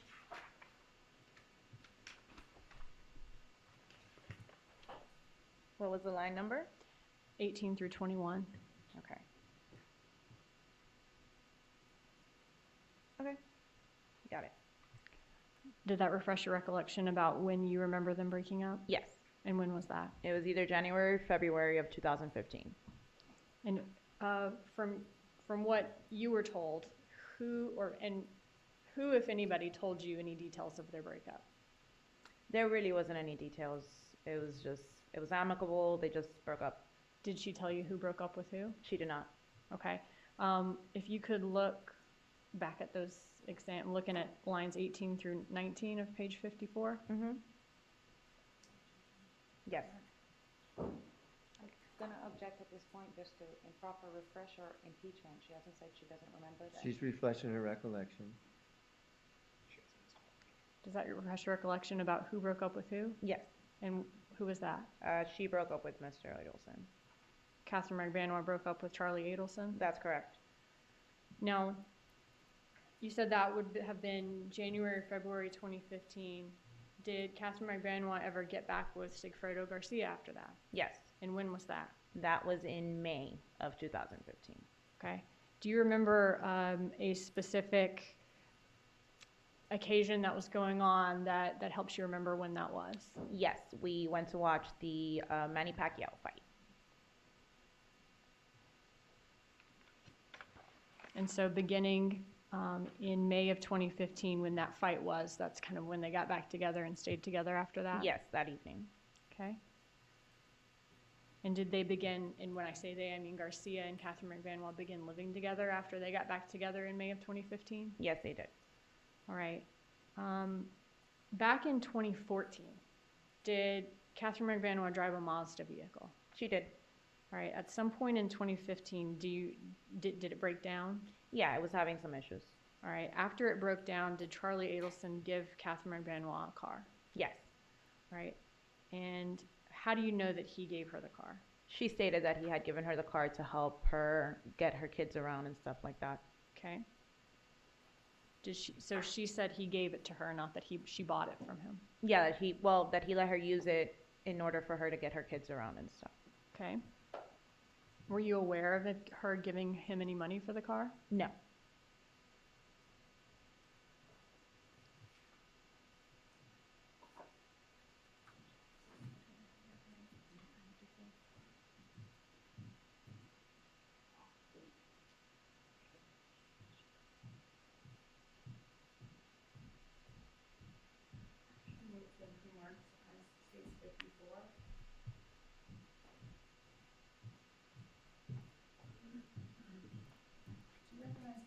Vehicle in that car? Yes. I mean, in that picture? Yes. Okay, and what do you recognize it to be? That's the Lexus that she was driving at the time. And what color is it? Black. Was it new? No, but it was in really good shape. Okay, so used but in good shape. Yeah. Can you describe and have you ever been inside the car Yes. and seen it in person from the outside? Yes. What condition was it in? It was in really good condition. It was pristine. When Charlie Adelson gave her that Lexus, who was she in a relationship with at the time? With Sigfredo. Okay. All right. How often would you watch Katherine Magbanua's children? Not often at all. Was there a time that she asked you to watch her children in July of 2014? Yes. And what was your address in July of 2014? 10735 Northeast 9th Place. Maybe 9th Ave? 9th Ave, Okay. Biscayne Park. All right. And how long did the kids stay with you in July of 2014? It was just one night. Okay. The next morning, after the kids woke up, did you speak to Miss Magbanua? Yes. All right. What did she tell you that had happened? She told me that Charlie's brother-in-law had gotten into an accident. What type of accident did she say that Charlie Adelson's brother-in-law had? A car accident. Did you have any idea at the time that Charlie Adelson's brother-in-law had actually been murdered? No, ma'am. The day before? Okay. You didn't realize that until Garcia was arrested? That's correct.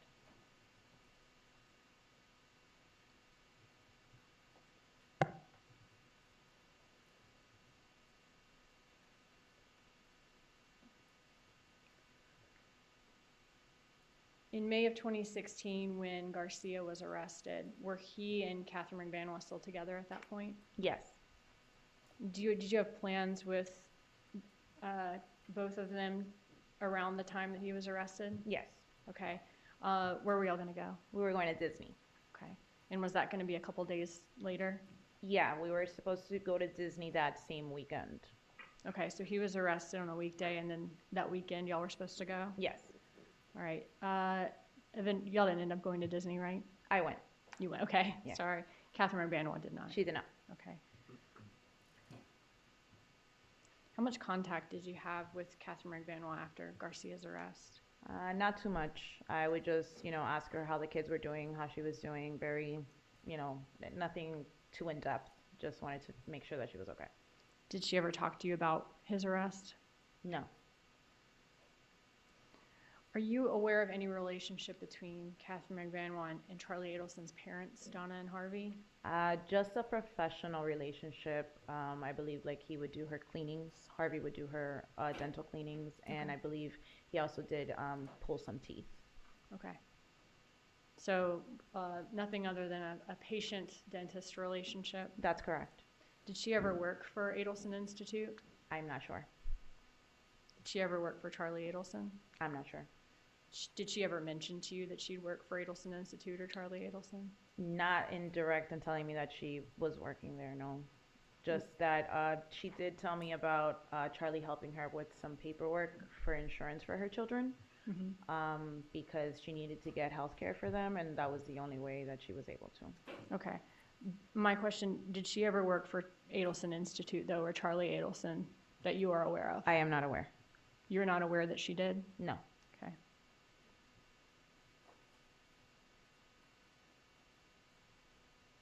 And when the statement that she did made, it was because she needed help with some paperwork. She never said, I'm working for Charlie now, or I'm working for Adelson Institute now? No.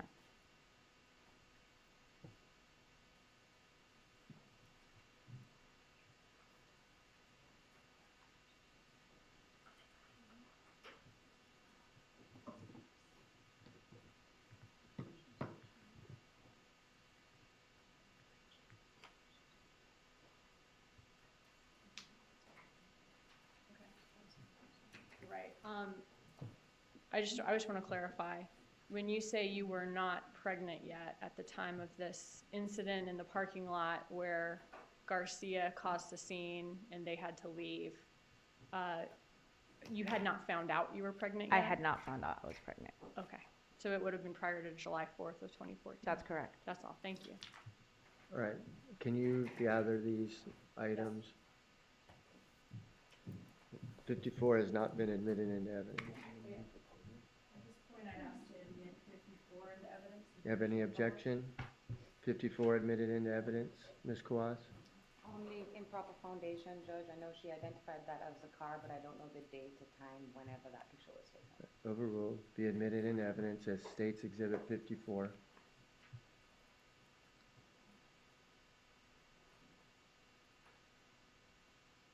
All right, and looking here at 54, which one was the car that you said was the Lexus that Charlie Adelson gave to Katherine Magbanua? The vehicle on the right, The vehicle on the right here? that one right there.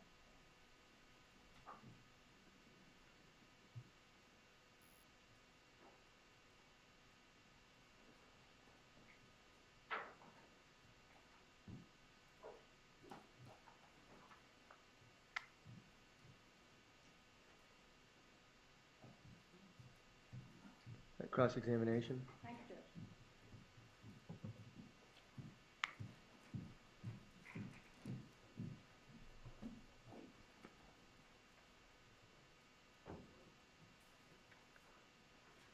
Good afternoon, Ms. Mascaro.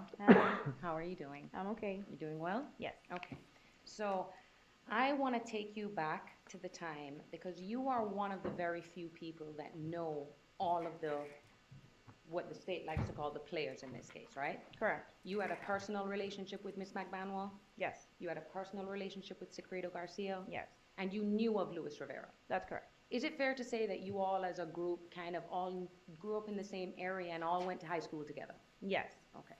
Just because you all know each other doesn't mean you're all super, super close. No. All right. Now, you've known Katie since she was in high school, right? Yes. That would be Miami Beach Senior High? Yes. All right. Now, you weren't that close in high school, but you just kind of rekindled your friendship, you said, when you were on your 25th birthday, right? Yes. This was after you attended college at Johnson & Wales, right? Yes. And Katie actually went to the University of Central Florida, right? Correct. Right. Do you know what she got her degree in?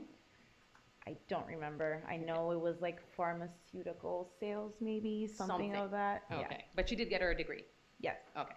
Now, Katie has had 2 children at the time, right? Yes. All right. And there's her son, Ethan, right? Correct. And her daughter, Kaylee, right? Yes.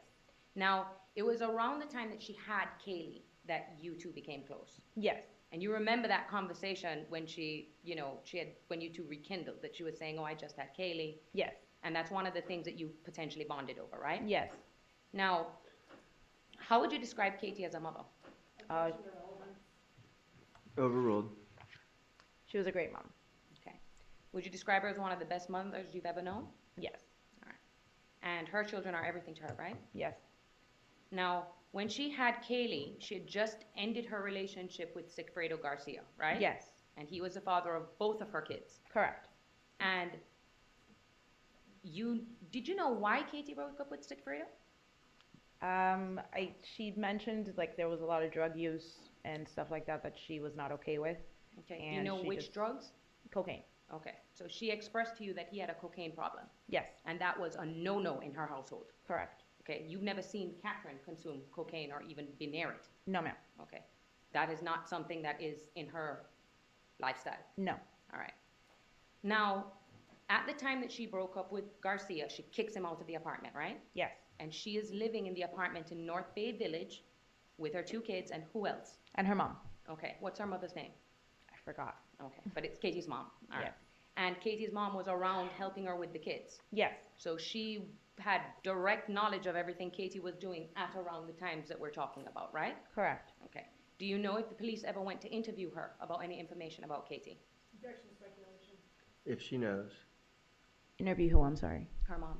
I'm not aware. Okay. Now, her mom isn't the only family she has in town, right? No. Okay, she has a brother, right? Yes.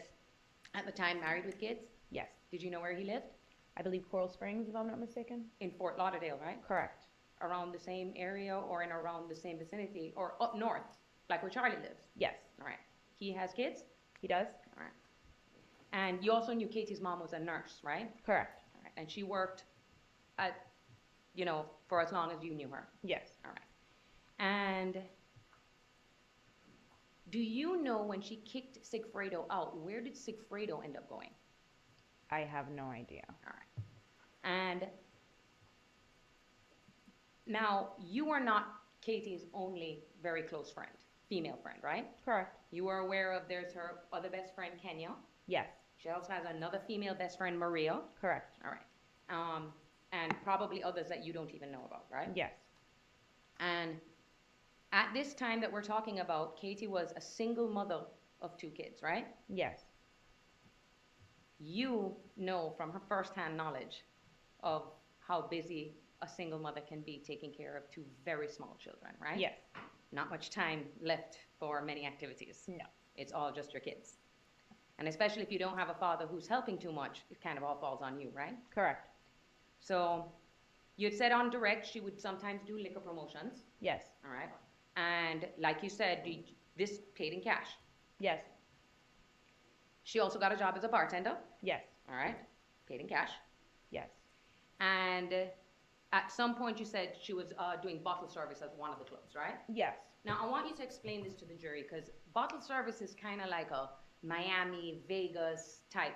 If you're not in one of the very big cities, this is not something that is, you at every single bar across America, right? Correct. It's this specialty thing where people can come in and they pay a ridiculous amount of money for a bottle, right? Yes. So it's like a bottle of Patron would probably cost $1,000. Well, not 1,000. Not 1,000, but No. something along that. It comes with the idea that you can bring all these people with you, Yes. and then you get your VIP table, Correct. and then the girls are gonna come out with the bottle and the sparklers, Yes. and make it all a big, so everyone can see, oh, look, I'm spending my money, Correct. right? And then the girls get tipped at the end, right? Yes. And girls in this industry in Miami can make a significant amount of money, right? Yes. All right. I'm not even talking about where you guys work. No. The girls even down on South Beach can make up to the thousands, right? That's correct. You could even have a customer who may just take a liking to you, right? Correct. Drop $1,000 on you that night, Yes. all right? Now, one thing I do want to talk to you about before I forget, please don't slide. Okay.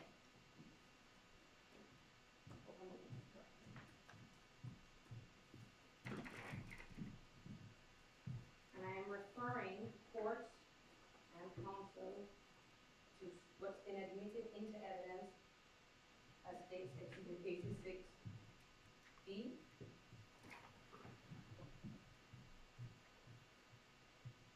This photograph, right? Okay. Let's talk about some obvious things first, right? That's in the daytime, right? Yes. You have no idea when this picture was taken? No. Would it surprise you that it was taken during the pandemic? Overruled. You Would can, it surprise you to know that this picture was taken during the pandemic? Yeah. It looks closed, right? Yeah. There are no cars there, No. including the business beside it is closed. Yes. And you'd agree with me that during the pandemic, many, many, many businesses had to close, Yes. especially businesses that were bars and restaurants, correct? Yes. Had they gone and taken a picture in 2016 at night, it might look a little different, right? Yes. Patrons, cars, all those things, right? Yes. So that picture is not a fair and accurate representation of what the club looked like when you guys worked there. No. Now, let's talk about some more of the problems that Katie told you that she was having with Sigfredo, right? Okay. Okay. She always complained that he was in and out of jail. Yes. She told you that not only did she not want that around her, but more importantly, she didn't want that around her kids. Correct. She was not happy that he was living a bachelor lifestyle, Correct. right? And at one point, he was actually living with a porn star. Yes. That would be Shrimp, right? Correct. Stephanie Carmona. I don't know her real name, but that's I just Shrimp. knew her as Shrimp. Okay. Yes. And she also was heavily using cocaine. Yes. Now, you also know Luis Rivera. Yes.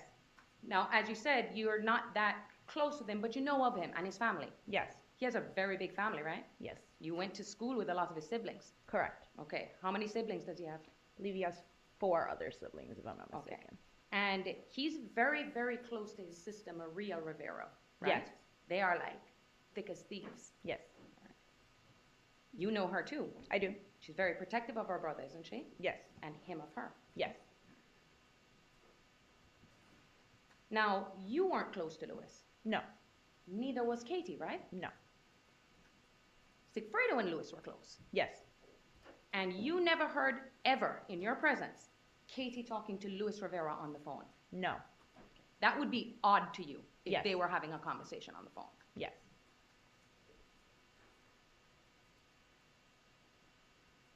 And especially too, if she's broken up with Sigfredo at the time, there really is no reason unless she's looking for Sigfredo to call him. yes, All right? And it's fair to say that if she's trying to find Sigfredo and he's not answering his phone, the next best person to call, if she had the correct number, would be Luis Rivera. that's correct. All right. Now, Katie, back then, we've spoken about many jobs that she's had, right? Yes, Now, I know the state tried to piecemeal and like pigeonhole these time frames, but Object to disparaging counsel. I don't know what the question is. I Ask just the said question. they were trying to pigeonhole time frames. Okay? All right, Truncate. go, okay, you can continue. Okay. They were trying to get certain time frames out of you of when Katie was doing what, right? correct. Now, you'd agree with me, we're talking about something 2014, we're getting close to almost 10 years ago, right? Yes, So would it be fair to say that if there was, for example, a record of a paycheck she received from Club Fate, that would be a better representation of when she was working there? yes, Would it be fair to say that the jury would rely on that more so than your memory? yes, Okay. So if they had records too from Hollywood Live of when she worked there, you would agree with me that that would be a better piece of evidence to rely on than your memory? yes, Okay. Also, too, if there are photographs of her, I'd say on her Facebook working at the club, yes, that would also, it says the time and date of when she actually worked there. correct. So when you testified on direct as to certain timeframes, is it fair to say this is as best as you can recollect? Yes, You may be off on some of the dates and times, right? it's possible. Okay. Now, around this time, how old was Ethan? Was he still a toddler? Not a toddler, but I may be saying that wrong. I mean, I don't know where toddler ends. he wasn't that small. Okay. Because now Ethan is gonna be, if I'm not mistaken, 15 maybe? So we could say about like 7? Yes. Around that Yes. time. But still a very young child. Yes. Okay. Now our daughter Kaylee though was a baby. Yeah, she toddler. was a baby. All right. Now, this is not a situation where Mrs. Magbanua could go whenever she wanted and go spend the night at her boyfriend's house, right? No. Because she had to take care of her kids. Yes. And she couldn't leave Kaylee too much, especially if she's breastfeeding, right? Correct. Now, you met Charles Adelson a few months after Katie began dating him. Yes. And you all hung out together one night in Fort Lauderdale. Yes, we did. Now, isn't it true that the relationship between Charles Adelson and Katherine Magbanua was not a serious relationship?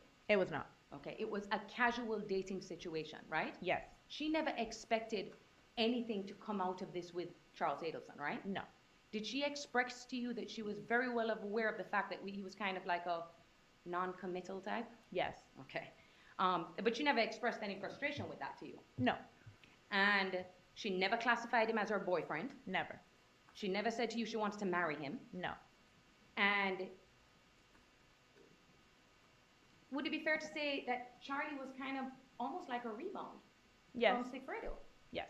As far as you knew, for 10 years, she was only dating and seeing Sigfredo. Yes.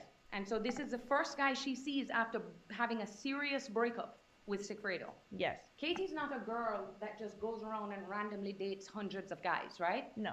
She sticks to the guy that she's seeing at the time. Yes. Now, at some point, Katie and Charlie stopped dating. Yes. Okay. Now, you said it wasn't like a big blow-up breakup, No. so that we can't really pinpoint the day that it occurred. Correct. If there was, let's say, a text message from Katherine to Sigfredo on his iCloud, that would be more of a fair, representation of when the relationship ended between them, right? Yes. I know you're trying to go back. You know it happened in 2015, but you can't say for certain to this jury that it was at the end of 2015. No. I'm sorry, 2014. No. Right. So, now, throughout the time from when you believe she broke up with Charlie up until Sigfredo was arrested, You were aware that they continued talking as friends, right? Yes. He continuously called her throughout that time. Yes. There was never a time that they stopped communicating with each other. No. He was remaining friends with one of the girls that he's seen before. Yes. And she had no problem remaining friends with him. Correct. It'd be fair to say that she probably didn't keep that information or didn't let Sigfredo know that when they got back together. No. All right.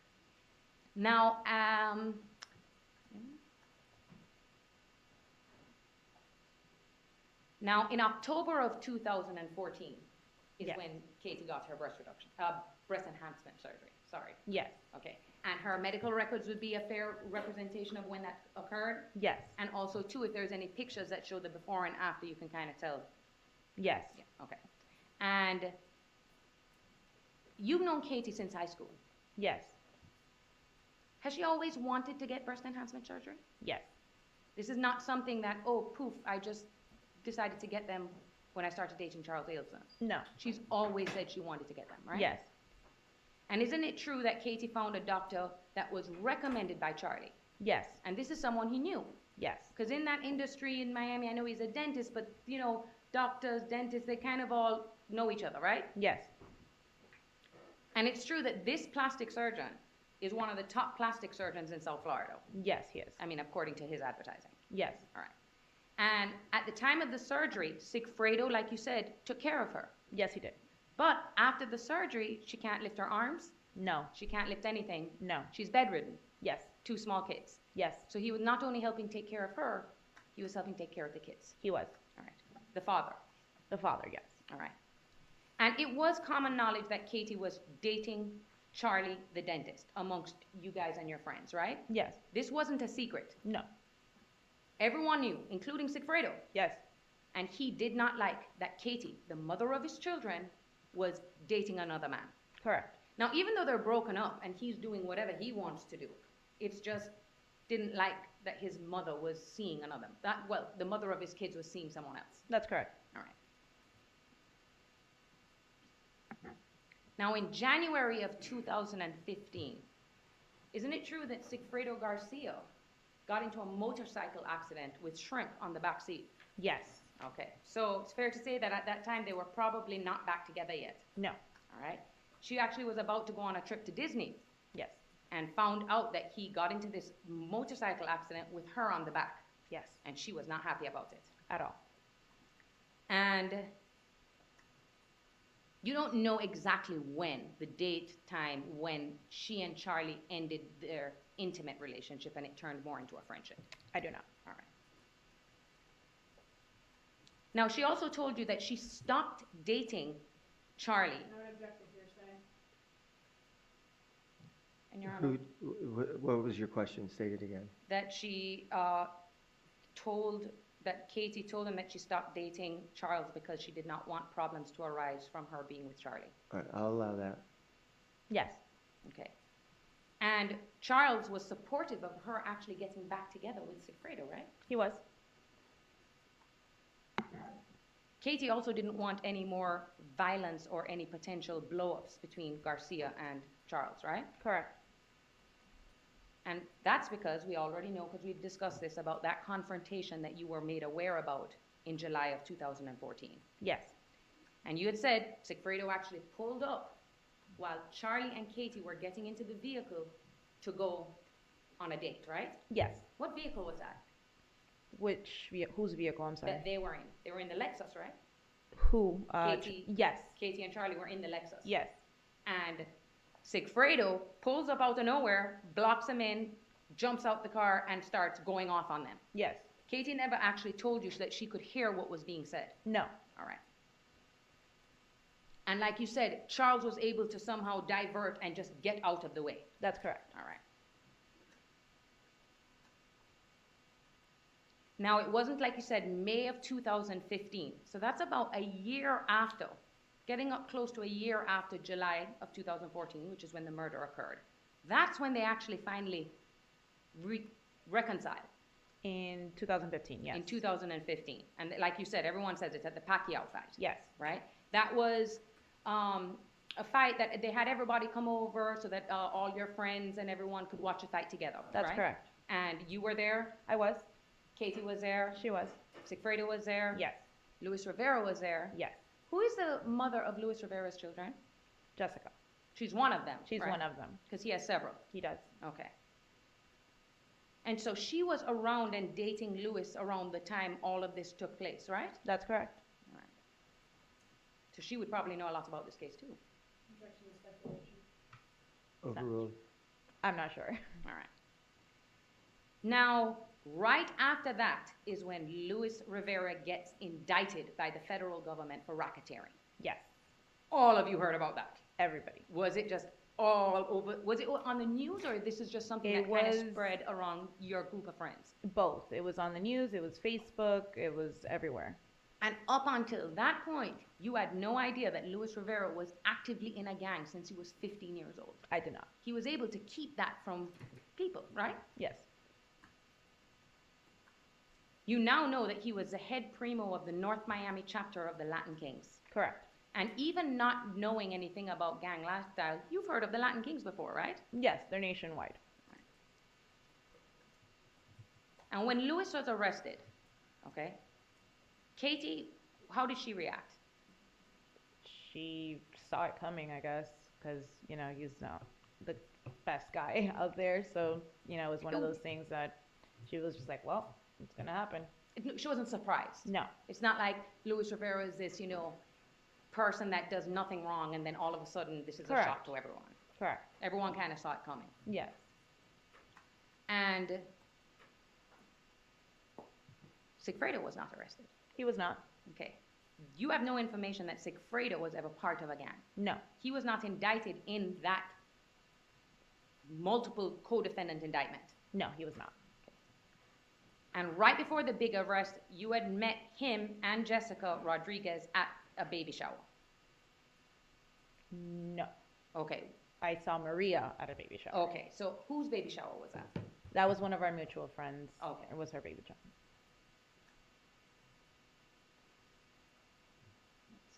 Now, I want to go over a little bit more about the Hollywood Live and Club Fate and all of that. Okay. There's no question that Miss Magbanua was working in the service industry around the time that this took place, right? Yes.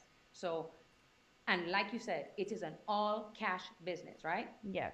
One of the places you actually testified to, you didn't even fill out an application. No. You just walked in, they hired you, and you're paid in cash. Yes. You didn't fill out like any form of records, anything like that. Nothing. Okay. And these jobs that she held, like you said, you were working a 9 to 5. Miss Magbanua, she also had day jobs too, right? That's correct. She was working at Sophie Dental at some point. She was working at Broward Dermatology. These are all businesses that operate during normal business hours, right? Correct. So she was working that in addition to service industry jobs to supplement her income. That's correct. Okay, and those all paid in cash. Yes.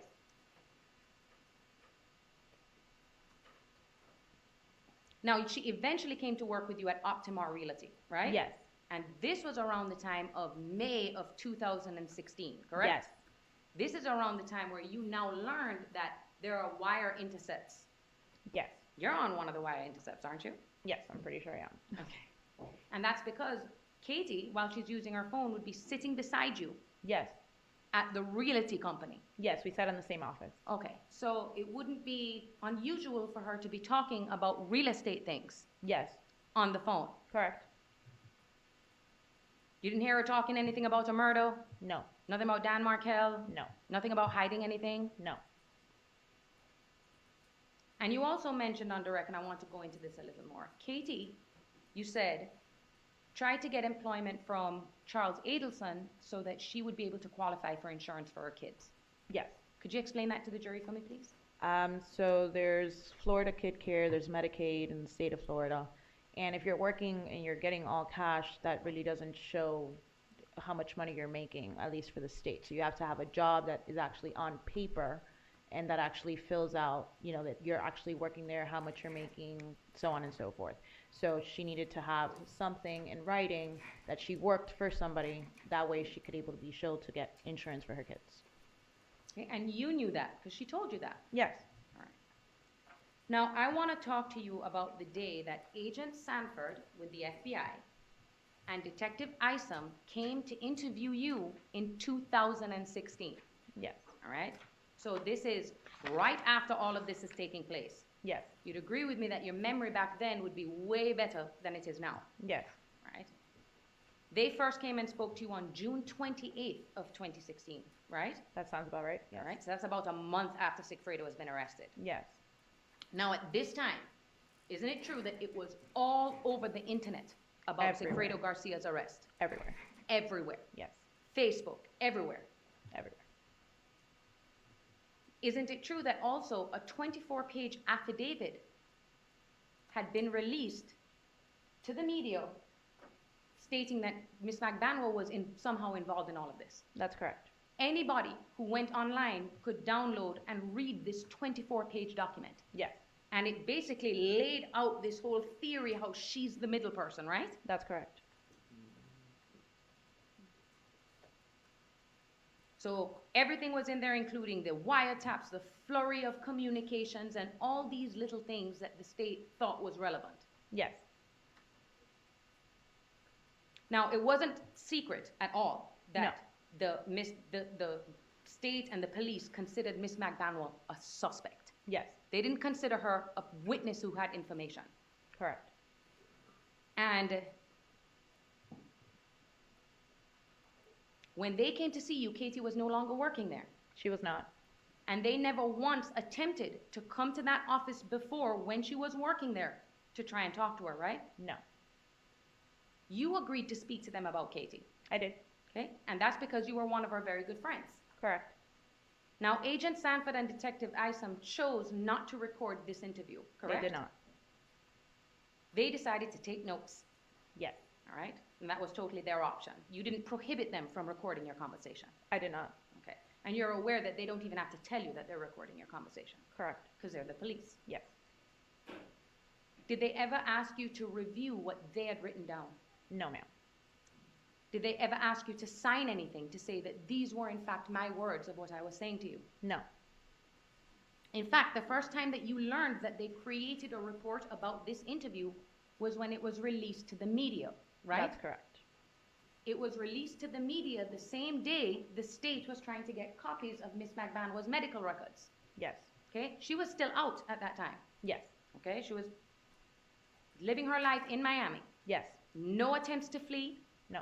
Never packed up to try and leave Miami-Dade County, right? Not that I know of. Even though all of this was all over the media. Yes. All right? Now, when you see this document for the first time ever, that's supposedly your words, did you notice anything that was wrong with it? Yes.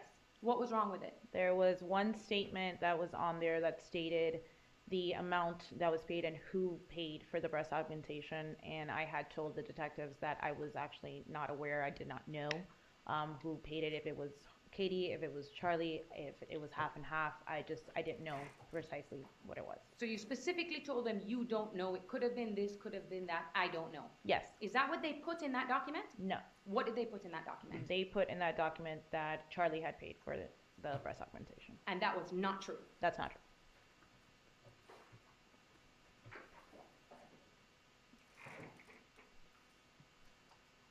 Now, since then, you've taken statements, right?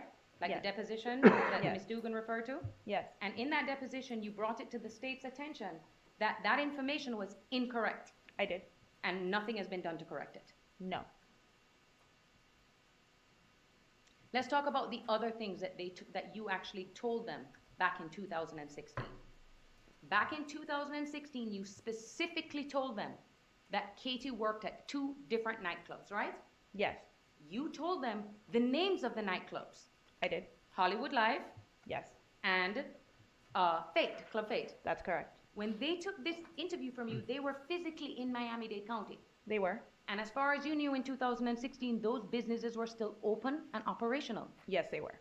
So it would have been a good time probably for them to go then and there to try to obtain records, right? Yes.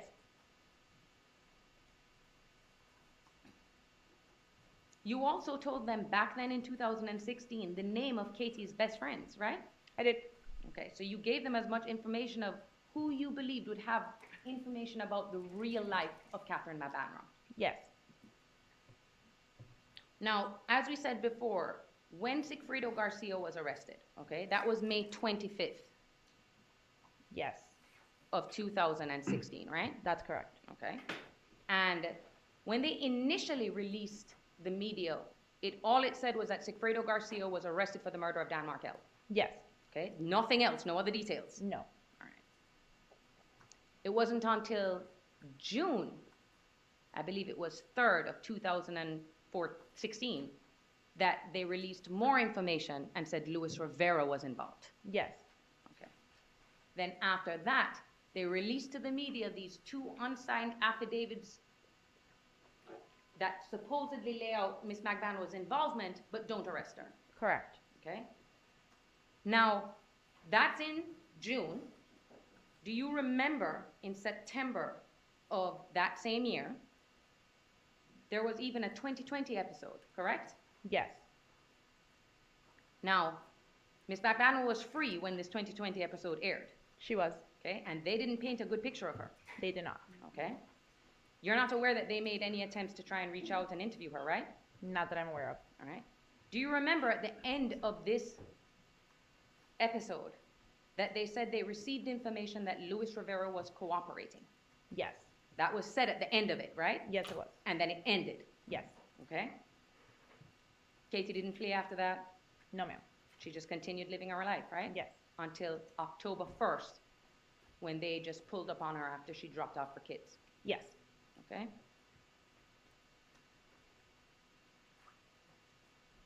Now, another thing that you are probably aware of is, isn't it true that Ms. Magbanua was questioned by Ms. Kappelman for hours back in 2019? I heard that, yes. Okay, so Ms. Kappelman had an opportunity to ask her questions, Yes, and she answered them. yes, It's not only audio, but it's also on video, right? yes,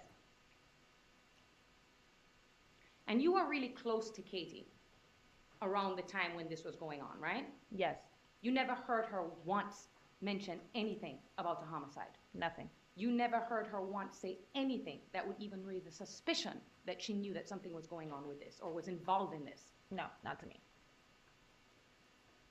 And I wanted to also talk to you about the car that you said, Okay. the Lexus, right? In May of 2015, right after the Pacquiao fight, isn't it true that Ms. Magbanua got into an accident in her Mazda? She did. Mr. Garcia was with her, right? He was. So now she didn't have a car to drive. She did not. She told you that Charlie loaned her the Lexus to use in the meantime, right? Yeah. Now, you said you didn't know if she paid for it, right? No, I do not. If there are recordings that would show that, that would be evidence that she paid for it. Yes, If there are text messages referencing that she paid for it, that would be evidence that she paid for it, yes, okay? And if there are documents like, I don't know, the transfer title yes, would indicate how much she paid for it, right? correct. All right. One thing the state didn't bring out was, what? This car, it wasn't a 2014 Lexus. No, It was a 2001 Lexus with over 150,000 miles on it. yes, And it kept breaking down. it did. Even though it's in pristine condition, it's not like it was, you know, not without problems, right? Correct. Miss Magbanua was arrested in that car, right? Yes, No pictures at the time of her arrest, nothing? no, Now, you do recall the state actually brought up an incident where you said you remember that you had watched Miss Magbanua's children and that you remember her saying that Charlie had told her that his brother-in-law had been in a car accident, right? yes, Okay. Now,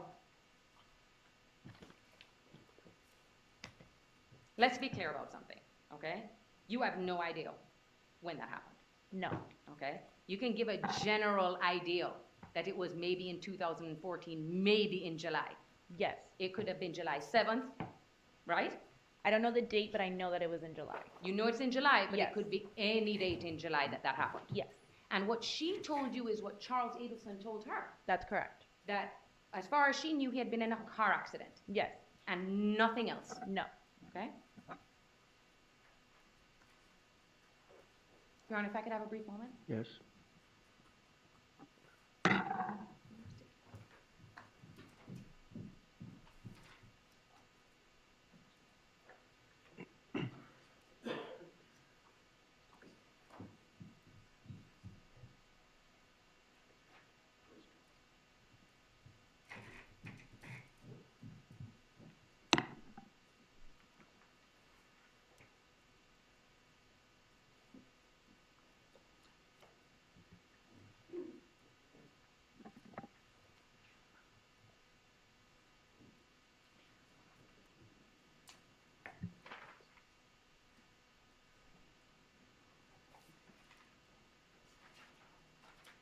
Now, I think I went over this with you before, but I just want to just make sure it's clear so that there's no confusion. When we say the Pacquiao fight, it's a Pacquiao-Mayweather fight, Yes, and that would have been in May of 2015, that's correct. okay?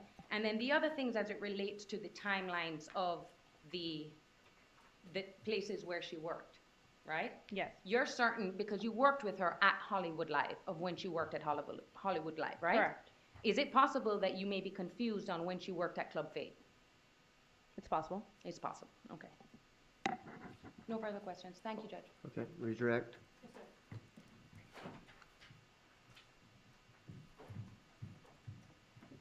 All right, so when defense was first asking you questions, they were talking about her getting cash from all these places. You were walking us through the approximate timeline of when you remember her working at these spots. And it was liquor promotions and Sophie Dental. Then she went to Fate while working at Sophie Dental. Then she quit the liquor promotions. After she left Fate, she went to Hollywood Live, Yes. right? Okay, so she's not, you're saying that she's working at these different clubs at different times, not all at the same time. Not all at the same time, no. Okay. Defense asked you about, these, world-renowned clubs in Miami Beach where girls can sometimes make a ton of money doing bottle service and things like that. The Hollywood Live that we're talking about, that's not one. I mean, I'm sure it's a really fun place, but that's not one of those clubs, right? No, it's not like a live or something like that. Okay. You characterize it as like a local Haitian neighborhood spot, Yes, it's the Okay. locals' place. and you could make $100, $200 there. Sometimes once a month, make $400 or $500. You said. Yes. Okay.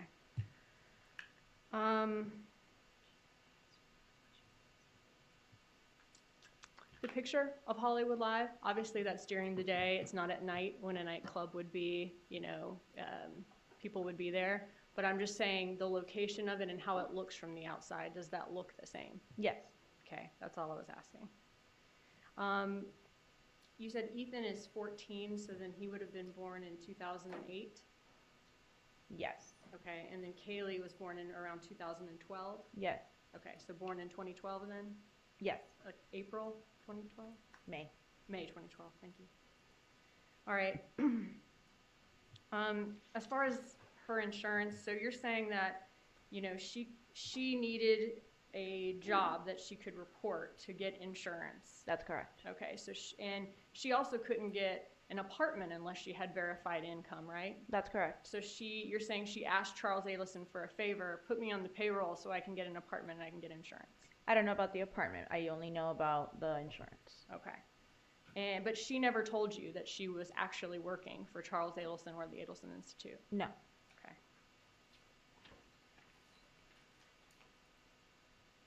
And is it your understanding that she was put on the payroll of Adelson Institute? Yes. Okay. The timing of when she told you about the car accident, you said that you took care of the kids and she told you that sometime in July of 2014. You can't sit here and tell us, I know the exact date, right? I have a picture. You have a picture? Yeah. Of the what? Of the night that I watched the kids. Oh, okay. Yes. With you? On you? It's on my Facebook. Okay. I'm sorry, it's on my Instagram. Okay. You do know that it was, you're saying, the next day that she told you about the car accident? That's correct. Okay. The police report, where Yes. you told us about the police mischaracterized your statement about the breast enhancement. Yes. You said that, and I think you've said that in a prior statement, as defense said, that you basically told the police, you don't know whether he paid for half, she paid for half, he paid for all of it, she paid for all of it, you don't know. Yes, I was not aware. You don't know who I don't paid know. for it. Those were your words Yes. that you said. But they said that this is how much it cost, the $6,000 or $7,000, and she paid half and Charles Adelson paid half. That's Yeah. what they put in their report. And they're wrong about that. You just said you didn't know whether I she didn't paid know. half or he paid half. or That's who correct. paid. Okay. And you've had a chance to review that statement before, that report, and everything else was correct in it, right? Yes, everything else was correct. Okay. And I actually didn't even ask you who do you think paid for it, because I know that that wasn't what you said in the past, right? Yeah. Okay.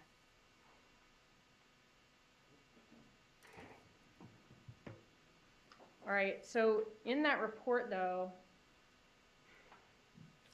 the defense asked you nothing was ever said to you that ever raised a suspicion that she was involved in a murder. No.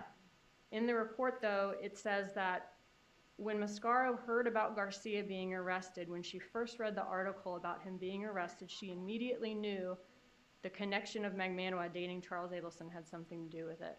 Well, I knew that the person that had died was a connection to Charles Adelson, and obviously she was dating him. So I didn't know, exactly what happened, but I just knew it was somebody that she knew. Okay. But you immediately knew that the connection then had something to do with it. Well, yeah. Okay. That's all. All right, we can release the witness. You want it subject to recall? If she could just subject recall for now. Yes, Okay. All right. You'll be notified if we need you to testify again, okay?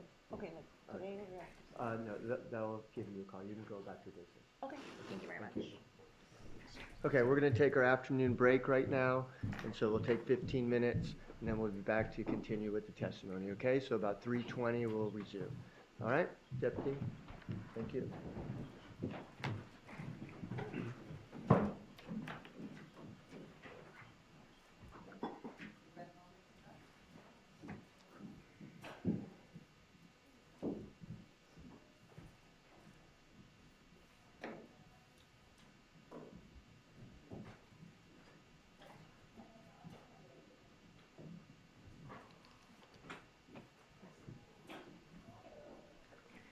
All right, jury's out of the courtroom, door is closed, we'll be in recess till 3:20.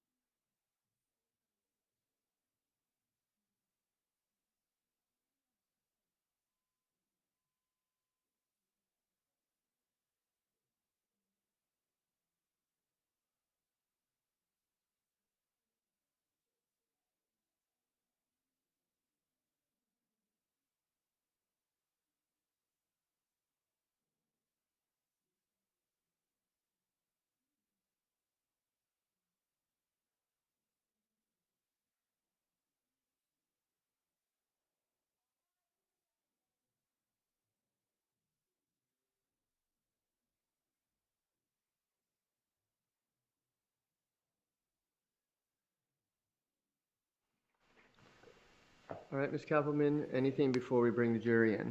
Judge, I placed the order for the Spanish translations on your bench. Other than that, nothing. Okay. Anything from the defense? No, Your Honor. Okay.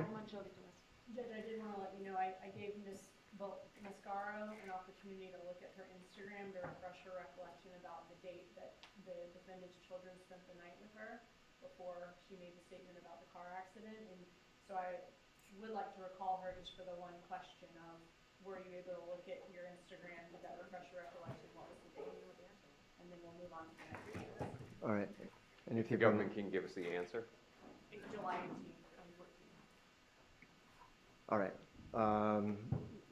So we'll bring her back in. You can recall her for that purpose, and then we'll move on. Yes, sir. Okay, let's bring the jury in, please.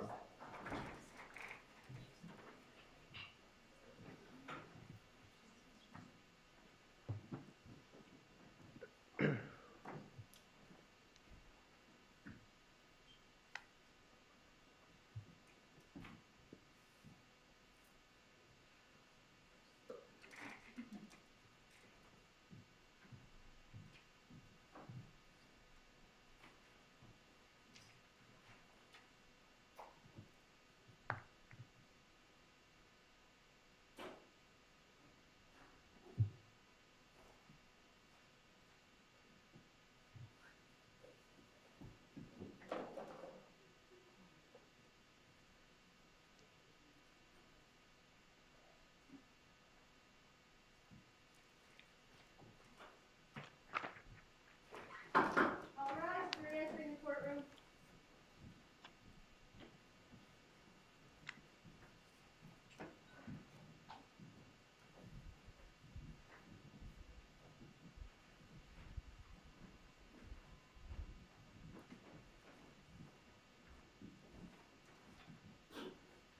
All right, please be seated.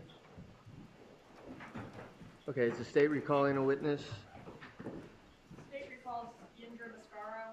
All right, Ms. Mascaro again, please.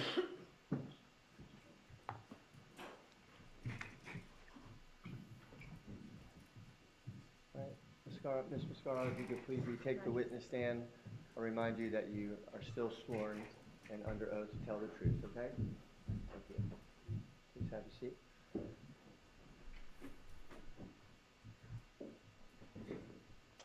During the break, did you have an opportunity to look at your Instagram you told us about on redirect to see if it refreshed your recollection about the date that Katherine Magbanua's children spent the night with you in July of 2014? Yes, Okay, and what date was that? July 18th, 2014. That was the night they spent the night with you? Yes, Okay. And then the next day would have been the day that she made the statement to you that his brother-in-law had been in a car accident? yes. Okay, that's all. All right, do you want any recross on that? Okay. Ms. Mascaro, Yes. you were able to go back on your Instagram account and look at what you posted, right? Yes, Told you the exact day? yes, There's a record of it? yes. No further questions, Judge.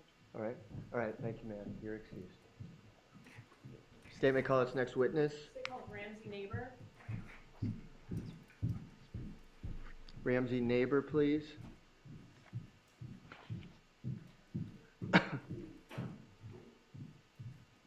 Oh, and Ms.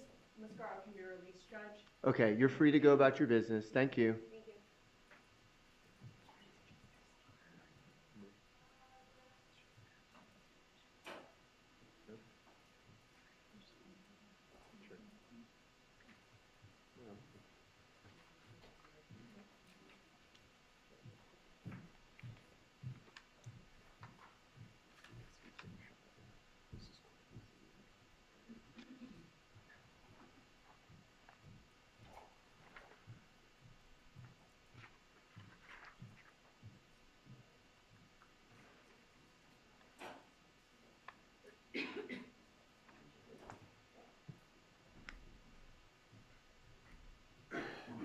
All right, you could come up right here to the witness stand, please.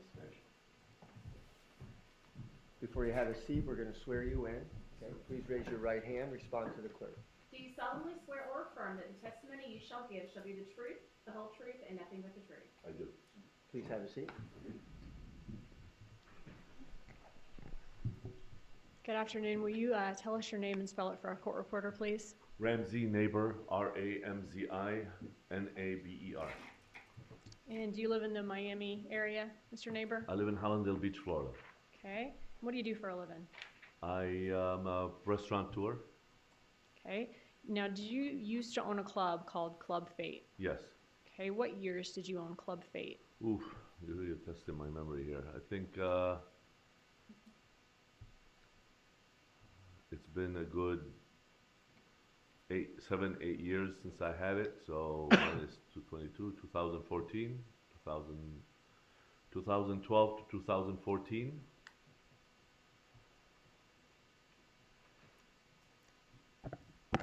Okay. What was your role as the owner? Managing the facility, scheduling, staffing, purchasing, marketing, promotion, all of it. Okay. When you owned it, would you also hire and fire employees? Correct. Okay. And what about financials, paying bills, doing the cash outs? Who would do that? Either myself or one of the managers. Okay. Just a moment.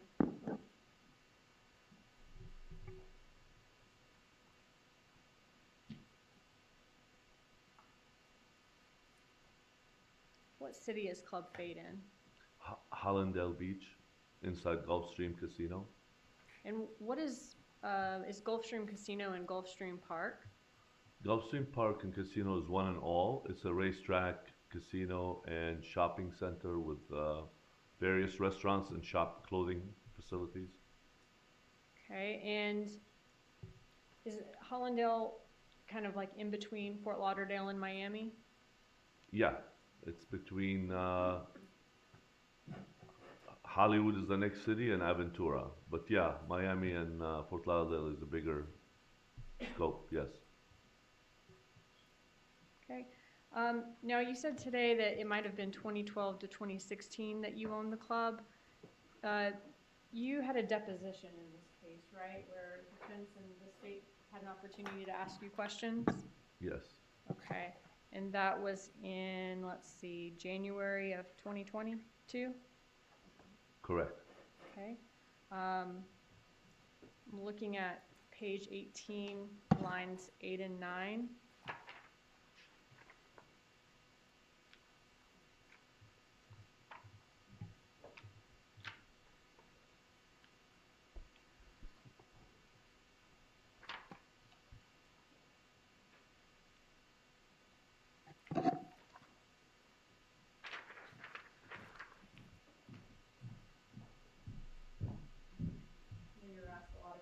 That day. Okay.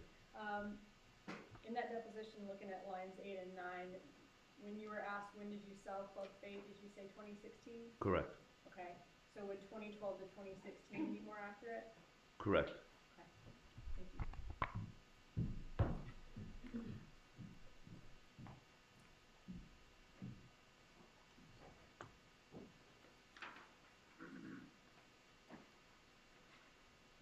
And you said that you would do the cash outs at the time, or now was your club at the time, most of the sales were cash or credit card?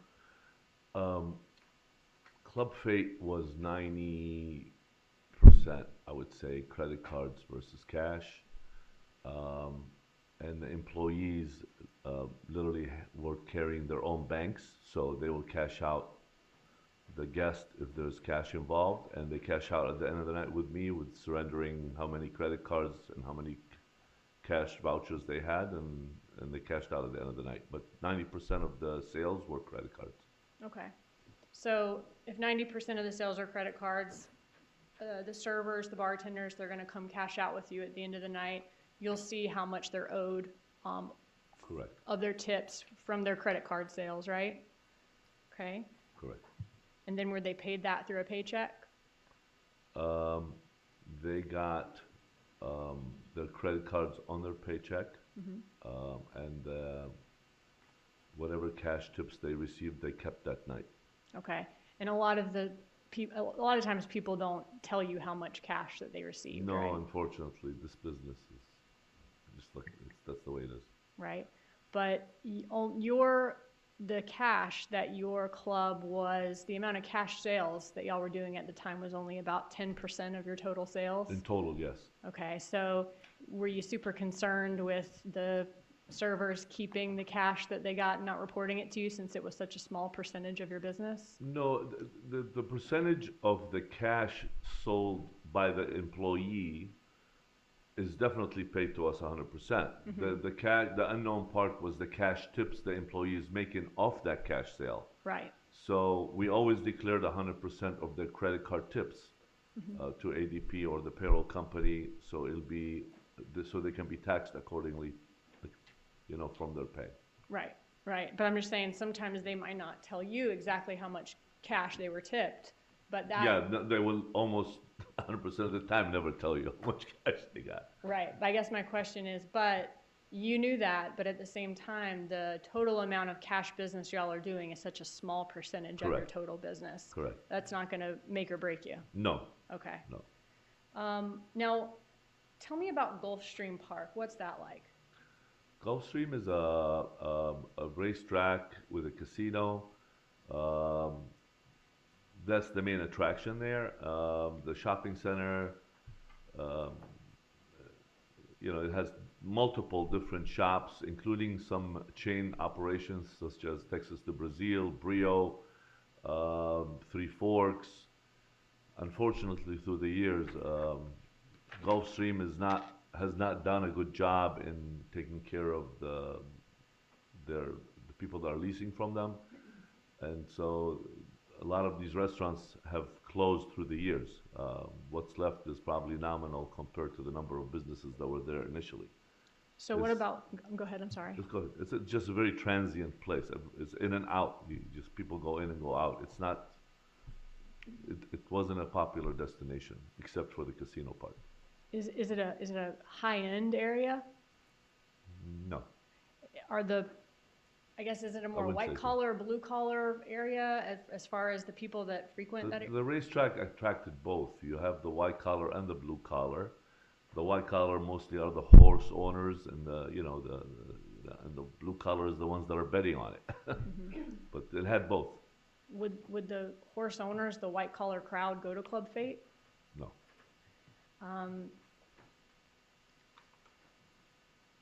You told me about a couple of the restaurants just now that were in Club Fate, and you mentioned some like national chains, like Brio, you said? Brio's gone, but used to be there. Okay, so Brio's like a national high-end Italian restaurant chain? Yeah. Laredo's, Laredo's, Three Forks is owned by the same chain. They went out of business there too. Laredo's is kind of like a high-end Mexican restaurant? Mexican, yeah. Okay. And Three Forks was a steakhouse. And so those national chains all brought nice restaurants there, but they ended up failing, ended up going out of business? Correct. Okay.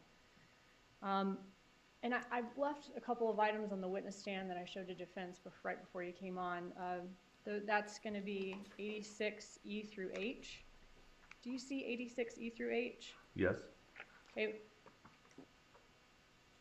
Do you recognize those to be showing the location of Club Fate and also the front door of Club Fate? Correct. Okay, are those true and accurate depictions of where it's located and what it looks like from the outside? Yes. Okay, at this time I'd move 86E through H into evidence. Any objection? No, Your Honor. All right, exhibit 86E through H, is that what you're saying? Yes, sir. All right, be admitted.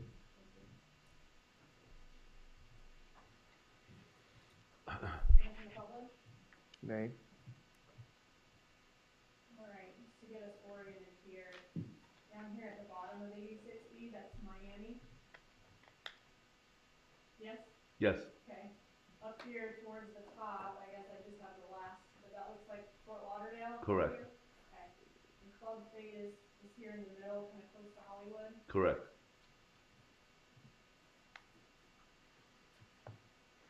Closer up view of where Club Fate is in that area? That is correct. And so is this whole area right here Gulfstream Park? Yes, it is. This is a closer, an even closer view of Gulfstream Park and Club Fate's location in that park? Correct.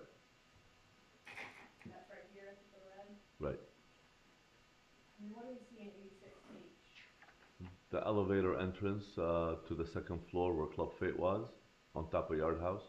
Okay, so if you wanted to enter Club Fate, or a customer would, they would come in the front door here, go up an elevator. They gotta take the elevator up that brings them to the second floor. Those small two windows are actually Club Fate. The large window is the lobby of the elevator area. Okay, and this restaurant is not connected to Club Fate? No, no, Okay. it's a different chain. And that looks like kind of the service entrance maybe for that restaurant? That's I not think it was the door. kitchen delivery area, yeah.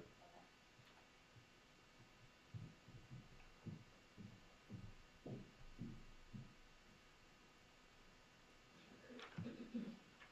So when Club Fate first opened, what was your vision for it? When I first opened it, I partnered with a famous DJ that lives in Miami. His name is Marcus Schultz. He's an electronic dance music icon in Miami, originally from Germany. So he partnered with me on the project to open electronic dance music concept in Gulfstream.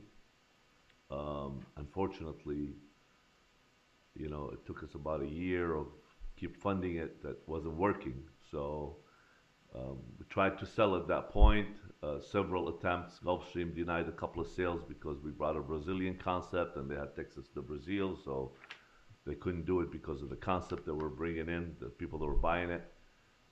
I ended up switching it to a hip hop nightclub, which is playing, you know, urban music, and that's what kept it open through the years. No. But it was not a successful venue. I ended up buying my partner out, and I ended up just walking away almost with minimal investment money back. I sold half to one of my promoters who's operating it since that year until now. And with COVID and all that, you know, it was closed for a couple of years by order of the governor, so I haven't even gotten my money out of it yet. Okay. Was it turned into a hip hop club after you sold it in 2016? The last year or maybe year and a half of me operating it, it was a hip hop club. So I would say 2014 and a half to 2016, it was hip hop for sure. Okay. Now, was it popular when you first opened it? Did y'all do well at first? It never did well. I mean, compared to what our expectation was, no. Okay. I guess the first 2 weeks, did y'all have more people than you had the rest of the time? We did because Marcus is very famous. Mm-hmm. So he played for our club for free as a result, because I couldn't afford to have him play there. You know, he gets paid $100,000 per event. Mm-hmm. So he played a couple of times at the opening night, and a month later. That period, yes, there was business. Okay, so the first month when it first opens and the DJ's there, y'all got some good business at that Yeah, time. and the grand opening and so forth, yes. Okay, but he didn't continue playing there. No. Okay, and then after that, did it continue to do well, or it just kind of fizzled Just out? kind of like started dropping slowly. Okay. Did y'all have celebrities that would come in? No celebrities, but we had some other named DJs play there, like David Tort and other names that are in the industry. Mm-hmm.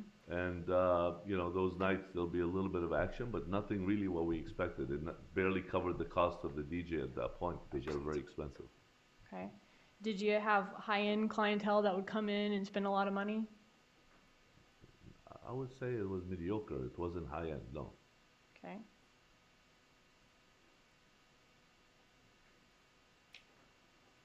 I mean, Club Live in Miami is high-end. We were nowhere near that. So Right. It's not high-end, no. Okay. And did y'all have bottle service there? We did. Okay. About what was the cost of the bottles? $150, I would say. $150 to $200, depends on the bottle. About $150 a bottle? Per bottle, yeah. Maybe up to $200 a bottle? Yeah. Okay. Did you ever have girls that did liquor promotions there? I don't know what you mean by liquor promotion. Like maybe have a type of liquor they're promoting and offer people a taste of it?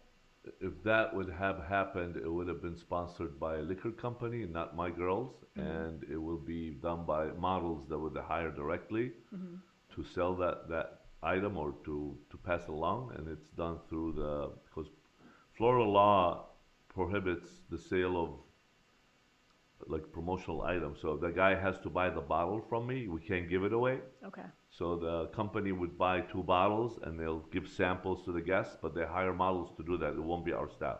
Okay. So your staff would have been made up of what? Bartenders and servers? Just the 2 bartenders behind the main bar and the servers. And at that point, when we opened, we also had sushi in the front. So we had a bar in the front that was serving sushi. So there'd be cooks, bartenders, and servers. Okay. How many servers and bartenders? You said 2 bartenders. How many servers would work at a We time? never had more than 6 on a weekend. That would be the max. About how often did your employees work? Our Each busiest, employee, how many nights per week? yeah, I mean, we didn't work anybody more than 4 nights max. I don't even know if we opened Mondays. I'm trying to remember, but most of the business came on Friday and Saturday. And when one busy night, the weekday night would have been like ladies' night, Wednesday or Thursday. So it'd be like 3 nights. The majority is when we need the most of the staff. The rest of them could be ran by 2 girls on the floor because it wasn't that busy. Now, about how much did your employees, how much were they taking home a week at that point? I think everybody's averaging about 1,000 a week. Okay. I asked you earlier about the deposition.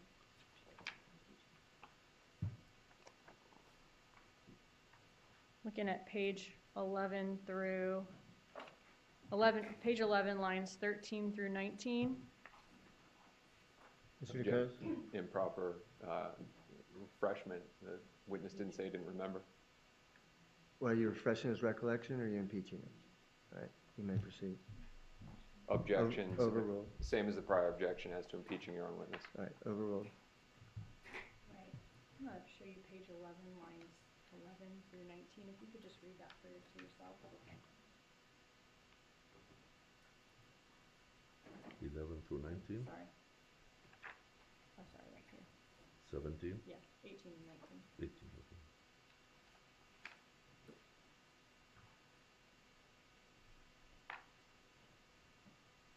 Okay, that's all. Okay, thank you. Thank you. All right, so in that statement, you said that everybody in the bar was averaging about $500 to $600 a week? Yeah, I think there we were talking about tips. Okay. So if you add up the tips and the hours, it's going to be a little bit higher. But Okay. depends on how many shifts you worked. If you worked, it was if you go further, I think we said about $250 a shift was like a good day for them. So it depends on how many shifts you had. So if you had 4 shifts, you're making 800. If you had 3 shifts, you're making 600. So it depends on how many shifts you had. Okay. So, I mean, you have to put it in the content of the rest of it. But, you know, it was $250 per employee a night was a good night. Okay, thank you for clearing that up. So a good night for your employees was $200 to $250 a night, depending on how many nights a week you worked. You How long you worked, yes. could get up to $1,000 a night. If you only work 2 nights, You worked it 4 might be more nights, like yes. If you worked 3 nights, but the majority was just like the weekends. right. When you needed an entire staff, it would be those 3 nights, the Friday, Saturday, and 1 week nights. Gotcha. And if you work 2 nights, like maybe say you only work 2 nights a week, Friday and Saturday, and you made $200 to $250 a night, Right. you were making $400 to 400, $500. yeah, Okay, that was average. yeah.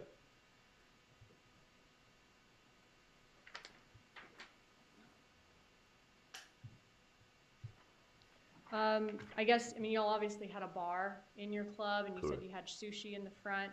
What was the rest of the club like? What was the layout?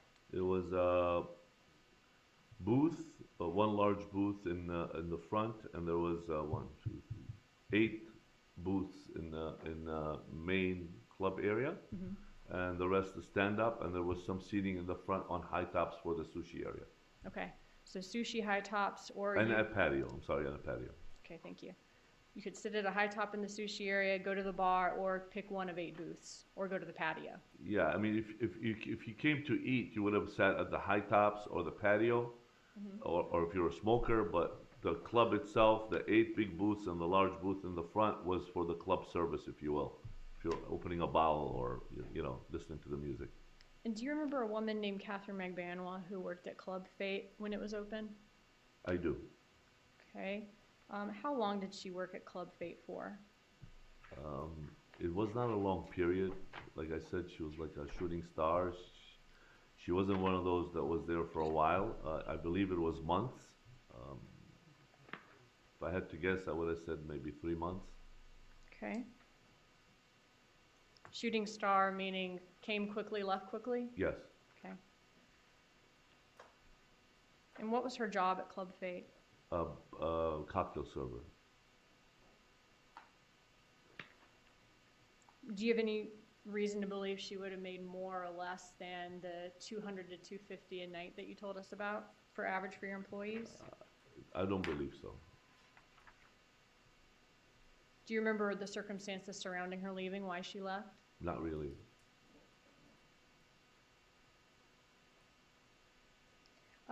Did you keep employee records when you owned the club? We did. And do you still have them? No. And why not? What happened? Initially, all the paperwork that was in boxes in the Club Fate in the office was destroyed, water damage. There was a major leak from the hurricane from the roof that came straight into the office area, and we had to throw everything in the garbage that was in the office after the insurance and then the Gulfstream staff, the maintenance staff came and repaired the roof, and you know. But whatever records we had, it would have been with the payroll company or that was in the office. So whatever's in the office is gone. Okay. Was the office the only part of the club that was damaged? The major leak was by that area, yes. Okay.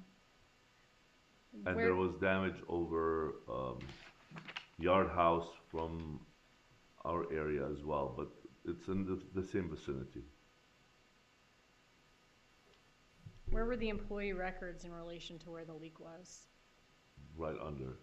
Okay. I just wanted to clear up one thing. Were your servers paid like an hourly tipped employee wage? Correct. Okay. So the amount that your employees made, they'd make obviously their hourly tipped employee wage. Would they get that every month in a paycheck? It was bi-weekly, and if I recall, it was around, at that time, the minimum wage tipped employee was around maybe $5.03 or something like that. Okay. So it barely covered the taxes on their credit cards, you know, from the credit card, whatever, we claimed 100% of the credit card tips. Mm-hmm. So, you know, it just offsets it, kind of.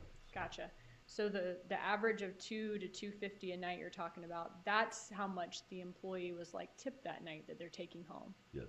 Okay. From your sales? Correct. Okay.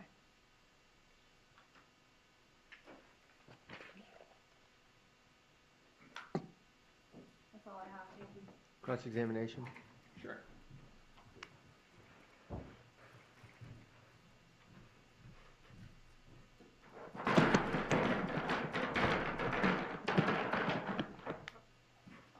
Sorry, that was not quiet. Mr. Neighbor, how are you? I'm good, how are you? Doing well, doing well. This shouldn't be too long. Now, you referenced a moment ago Club Live. Live, yeah.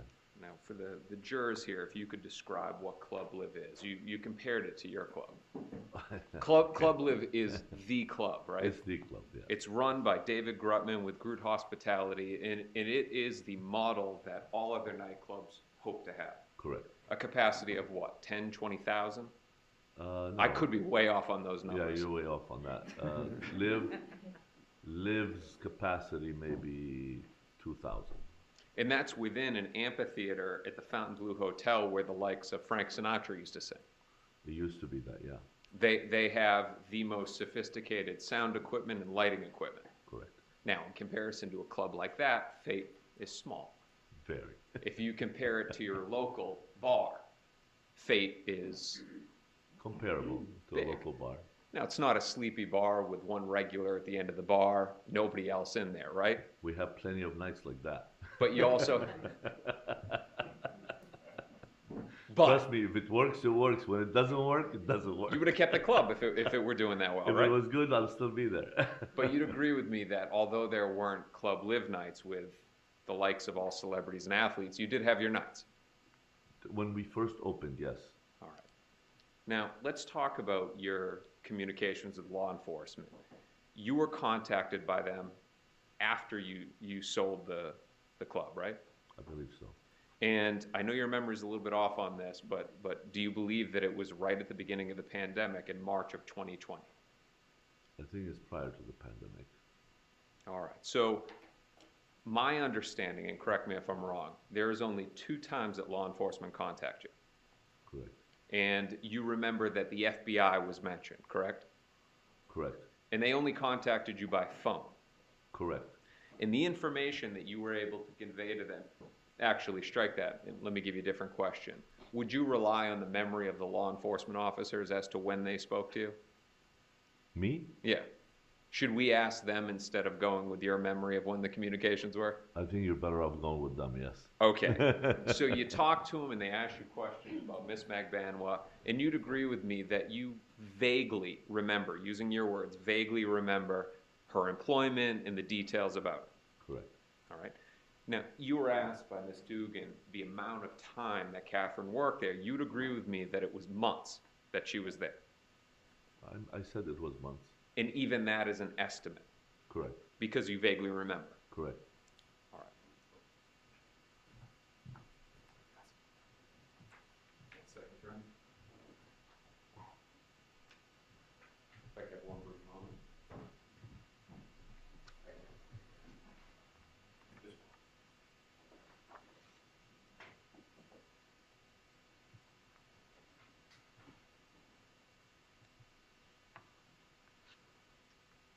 one second, Steve. I'll be right back. Take your time. Thank you. Madam Bertrand? May? Mr. Neighbor, I'm showing you been pre-marked as Defense 18. You know what that is, right? Yeah. That's a photograph of Katherine Magbanua. Yes. And that's a photograph of Katherine Magbanua as she looked around the time that she worked for you. Correct. And that fairly and accurately depicts the employee that you had during that time? Correct. Thank you. Defense officer in what's been pre-marked as Defense 18. Any objection?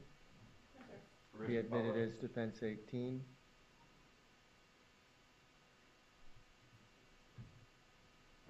Okay, so Mr. Neighbor, I want to make sure, you're going to have to explain this to me because even I was a little bit confused. So your employees are making, on average, and again, these are rough estimates, correct? Is that correct? Correct. $500 to $600 per week. I would say so. Now, and walk me through, and I apologize if I'm confusing your words.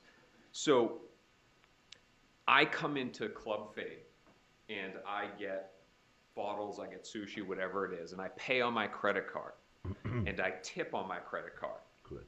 That's the information that you as the owner know about. And then you pay out the tip portion to the employee. Correct. Now, if I come in there and I use my credit card and I buy a bunch of stuff and then my buddy goes, you know what? You paid for the sushi and you paid for the booze. Let me pay the tip in cash. You don't know about that, right? Correct. There's a good chance you don't know about it. For sure. And that's standard in the industry, right? Correct. With respect to tips. Correct. Now, if I come in and it's just cash and I pay for whatever it is I'm buying in cash and I tip in cash, those tips as well too, you as the owner, you wouldn't know about. I wouldn't know the cash part of it. No, I know about the cash sale, but I don't know about how much the person left them. You know the cash sale because you get to ring up the drinks and ring up. Well, they can't get the drink without a ticket, printing at the bar or at the food station, so I'll know it was rang up.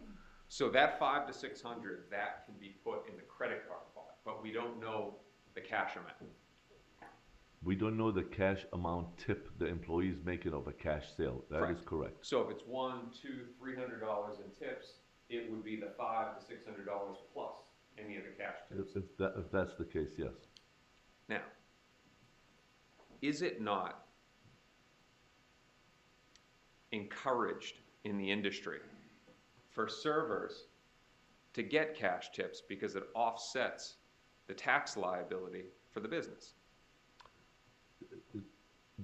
Encouraged, all restaurants prefer cash, of course, over credit. However, in in the nightclub business, especially in that area, until it's now, even my restaurant now, the cash sales does not exceed 10% of the gross sales of the restaurant. This day and age, cash has become, you know, it's a commodity that's not available in our restaurant business. It's all credit cards right now. Yeah. Now, 8 years ago, though. now, if the clientele was, for example, hip hop, that formula switches completely from 90-10 to possibly, 60% cash, 40% credit cards. So it switches if it depends on the concept that you have. But as an electronic dance music nightclub that we were, we knew it's going to be 90% credit cards. You'd agree with me, though, that there was a little bit more use of cash back in 2014 than there is now in 2022? Oh, yeah, I would say that, yeah. All right. In the point that we're trying to make, I'm not trying to change your 90%, but you as the owner, you don't know. It's 500 to 600 average plus cash tips. Yeah, I don't know what they made in cash tips. That is true. All right. Now, the records. That's my last topic. The records that you have. The records, yeah. There were employee records for Katherine Magbanua, no doubt about that, right? Well, we had to do, she would have had to fill out her W-2s, her 1099, her picture, her social security, picture of her ID. It has to be in her file. All that was in the office. Now that would also have the information as to what you're giving the rough estimates on, the 500 to 600. We would be able to know the exact amounts, right? The payroll amounts. Not from the record. We wouldn't. The payroll is with the payroll company. That has nothing to do with the file. The file doesn't have. We don't have a copy of their paycheck in the file. But you do have a copy of the check that you'd write to them on the credit card tips, right? Stuff like that.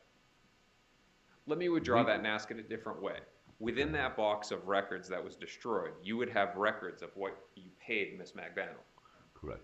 Okay, but unfortunately, that happened to be in a paper box in the exact corner of your office where there was a flood and it all got ruined.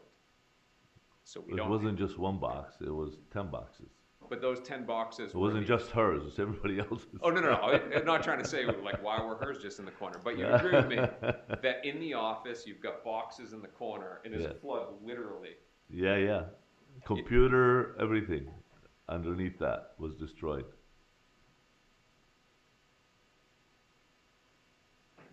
Had law enforcement come to you years ago, before that happened, understanding you're not really sure, do you know when the flood happened?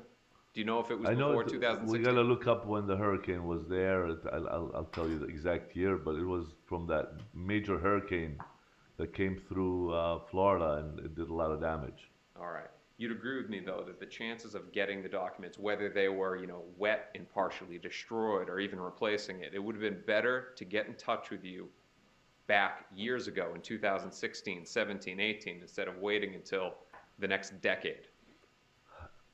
All I know is there was 2 attempts from them to speak to me. Well after you sold the club? No. One, I don't know the exact times. I really don't. I'll be lying if I told you what time and when. I remember a phone call with a message left on my voicemail saying, I'm so-and-so with the FBI, give me a call back. Okay. We're trying to get to you, the club is closed, we can't get in. And it would have been during the day. Probably they're trying to come talk to somebody in the office, and we don't open during the day. If I were to tell you that first communication were 2020, and I understand you, I'm not asking you to agree. I'll take your word for it because I have no recollection of when. Okay. So, if it were 2020, which it was. Objection to counsel testifying. That's sustained. You just Okay. said you weren't going to suggest and make them agree, and that's exactly what you're doing. Okay, Your Honor, I'll phrase it in a different way. Please. Okay, so Mr. Neighbor, had law enforcement come to you before 2020, would there not have been a greater chance of getting the documentation and the exact numbers from Ms. Magbanua? I don't know if they could, because in 2016, I didn't have keys for the place anymore, so I couldn't I don't have access to the place since the partner, the guy that took over as the managing of the business, Okay. Philip Houston. I don't have keys to the business till this day, so I don't have access to see what was in that office. And that's what I told them at that time, that I did not have, I don't know what part of the damage was part of hers or not, but I didn't have access to it, period. All right. So, Now, is there any doubt in your mind whatsoever that Katherine Magbanua worked at your business, Club Fate? no, she worked at the club, yes. Should any financial analysis of her income not include employment with your business? If you need me to re-ask that, let me know. Yeah. If there was financial analysis done of Ms. Magbanua over the years, would it be wrong for it not to include the time that she worked for you at Club Fate? No, it should include Club Fate, yeah. Because she worked it. Yes. I'm showing you now what's been entered in as government's 86B. Do you know what that is? It's a hip hop bar in Hollywood, Florida. All right. Are you close with any of the owners there? No, I did purchase some of their old couches for Club Fate. What are the chances? All right. You don't know how much the servers make there, do you? I have no clue, but I know it's a different clientele. Now, if we were to want to know the level of income of the bottle service in that club, that how much somebody would make, we should have somebody come here from that club, right? If you say so. All right. No, I'm asking you. If you want to know what they make there, I would ask them, yes. 1 second, Gerard. Anything else? Okay. Nothing further, Your Honor. Thank you. Redirect. Very short. Defense said that Katherine Magbanua worked for you for months. You precisely said not more than 3 months, right? Correct. Okay. And you said made money when it first opened. Are you talking about that month time period that you told me about? Correct. Okay. And then after that, you said it didn't work. Yeah. If it had worked, you'd still be running Absolutely. it and own it. Okay. And in your experience in the restaurant and nightclub business, when most people, you said 90% of your business is from credit cards or your sales. When people buy dinner, bottle, drinks, whatever on their credit card, do they also put a tip on that credit card too? Correct. Okay. That's all. Thank you. We can release the witness.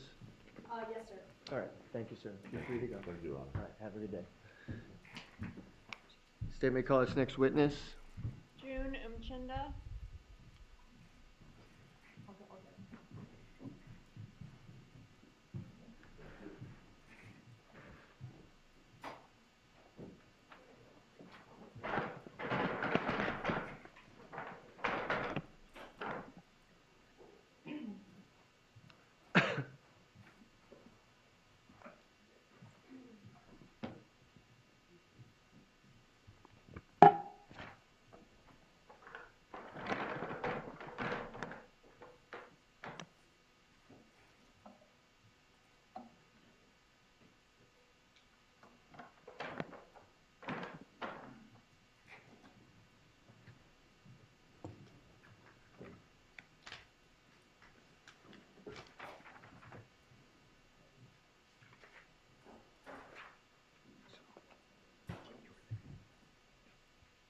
Okay, right up here, ma'am.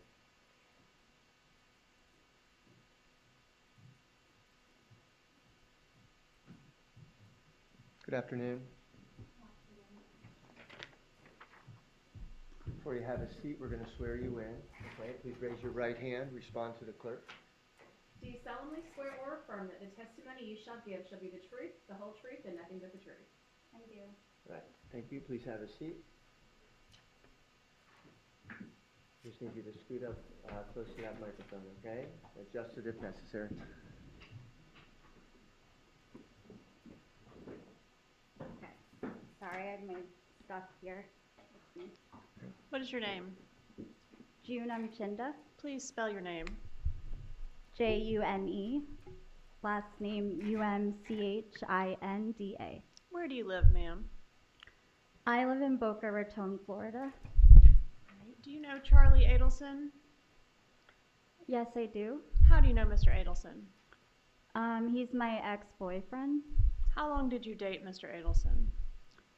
We dated about 2 solid years, but we're kind of on and off for like 7 years, so. Okay, when did you first meet him? I met him in 2015, I believe. And did you start dating in 2015?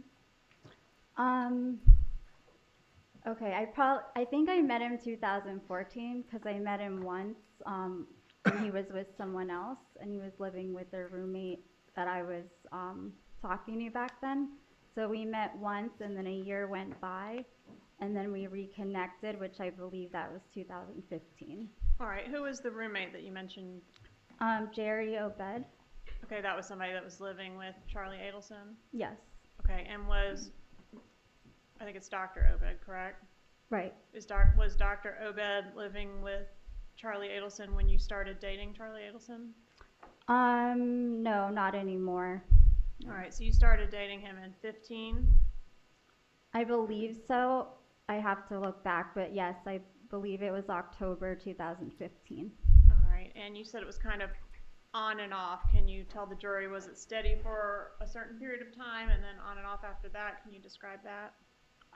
Yes, so for the 2 years it was definitely on. We were together like every day, basically lived there but not legally. So, you know, I saw my future with him. We were going to get married. It was a big thing.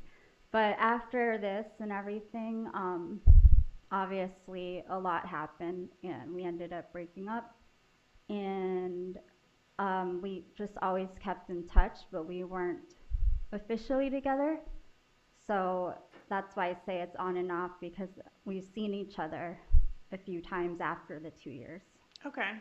So. But approximately in 2017 was sort of the official end, and then it was a little bit on and off after that? Yes, officially 2017, I believe. All right. During the time that you were steady dating Charlie Adelson, did you stay over at his place regularly?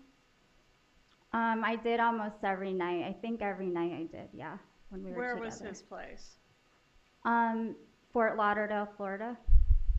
Whale Harbor? Yes. What's the name of the road? Whale Harbor Lane. And what did Mr. Adelson do for a living during the time you dated him? He worked full-time as a periodontist. Did you ever observe him engaging in any type of gang-related activity? No. Any type of gang members hanging around with him or interacting with him during the time you were in a relationship with him? Not that I know of, no. Did you ever see him engaging in any drug use or drug dealing? Definitely not drug dealing. He likes like marijuana and that's probably it, and drinking, so. All right. And during the time that you two were together, that 2 years, have you described yourselves as being inseparable? You and Mr. Yes, Adelson? we were like best friends at one point, so. As you sit here today, when was the last time you had contact with Mr. Adelson? So it was actually, so he reached out to me the night before he got arrested the next day, but I did not reply until the next day and he was already gone, so. In the last year, and I'm speaking about from today back, how much contact have you had with him? Well, this year I particularly tried to stay away from him. He wanted to see me a lot. He would reach out, but I just couldn't with this whole thing going on, and there's issues with another girl after me. And so. when you say this whole thing going on, you're referring to this case that we're here about? Did you ever observe Charlie Adelson to have large amounts of cash? I mean, I don't really know what large would be, but yes, I saw cash with him. Thousands of dollars worth of cash? Yes. Where did he keep the cash? He obviously kept cash in his wallet, and he kept cash in a safe as well. A safe in his room? Yes. All right, and that was at the Whale Harbor residence? Yes. Okay, and was it a safe like the size of this speaker on our table, or like the kind that's like the size of a refrigerator? A larger one. And was there anything unusual about the way that Mr. Adelson packaged his money? I never looked in the safe primarily, so I don't know how he kept the money or where it came from. I just know there was money in there. All right, and that was thousands and thousands of dollars? From the time that I saw there was. I don't know how much was in there. All right, and were the thousands and thousands of dollars kept in stacks of hundreds? The thousands that I saw were $100 bills. $100 bills, and were they stapled together in stacks? I believe so. I saw like a staple, but this was so long ago that. Would it refresh your recollection to review your prior statement given on July No, 20? I remember it. Like, Okay. I mean, there were staples on it. I just don't know. Like, I never saw the money in the safe, so I don't know. Okay, but you saw money out of the safe being counted, right? Right. Okay, and that money was in stacks of $100 bills stapled together. Yes. What about Katherine Magbanua? Do you know her? No, I don't. Were you aware that Charlie Adelson dated Katherine Magbanua before he dated you? I was only because of the media and this. They thought I was Catherine at one point, so. Okay, but during the time that you dated Charlie Adelson, were you aware that he had a girlfriend previously named Katie? No. And what about after you? Do you know who he dated after you? After me, he dated another girl named Bree. All right, and what about Whitney? Do you know who that is? I do. So when Charlie and I met, he was with Whitney, and that was before me. Okay. And then I met Whitney briefly, like one time.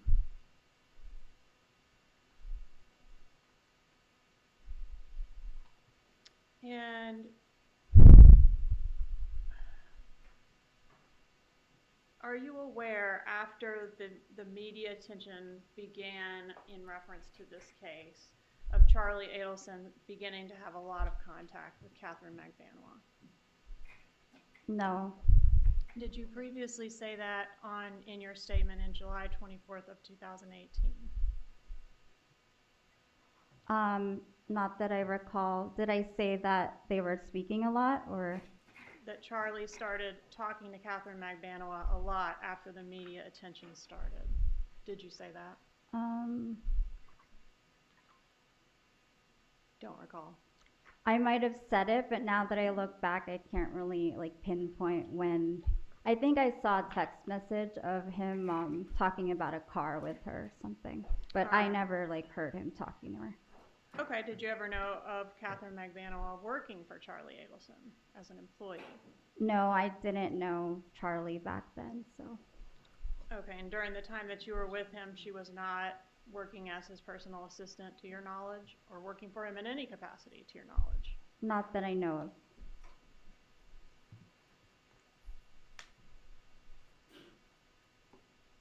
Were you dating Charlie Adelson at the time when the first arrests were made in this case of Mr. Garcia and Mr. Rivera? Yes. All right. And did Mr. Adelson's behavior change when the arrests were made? Yes, they did. Can you explain how his behavior changed? Well, this case kind of blew up in the media, so he was obviously, he went through a lot of stages. At one point he was very depressed, and every day it was something different, but he just was never the same after this. Did he become violent? Not like really to me, but sometimes he would get angry sometimes. Agitated? I think so, yeah. Short-fused? I mean, yeah, I guess so, yeah. Couldn't sleep? Yes. Did he keep clothes by his bed in case the police showed up in the middle of the night? He did that once, I think, but it was so long ago that I don't know if it was for that reason. Did you have any contact with Donna Adelson during this time frame? No. Do you remember being on the balcony of the Icon where Mrs. Adelson lives, having a conversation with her about this case? Briefly. All right, and what was her demeanor? Do you know what I mean by that? How was she acting? Yeah, I during know that what conversation? demeanor means, but she was, everyone was obviously upset about this, and it's, you know, she wasn't happy, so. She was stressed out, right? Yeah, of course. Did she have puffy eyes? I don't remember. Did she complain about not sleeping? Possibly. And did she make a statement to you about Dan Markel? Yes, I believe so. What was that statement? Just that everything was awful, and it feels like, you know, like it's, I don't know. I'm sure you have it there, so. Do you know what it is? I kind of briefly remember, but, Did she say that she feels like Dan's back from the grave, like haunting her?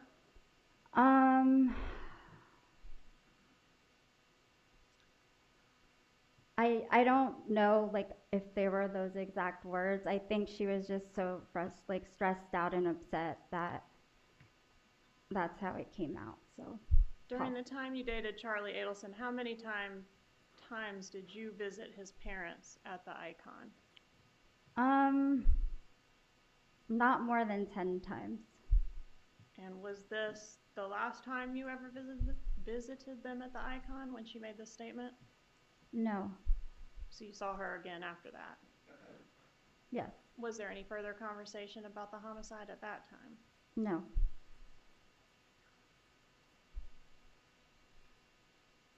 Did Charlie Adelson have WhatsApp on his phone? Yes. Do you know if he communicated with Katherine Magbanua via WhatsApp? I don't know.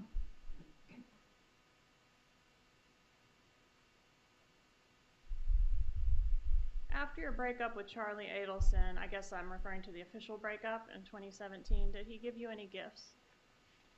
After that? Yes, ma'am. I don't remember. Maybe like little gifts. Like, How I don't about know. a car? Did he give you a car No. after you broke up? No. Did he put you on the payroll at the Adelson Institute after you broke up? No. Do you recall him telling you that he gave Katherine Magbanua a car? I do. What was the deal with that? I think he just said his father had the Lexus and it was an older Lexus, so he wanted to help someone out, and they didn't need the car, so yeah. Okay. And what about trips, vacations? Did Mr. Adelson pay for you to go on any trips or vacations after your breakup with him? After the breakup, no. All right, one moment, please, Your Honor. Okay. No further questions. Cross-examination? Yes, thank you, Your Honor.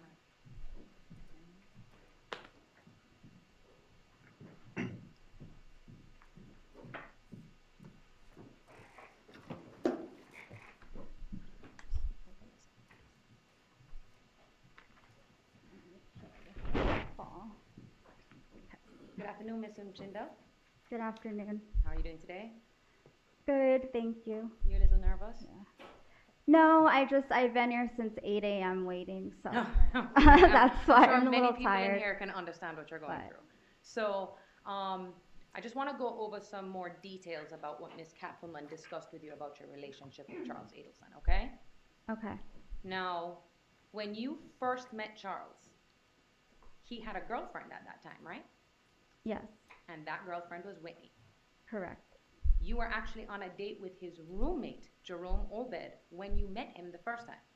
Yes. Okay, so it was like a double date situation. Not intentionally. I was supposed to hang out with Jerry at his house because he was the roommate, so it was Charlie's house, but I was with Jerry at the moment. At the moment. But And you then weren't that's when with I met. Charles. No, he was with Whitney, and we didn't plan it like that. It just kind of happened. Yeah. Okay, and that was around 2014 to 2015. Yes. Now, a few months after you met him, Charlie is the one that sought out your phone number, right? Yes. He tracked you down. Correct. That friend of yours was a patient of his, correct? She wasn't officially a patient yet. She looked online and wanted to have work done that a periodontist would do, and it happened to be Charlie, and I didn't even know she was going there, but she told me, I went to the dentist or the periodontist, and he mentioned, somehow I came up, and then after that, he was actively pursuing you, trying to take you on a date, right? well, he asked her for my number, and then he had his office staff call. Okay, to so he got get your my number number. from his office staff, and that's how he started calling you. Through my best friend, Gia, correct. Okay, and when he started to pursue you, he assured you he wasn't with Whitney anymore, right? You all day, right? Right, we always went to work during the day, and then But- after work. At that time, you didn't have any kids. No, I still don't have kids. He didn't have any kids at that time. No, That's not the situation now, though, is it? no. Okay, we'll get to that in a second. And so you didn't have any kids, he didn't have any kids, you guys had, apart from 9 to 5s, all the free time in the world to spend with each other. Correct. Now, you weren't technically living at his house, but you were sleeping there every single night. Right. And you were in love with him. Yeah, you could say that. Right? You thought he was in love with you too, right? At one point, yes. You actually thought this was the man of your dreams. Right. He told you he loved you. Of course, yes. He told you you were the only one. He said that, but I mean, over time, I got to know Well, him, so. hindsight is 20/20, but at the time, you thought you were the only one. Right. Now, he's very convincing that way, isn't he? Yes, I guess so. He has no issues with communication. Is that fair to say? Right. He has no problem being the guy that reaches out. No, he's very confident and, like, calm. He always knows what to say. He's very smart. And is he very charismatic? Yes. And he talks a lot. Right? Yes, he talks about everything. And he dominates almost every conversation that he's in. Right. And at the time, he seemed like he really did care about you. That's how you felt. Right. He was a very attentive boyfriend. You never had to like look at your phone and be like, why isn't Charlie calling me today? No, he was always like keeping in touch. And if, for example, you weren't calling, he would be blowing up your phone, right? Oh yeah, I'd call my roommate. Like if I took a nap once, he'd like come and find me. I don't know. He Okay. used to get worried about me. I don't know why, but Now, even after you broke up, it's not like when you broke up you stopped communicating with him, right? right. He's- For a while we did after the whole thing. Now, let's talk about, well, we'll tell this jury why it is you broke up, okay? Now, you guys took a break, right? Yes. What year was that? I want to say it was the end of December, like 2017. 17, Or 18 okay. or something. So, you break up, you guys are apart for a few months, right? Only 2 months. like, Only 2 months. supposedly. Then he gets back together with you, right? Right. I Then got back with him. You got back with him. Then you find out that in that 2-month time span, he ended up getting Wendy's boyfriend's nanny pregnant. Yes. And this was just in that 2-month period that you were apart. Right. Did you try to stay with him, or? Not really. Like maybe I gave it a thought, but I don't think I could have ever done that. Like after what he did, and then obviously this was going on too, so there's just a lot of baggage. And this is who you had mentioned before. That's Bree, right? Is the mother of his child. Right. Okay. And he had this child in 2018. I believe so. Okay. Yeah. Now, one of the other reasons that the reason you broke up with him actually is that you found out he was cheating with you from a girl from the Philippines, right? That's not the reason we broke up, but You did find out he was cheating on you with a girl from the Philippines.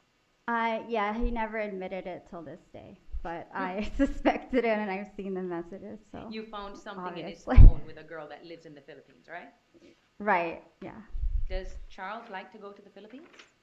Not lately, but like, sorry, but obviously, back then for a little bit, he did like to go travel. Does you know him also to travel to Vietnam? He did one trip that I knew, but I don't know anything else. Would you say that Charlie Adelson has a particular taste in a certain type of girl? Yeah, he told me, like, I mean, I think he likes Asian women, he His says. preference so is Asian I don't women, know, yeah. right? You see somewhat of a resemblance between yourself and Miss Magbanua, right? Yeah, somewhat. I mean, people mistake me for her sometimes. In fact, a month ago, you were on TV when Charles was arrested, and NBC said you were Katherine Magbanua, right?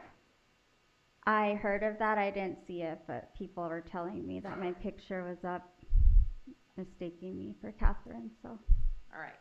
Now, you know now that throughout the course of your relationship, he was actually still in regular communication with Katherine.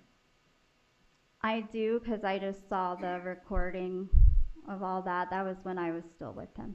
But you didn't know back then. No. He was able to keep that from you, right? Correct. Even though you were with him every day and every night. Right, and he would tell me something, but now that was around the time he was acting weird, so. And he's the type of guy, like, if you catch him, like, in I want to say a lie, he has a very good way of trying to talk his way out of it, right? Yes. Now, he was able to do all type of things without you suspecting anything, right?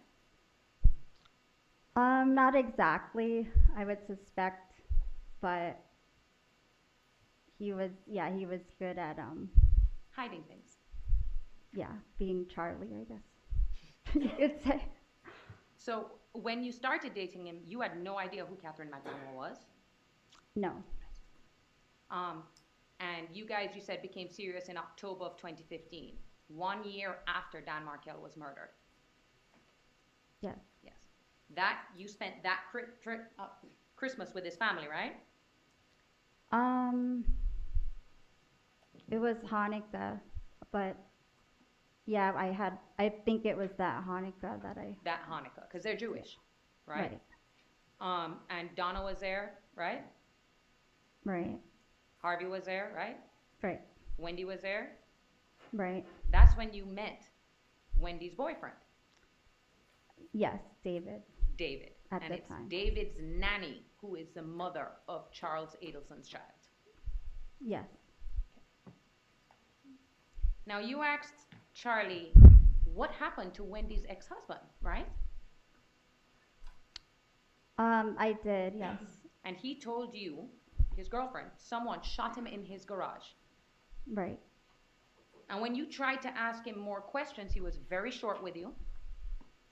He just said he didn't know who did it, and, I didn't want to press more, so that was it. But you read off of him, he didn't want to talk about it, right? Yeah, it was just like a moment of silence, so I didn't want to go deeper with something like that. So. And all he would really say to you is, he just died. He didn't go into any details about anything. Right. Now, you were dating him around April, May of 2016, right? Right.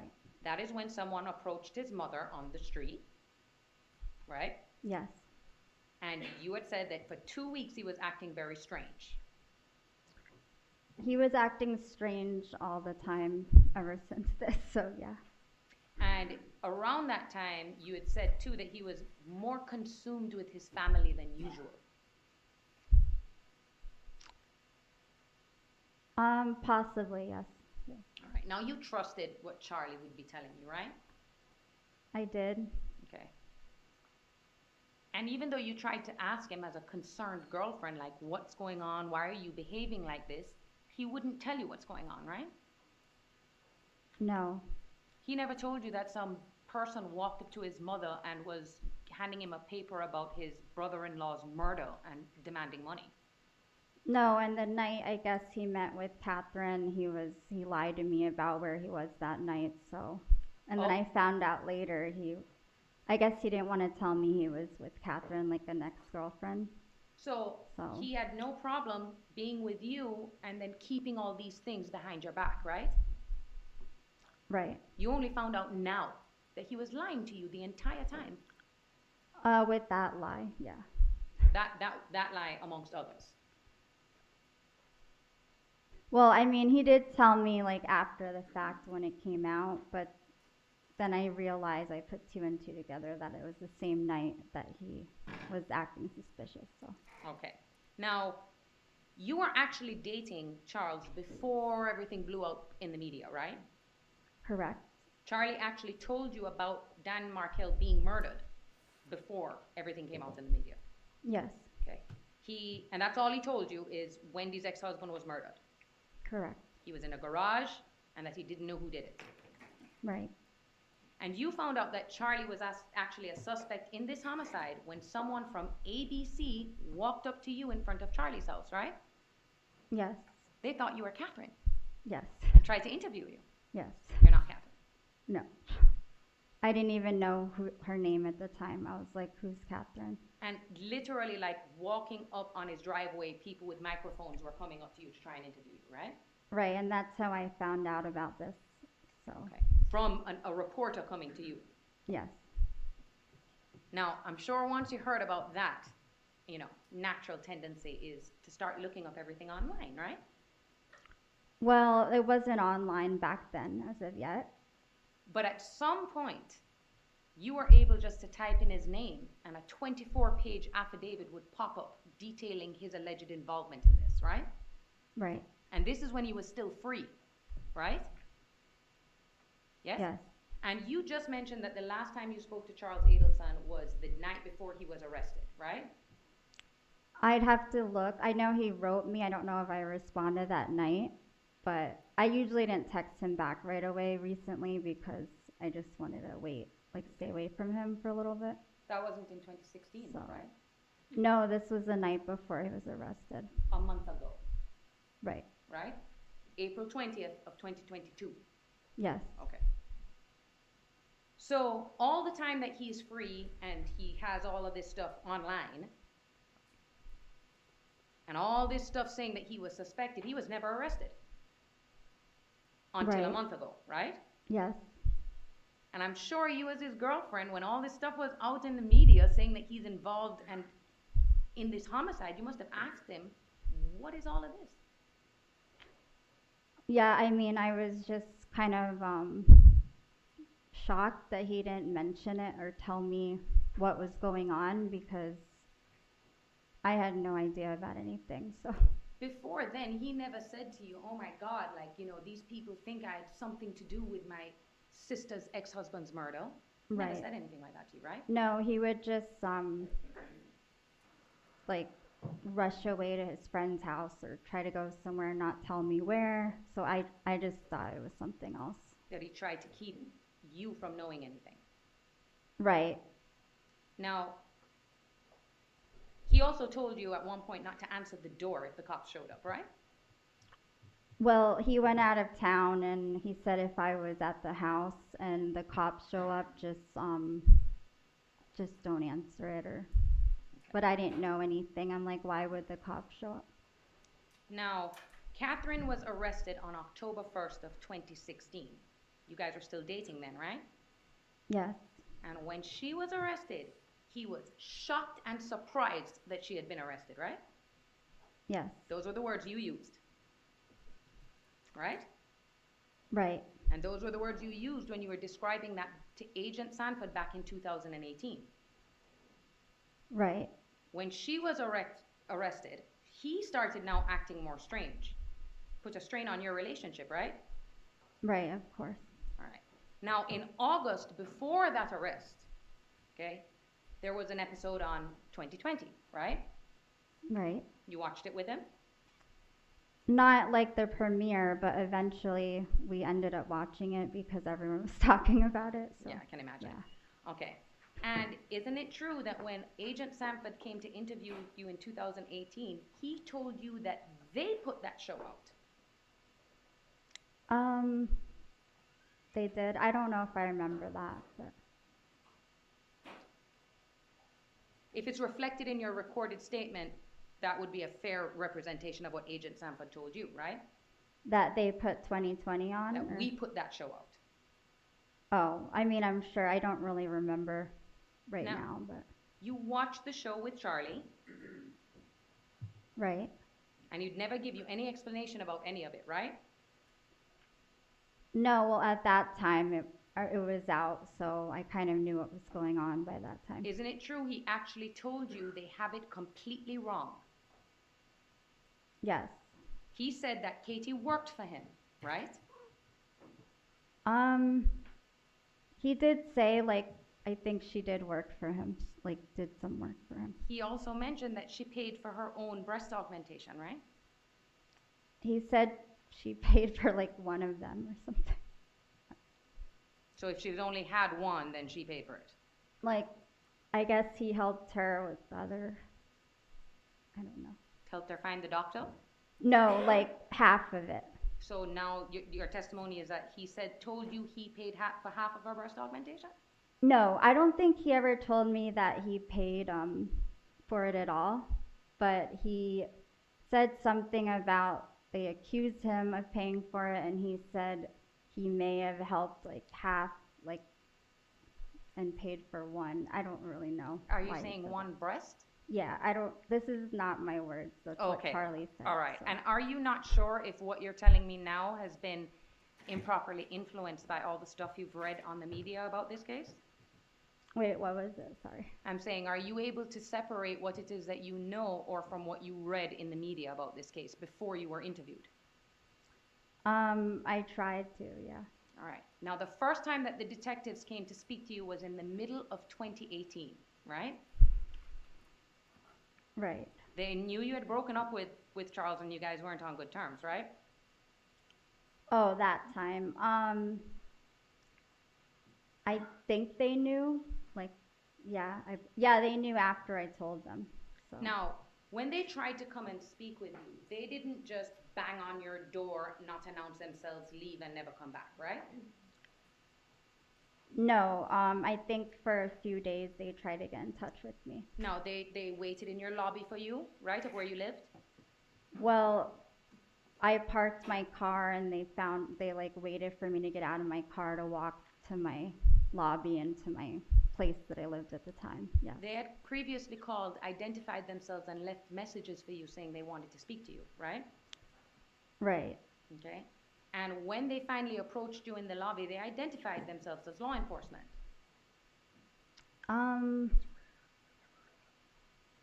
Yeah, I think Patrick did, or one of them, but I think The it was FBI his agent. name.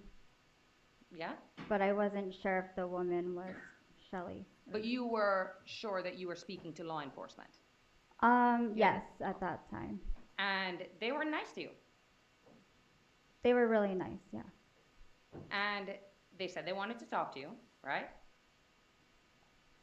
Yes, And they never told you that they were recording you. Isn't that true? yes, They actually promised you that what you told them would be kept secret and that no one would find out. yes. That's not true, is it? No, obviously not. Your recorded interview is out in the media, right? Yeah, everything I've done, like, they put out, and I haven't really There's a camera on authorized you it. right now, right? Yeah. You're still talking about this. So that wasn't true when they said they'd keep it secret, right? Right. And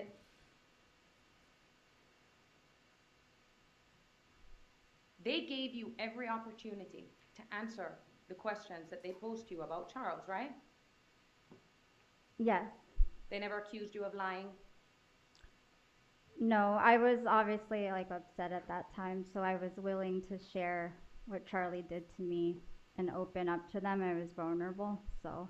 But you did answer all their questions though, right? I did, yeah. And when you told them you knew nothing about a homicide, they believed you. They didn't tell me if they believed me, but I just told them what I knew, so. You haven't been arrested though, have you, for being his girlfriend? No. And even though you were his girlfriend at the time and you were living with him every single day, you had no idea that he had been suspected as being involved in the murder of Wendy's ex-husband. No, definitely not. Not at all. Your Honor, may I have a moment, please? Yes. Thank you.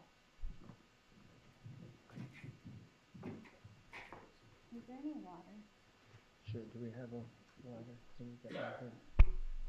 There's some in the jury room if we need to. We'll get you water in just a moment. Thank you. All right, redirect. No, Your Honor. Oh, Okay, well, I you're think done. we're finished. Okay. We can release a witness? Yes, Thank sir. you. Okay, all right, thank you, ma'am, you're free to go. State may call its next witness. Clarissa Labredo, please.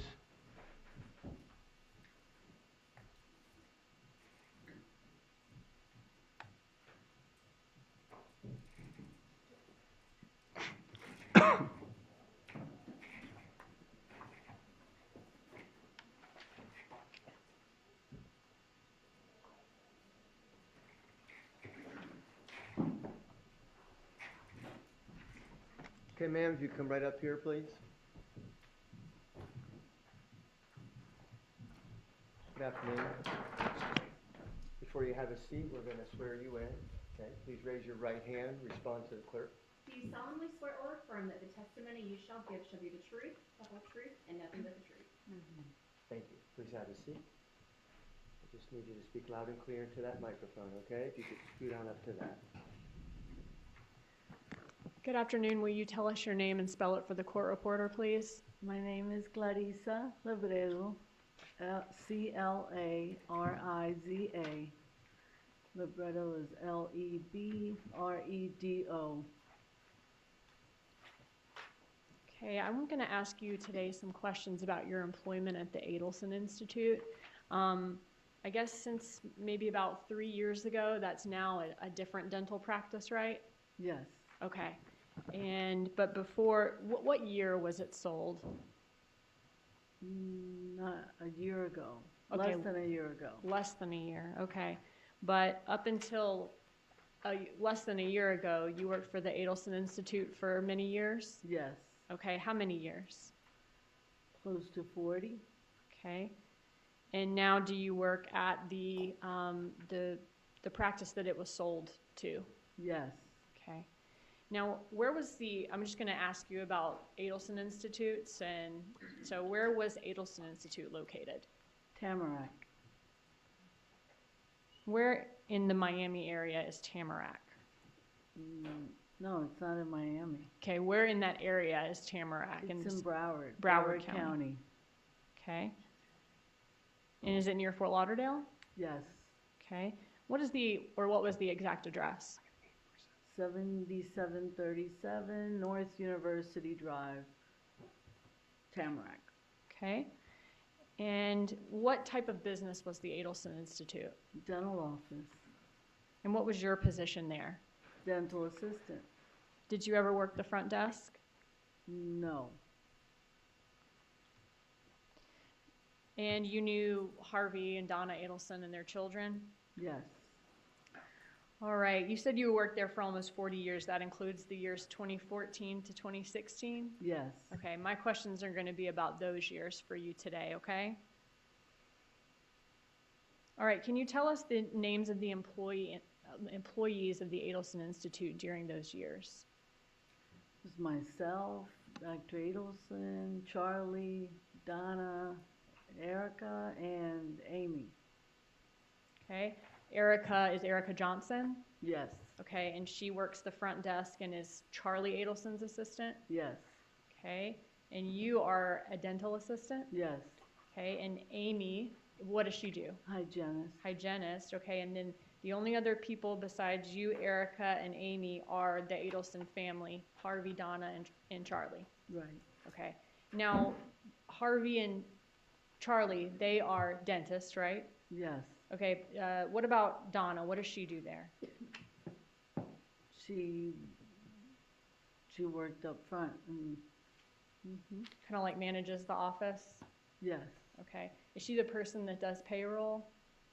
Did she write your checks at the time? I don't know. Okay. Did she kind of serve as an office manager? I don't know if that was her title, but Okay. She would do office type clerical work? yes. Okay. What were the Adelson's business hours back in 2014 to 2016? 8 to 5, 11 to 7 was our late night, 4 days a week. Okay, would it be Monday, Tuesday, and Thursday, 8 to 5, and then your late day would be Wednesday 11 to 7? Correct. And that was 11 to 7 that day? Yes. Okay. And those were not just your working hours, those were the operating hours of the Adelson Institute? Correct. Okay. Would doctors see patients on Friday or the weekends? No. All right. Now, if a patient called when the Adelson Institute was closed, during any hour that it wasn't open, would that call go to a voicemail machine? Yes. All right. And whose responsibility would it be to like check the machine and call the patients back? It could be any of us. It could be Donna. It could have been myself when I came in, or Erica. Okay.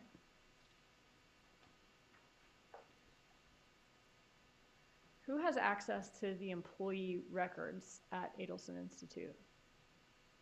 They did. Meaning the Adelson family? The Adelsons, yeah. Okay. Do you have access to it? No. All right. Do you recall 2 law enforcement officers coming to Adelson Institute back in June of 2016? Yes. All right. And they asked you if you were familiar with an employee named Katherine Magbanua? Yes. All right. And you told them no, but referred them to Erica Johnson? Right. Yes. Okay. And you said she's an employee there who's Charles Adelson's assistant, also works the front desk. Yes. Do you know the defendant in this case, Katherine Magbanua? From the office. Okay. And when you say office, do you mean you know her from coming in and working there at the office or from being a patient at the office? From being a patient. I saw her. Okay. So she's come in to get a cleaning or some type of dental work Right. there? How many times has she been a patient? Once. Okay. In your almost 40 years of working there, did you ever see Katherine Magbanua come in to the Adelson Institute as anything other than a patient? No. How did you get paid by Adelson Institute? Just a check. Okay. How often would you get your checks? Every 2 weeks. Have you been paid for a week or 2 weeks of work prior to completing the work? Has that ever happened? Yes.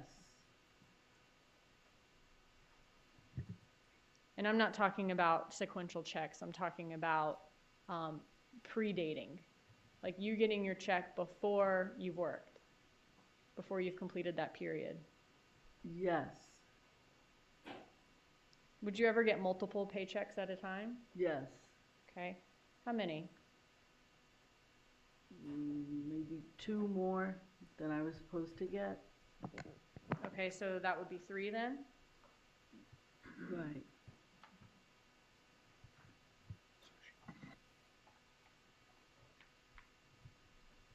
Did you ever get 4, 5, 6 No. checks in a row? No.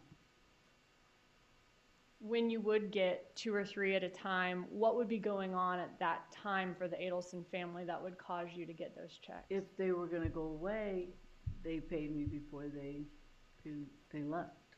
Okay. So if you were due to get a paycheck and they were about to go on a 2-week vacation, they would go ahead and give you your paychecks while they would be out, so you would not get paid. Yes. Okay.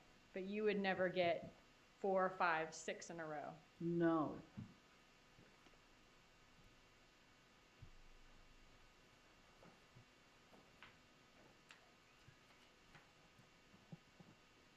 Have any of Charlie Adelson's girlfriends been on Adelson's payroll to your knowledge? I don't know. You don't do payroll, I guess, right? You don't do the payroll, No. okay? Have you ever been aware of any employee of Adelson Institute in the history of your employment there that's ever worked exclusively by phone or remotely prior to obviously the pandemic? I'm talking 2014 to 2016. No. That's all I have. Thank you. Cross-examination? Thank you.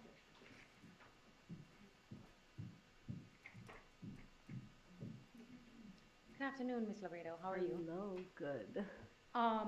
Now, you have been working there for 40 years, you said, at the Adelson Institute, right? Yes. It's a small family dental practice, right? Yes. It's not some big, multi-dentist operation with several partners and the people in charge are Harvey Adelson and Donna Adelson, right? Correct. Okay. Now, you only work from Monday to Thursday, right? Yes. You would have no idea if anyone came into the office at all from Friday to Sunday, right? No. Okay. Now, you have no say or knowledge. I mean, Donna Adelson and Harvey Adelson and Charles Adelson don't have to come and check in with you to determine or to let you know what they're doing and who they're writing checks for, right? No.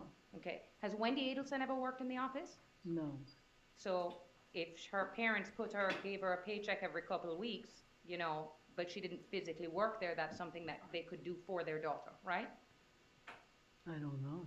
Okay. You wouldn't know, right? I wouldn't know. Okay. And so you have no idea the arrangement that was made between Charles Adelson and Katherine Magbanua as to why she was getting those paychecks, right?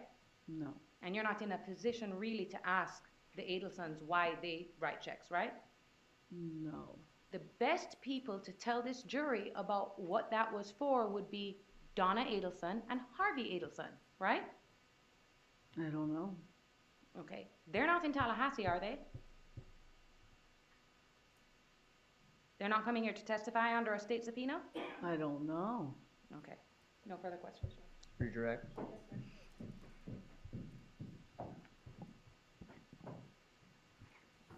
The sequential checks that you told us about, you said you get sometimes 2 or 3 in a row. How often would that happen? Objection outside the scope of cross. Once a Hold year. on a second. What's the question? How often she would get paid more than 1 or 2 paychecks in a row? Overruled. You can answer that. Once a year. Did the Adelson Institute have a cleaning service? Yes. Okay. Was that a husband and wife team? Yes. And you saw them? The husband and wife team? I know them. Yeah. Okay. Yes. Was it Katherine Magbanua? No. Okay, that's all. All right, we can release the witness. Yes, sir. All right, you're free to go, ma'am. Thank you. Let's meet sidebar quickly, please.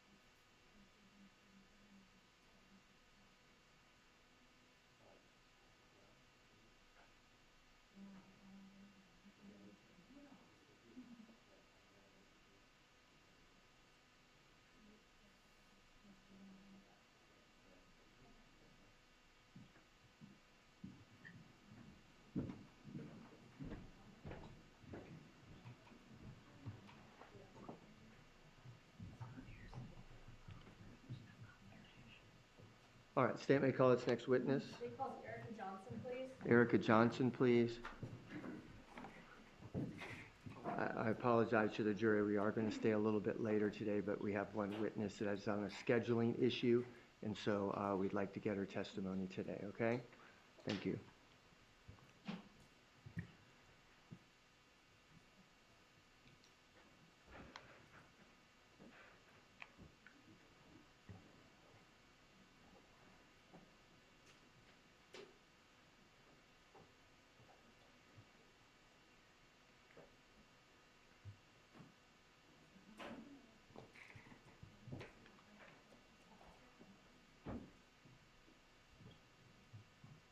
Good afternoon, Ms. Johnson.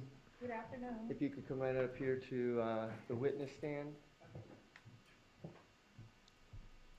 Before you have a seat, we're going to swear you in, okay? Okay. If you please raise your right hand and respond to the clerk. Do you solemnly swear or affirm that the testimony you shall give shall be the truth, the whole truth, and nothing but the truth? All right, please have a seat. Okay, I just need you to scoot up please have a seat. Scoot up as close as possible to that microphone, okay? Speak loud and clear into that, all right? Okay. Thank you. Good afternoon, Ms. Johnson. Will you tell us your name and spell it for our court reporter, please? Erica Johnson. Okay, is that Erica with a K? Yes, this court, okay. Yes, ma'am. And spell the name, Erika, and the last name is Johnson, Johnson. Thank you.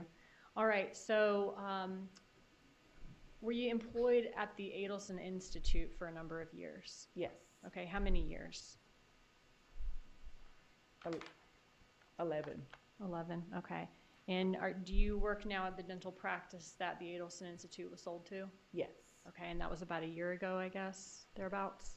6 months. 6 months ago. Okay, thank you, ma'am. All right, what do you do there? Front desk. Did you also work as an assistant to like a dental assistant to Charlie Adelson? Yes. All right. What were your tasks at the front desk? Answering the phone, making appointments, processing insurance. Were you the primary person who did that for Adelson Institute? Yes. Okay. Did any other employees do those things? No. Did you also handle patient payments and quote prices for payments? Yes. Did Adelson Institute, did they often deal in cash? Yes. Would would discounts be given for services if they were paid in cash versus a credit card? Yes. Okay. All right. I want to ask you specifically about 2014 to 2016. Can you tell me the names of the folks who were employed at Adelson Institute during that time? Myself, Clarissa Labredo, Amy DeStefano. That's it. Okay. And Amy was a hygienist? Correct. And Clarissa Labredo just came out of here when you were coming in? Correct. Okay. And then Harvey, Donna, and Charlie Adelson were also there, right? Yes. All right. Donna Adelson, what did she do at Adelson Institute? She was the office manager. Okay. Was she responsible for payroll, for cutting the checks? Yes.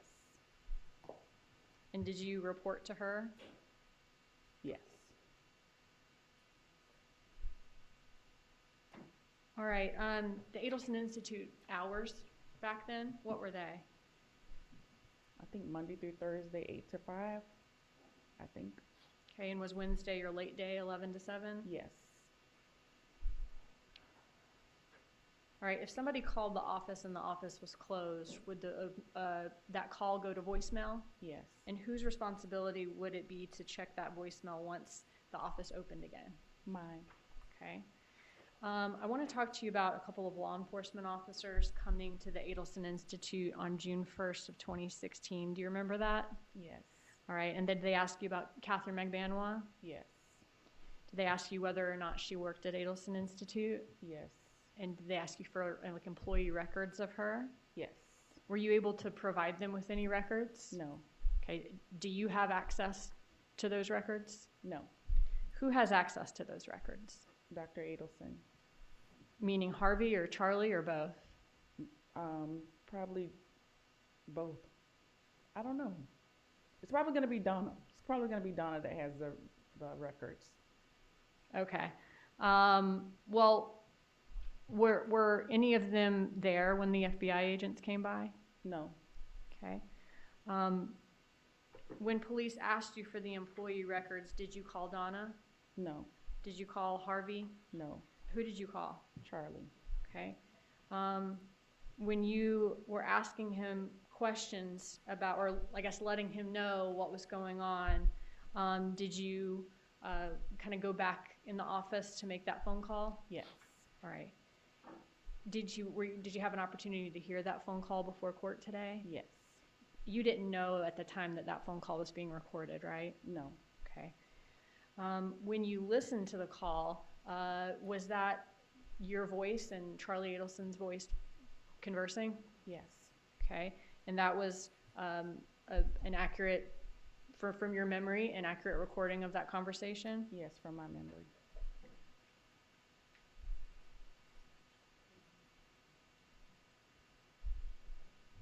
And for the record, the recording that I showed her was pre-marked as State's Exhibit 100.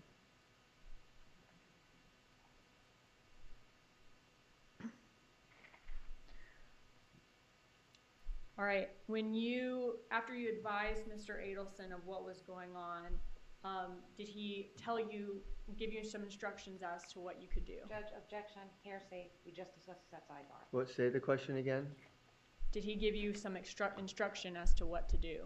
That's sustained. Okay. After you hung up with him, did you receive a cell phone call from a landline from him? Not that I can remember. Okay.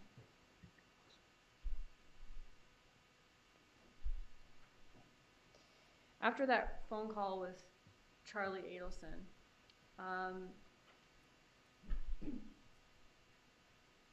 let me ask you this. Do you know the defendant in this case, Katherine Magbanua? Yes, And how do you know her? from being Charlie's girlfriend and a patient in the office. Have you ever seen her work at Adelson Institute? No,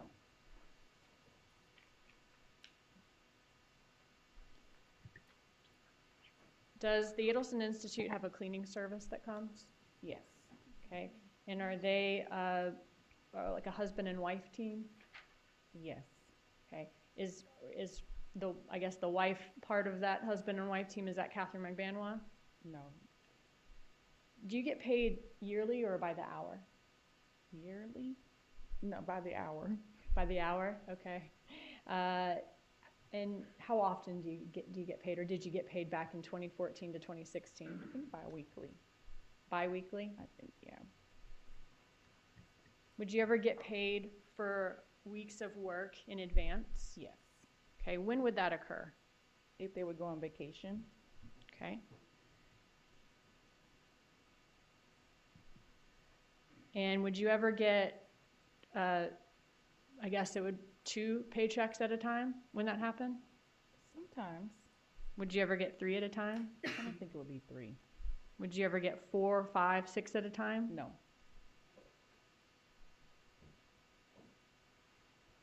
Are you aware of any Charlie Adelson's girlfriends being on the payroll at Adelson Institute? No. In the time that you have been at Adelson Institute, obviously before the pandemic, have you ever been aware of any employee that worked exclusively by phone or remotely? No.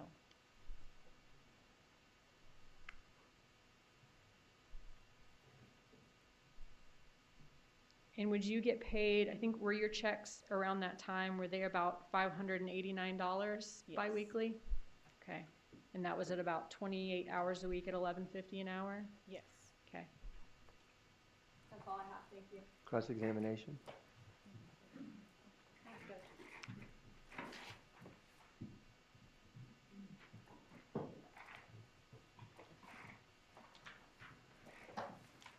Hi, Ms. Johnson. Hi.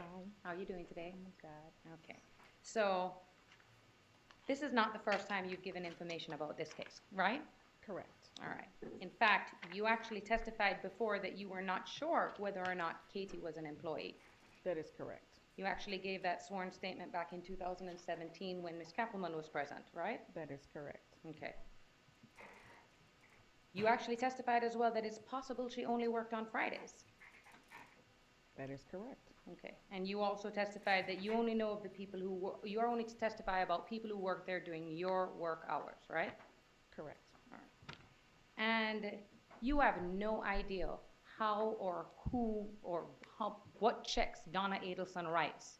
That is correct. Okay, she could write checks to whomever she pleases in in the business that is owned by her family, right? Yes. You don't go and question her about who is getting checks and for what reason. No. Okay, you only know about your checks. Yes. Okay. And the state asked you about getting checks in advance. Did Donna ever write checks in advance of pay period but not give them until later? No. Okay. So she only provided them to you, but at the time that at the time that your services were provided. Correct. But you were on a set schedule, right? Yes. Okay. And you've been on that schedule for the whole time that you were there? Yes. Now, when these FBI agents came into the Adelson Institute and they asked for these records, did they provide you with a subpoena? I can't remember. Do you remember them handing you documents? Yes. Okay, so you Yes. remember documents? Yes. But you don't know what the documents were? Correct. Is the reason why you called Charlie was because they specifically asked you about Katie? Yes. And as far as you knew, Katie was his girlfriend. Correct. Not Harvey's girlfriend, right? Right. Not Donna's girlfriend. Correct. And that's why you called Charlie first. Yes. No further questions, Judge. Thank you, Ms. Redirect. Johnson. Thank you. You said that you never saw Katherine Magbanua working there? No. Okay. You said, you don't know what's going on when you're not working there, though, when you said it was possible. Correct. All right, but possible she worked on a Friday. Is Adelson Institute open on Fridays? Not. We're Okay. open Monday through Thursday. Okay, Monday through Thursday. And you would you schedule patients on a Friday? No. Okay. So Adelson Institute is closed on Fridays. No one's working there at that time. Not when I'm there. I'm there Monday through Thursday. I don't know what happens on Fridays. Right, but Adelson Institute is not open on Friday, right? Y'all don't schedule patients on Friday. Right. Okay, that's all. All right, we can excuse the witness? Okay, all right, thank you, ma'am, you're free to go.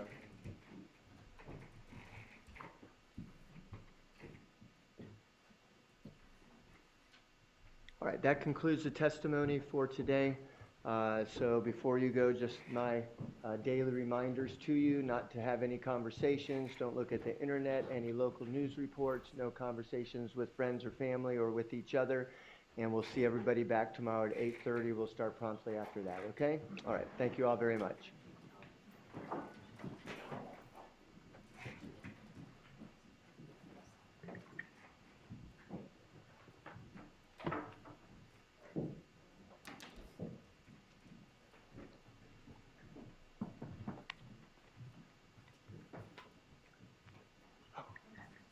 Okay, yeah, go ahead. Yeah, go ahead, I'll wait for you. All right, jury's out of the courtroom, the door is closed. Madam Court Reporter is going to use the restroom, and then when she gets back, we're going to just continue for a short time just to get everything organized for tomorrow, okay? So let's just hold on for a second. Everyone may be seated, thank you.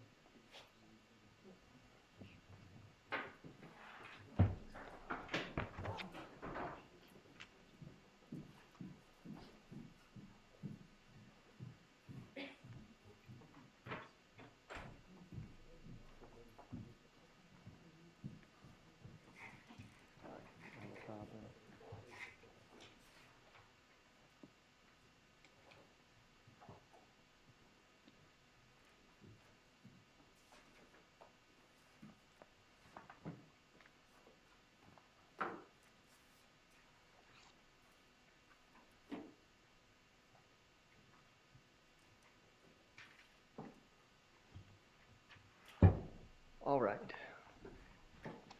We are back on the record, and I just want to address a few things. First of all, so that we can have some certainty moving forward in regards to the jail calls, I'm going to rule on that motion at this time.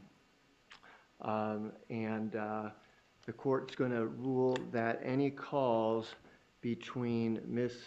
Kuwas and Garcia are not going to be admissible. I'm going to find that they are work product and they won't be admissible at trial. The remainder of the calls I'm separating into two types of calls. There's the ones that are in English and there's the ones that are in Spanish. And therefore, the remainder of these calls are what I'm going to have a Richardson hearing on. The ones that involve Ms. Kuwas, I don't need to because they're not admissible, they're not coming in. So the remainder of the calls, I'm going to find that the failure to turn those calls over to you, particularly before trial, is not willful. It was inadvertent because these are just recent calls, and I'm going to find that the state turned them over to you when it came to their attention or when they had them in their hands in order to turn them over to you. I'm also going to find that according to the state's representations that they're only going to be used for impeachment purposes, and so they're not substantial given the fact that they're not coming in the case in chief. As far as being prejudicial, this is where I'm going to make the distinction between the English calls and the Spanish calls. The Spanish calls now, we're having to go through this whole process at the 11th hour in regards to having an interpreter and transcribing the phone calls and whether that's an accurate transcription. And we are in the middle of trial and getting close to the end of the state's case, I would assume. So any of the Spanish calls, I'm going to find that the process that we are going through now and the transcription and having to provide that to the defense is more prejudicial, and I'm not going to permit those to be admitted. We don't even know what they say. None of us know what they say, and they haven't been transcribed yet because I haven't signed the order. And it's just, it's too late in the game for them to be admitted, and because it's too prejudicial to the defense. So any of those Spanish calls, I'm not even going to sign the order because I'm not going to take up the court's resources to have those transcribed. If you choose to do that on your own, then that's up to you all. In regards to the ones that were in English, they were clear. There wasn't any issue with any translation or any difficulty in hearing what they say. And so those conversations are not prejudicial. They've been in the defense's possession since last Friday. They had all weekend to go over them. They know for what purposes they are going to be used, and therefore I'm going to allow those to be admissible. The state's represented that they're clearly for impeachment purposes, And so I'll accept their representation on that. So the English ones will be admissible because I find that they are not prejudicial under the Richardson hearing test that is applicable under the Richardson hearing test. Going forward, my understanding is that there may be some other jail calls, and I don't know from when they are from or if they're recent or from this weekend or whatever. Moving forward, there's nothing that's going to be admissible in regards to jail recordings. The court's not even going to review those. We can't have this going on where we don't know what to expect in regards to evidence and what's going to be admissible, and it would be overly prejudicial to the defense to have any of those admitted at this point in the presentation of the state's case. And so if there are any further ones, I'm putting you on notice right now that they won't be admitted. Okay, so that clears that up in regards to the phone calls as to what's admissible and what is not. Now, Ms. Dugan, we had 2 witnesses that were remaining on this witness list, so I take it that you'll be calling Ms. Rodriguez and Ms. Hall as the first 2 witnesses tomorrow? Okay, and then do you know what other witnesses you anticipate? I think that Ms. Kappelman then, after Ms. Hull testifies, is going to try to get into the bump and some of the wire calls. All right, so...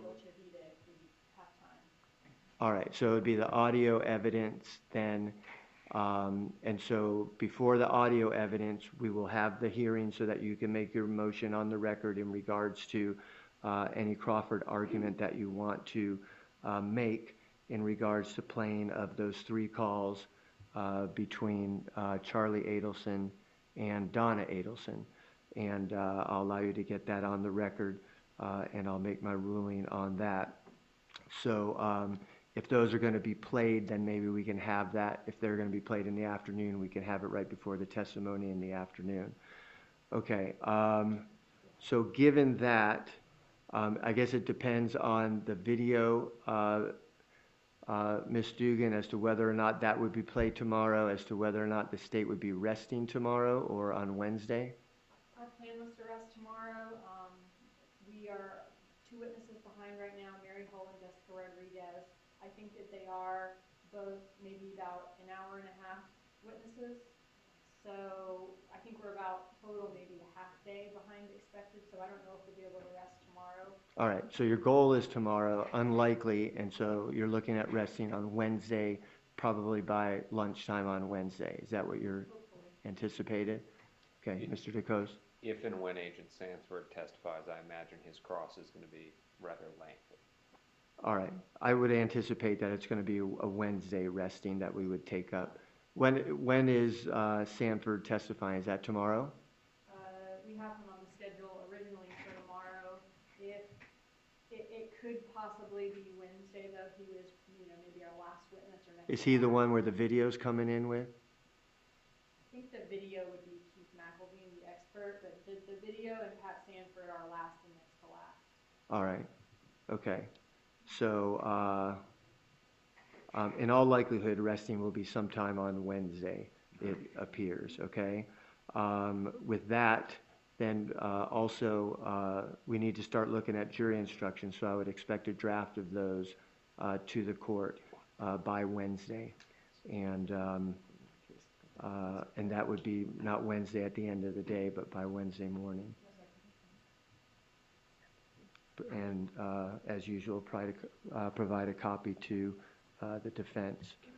All right, so I think that takes care of things moving forward, who will be called and when, and any rulings on any outstanding motions other than the hearing that we need to have on the Crawford issue prior to the playing of those recorded calls. Okay, Ms. Dugan, is there anything else on behalf of the state? No, sir. Anything from the defense? Not at this time, Judge. Thank you. All right, thank you. All right, we'll be in recess then till tomorrow, 8:45. Thank you, everyone. Have a good evening. You too, Judge. Thank you.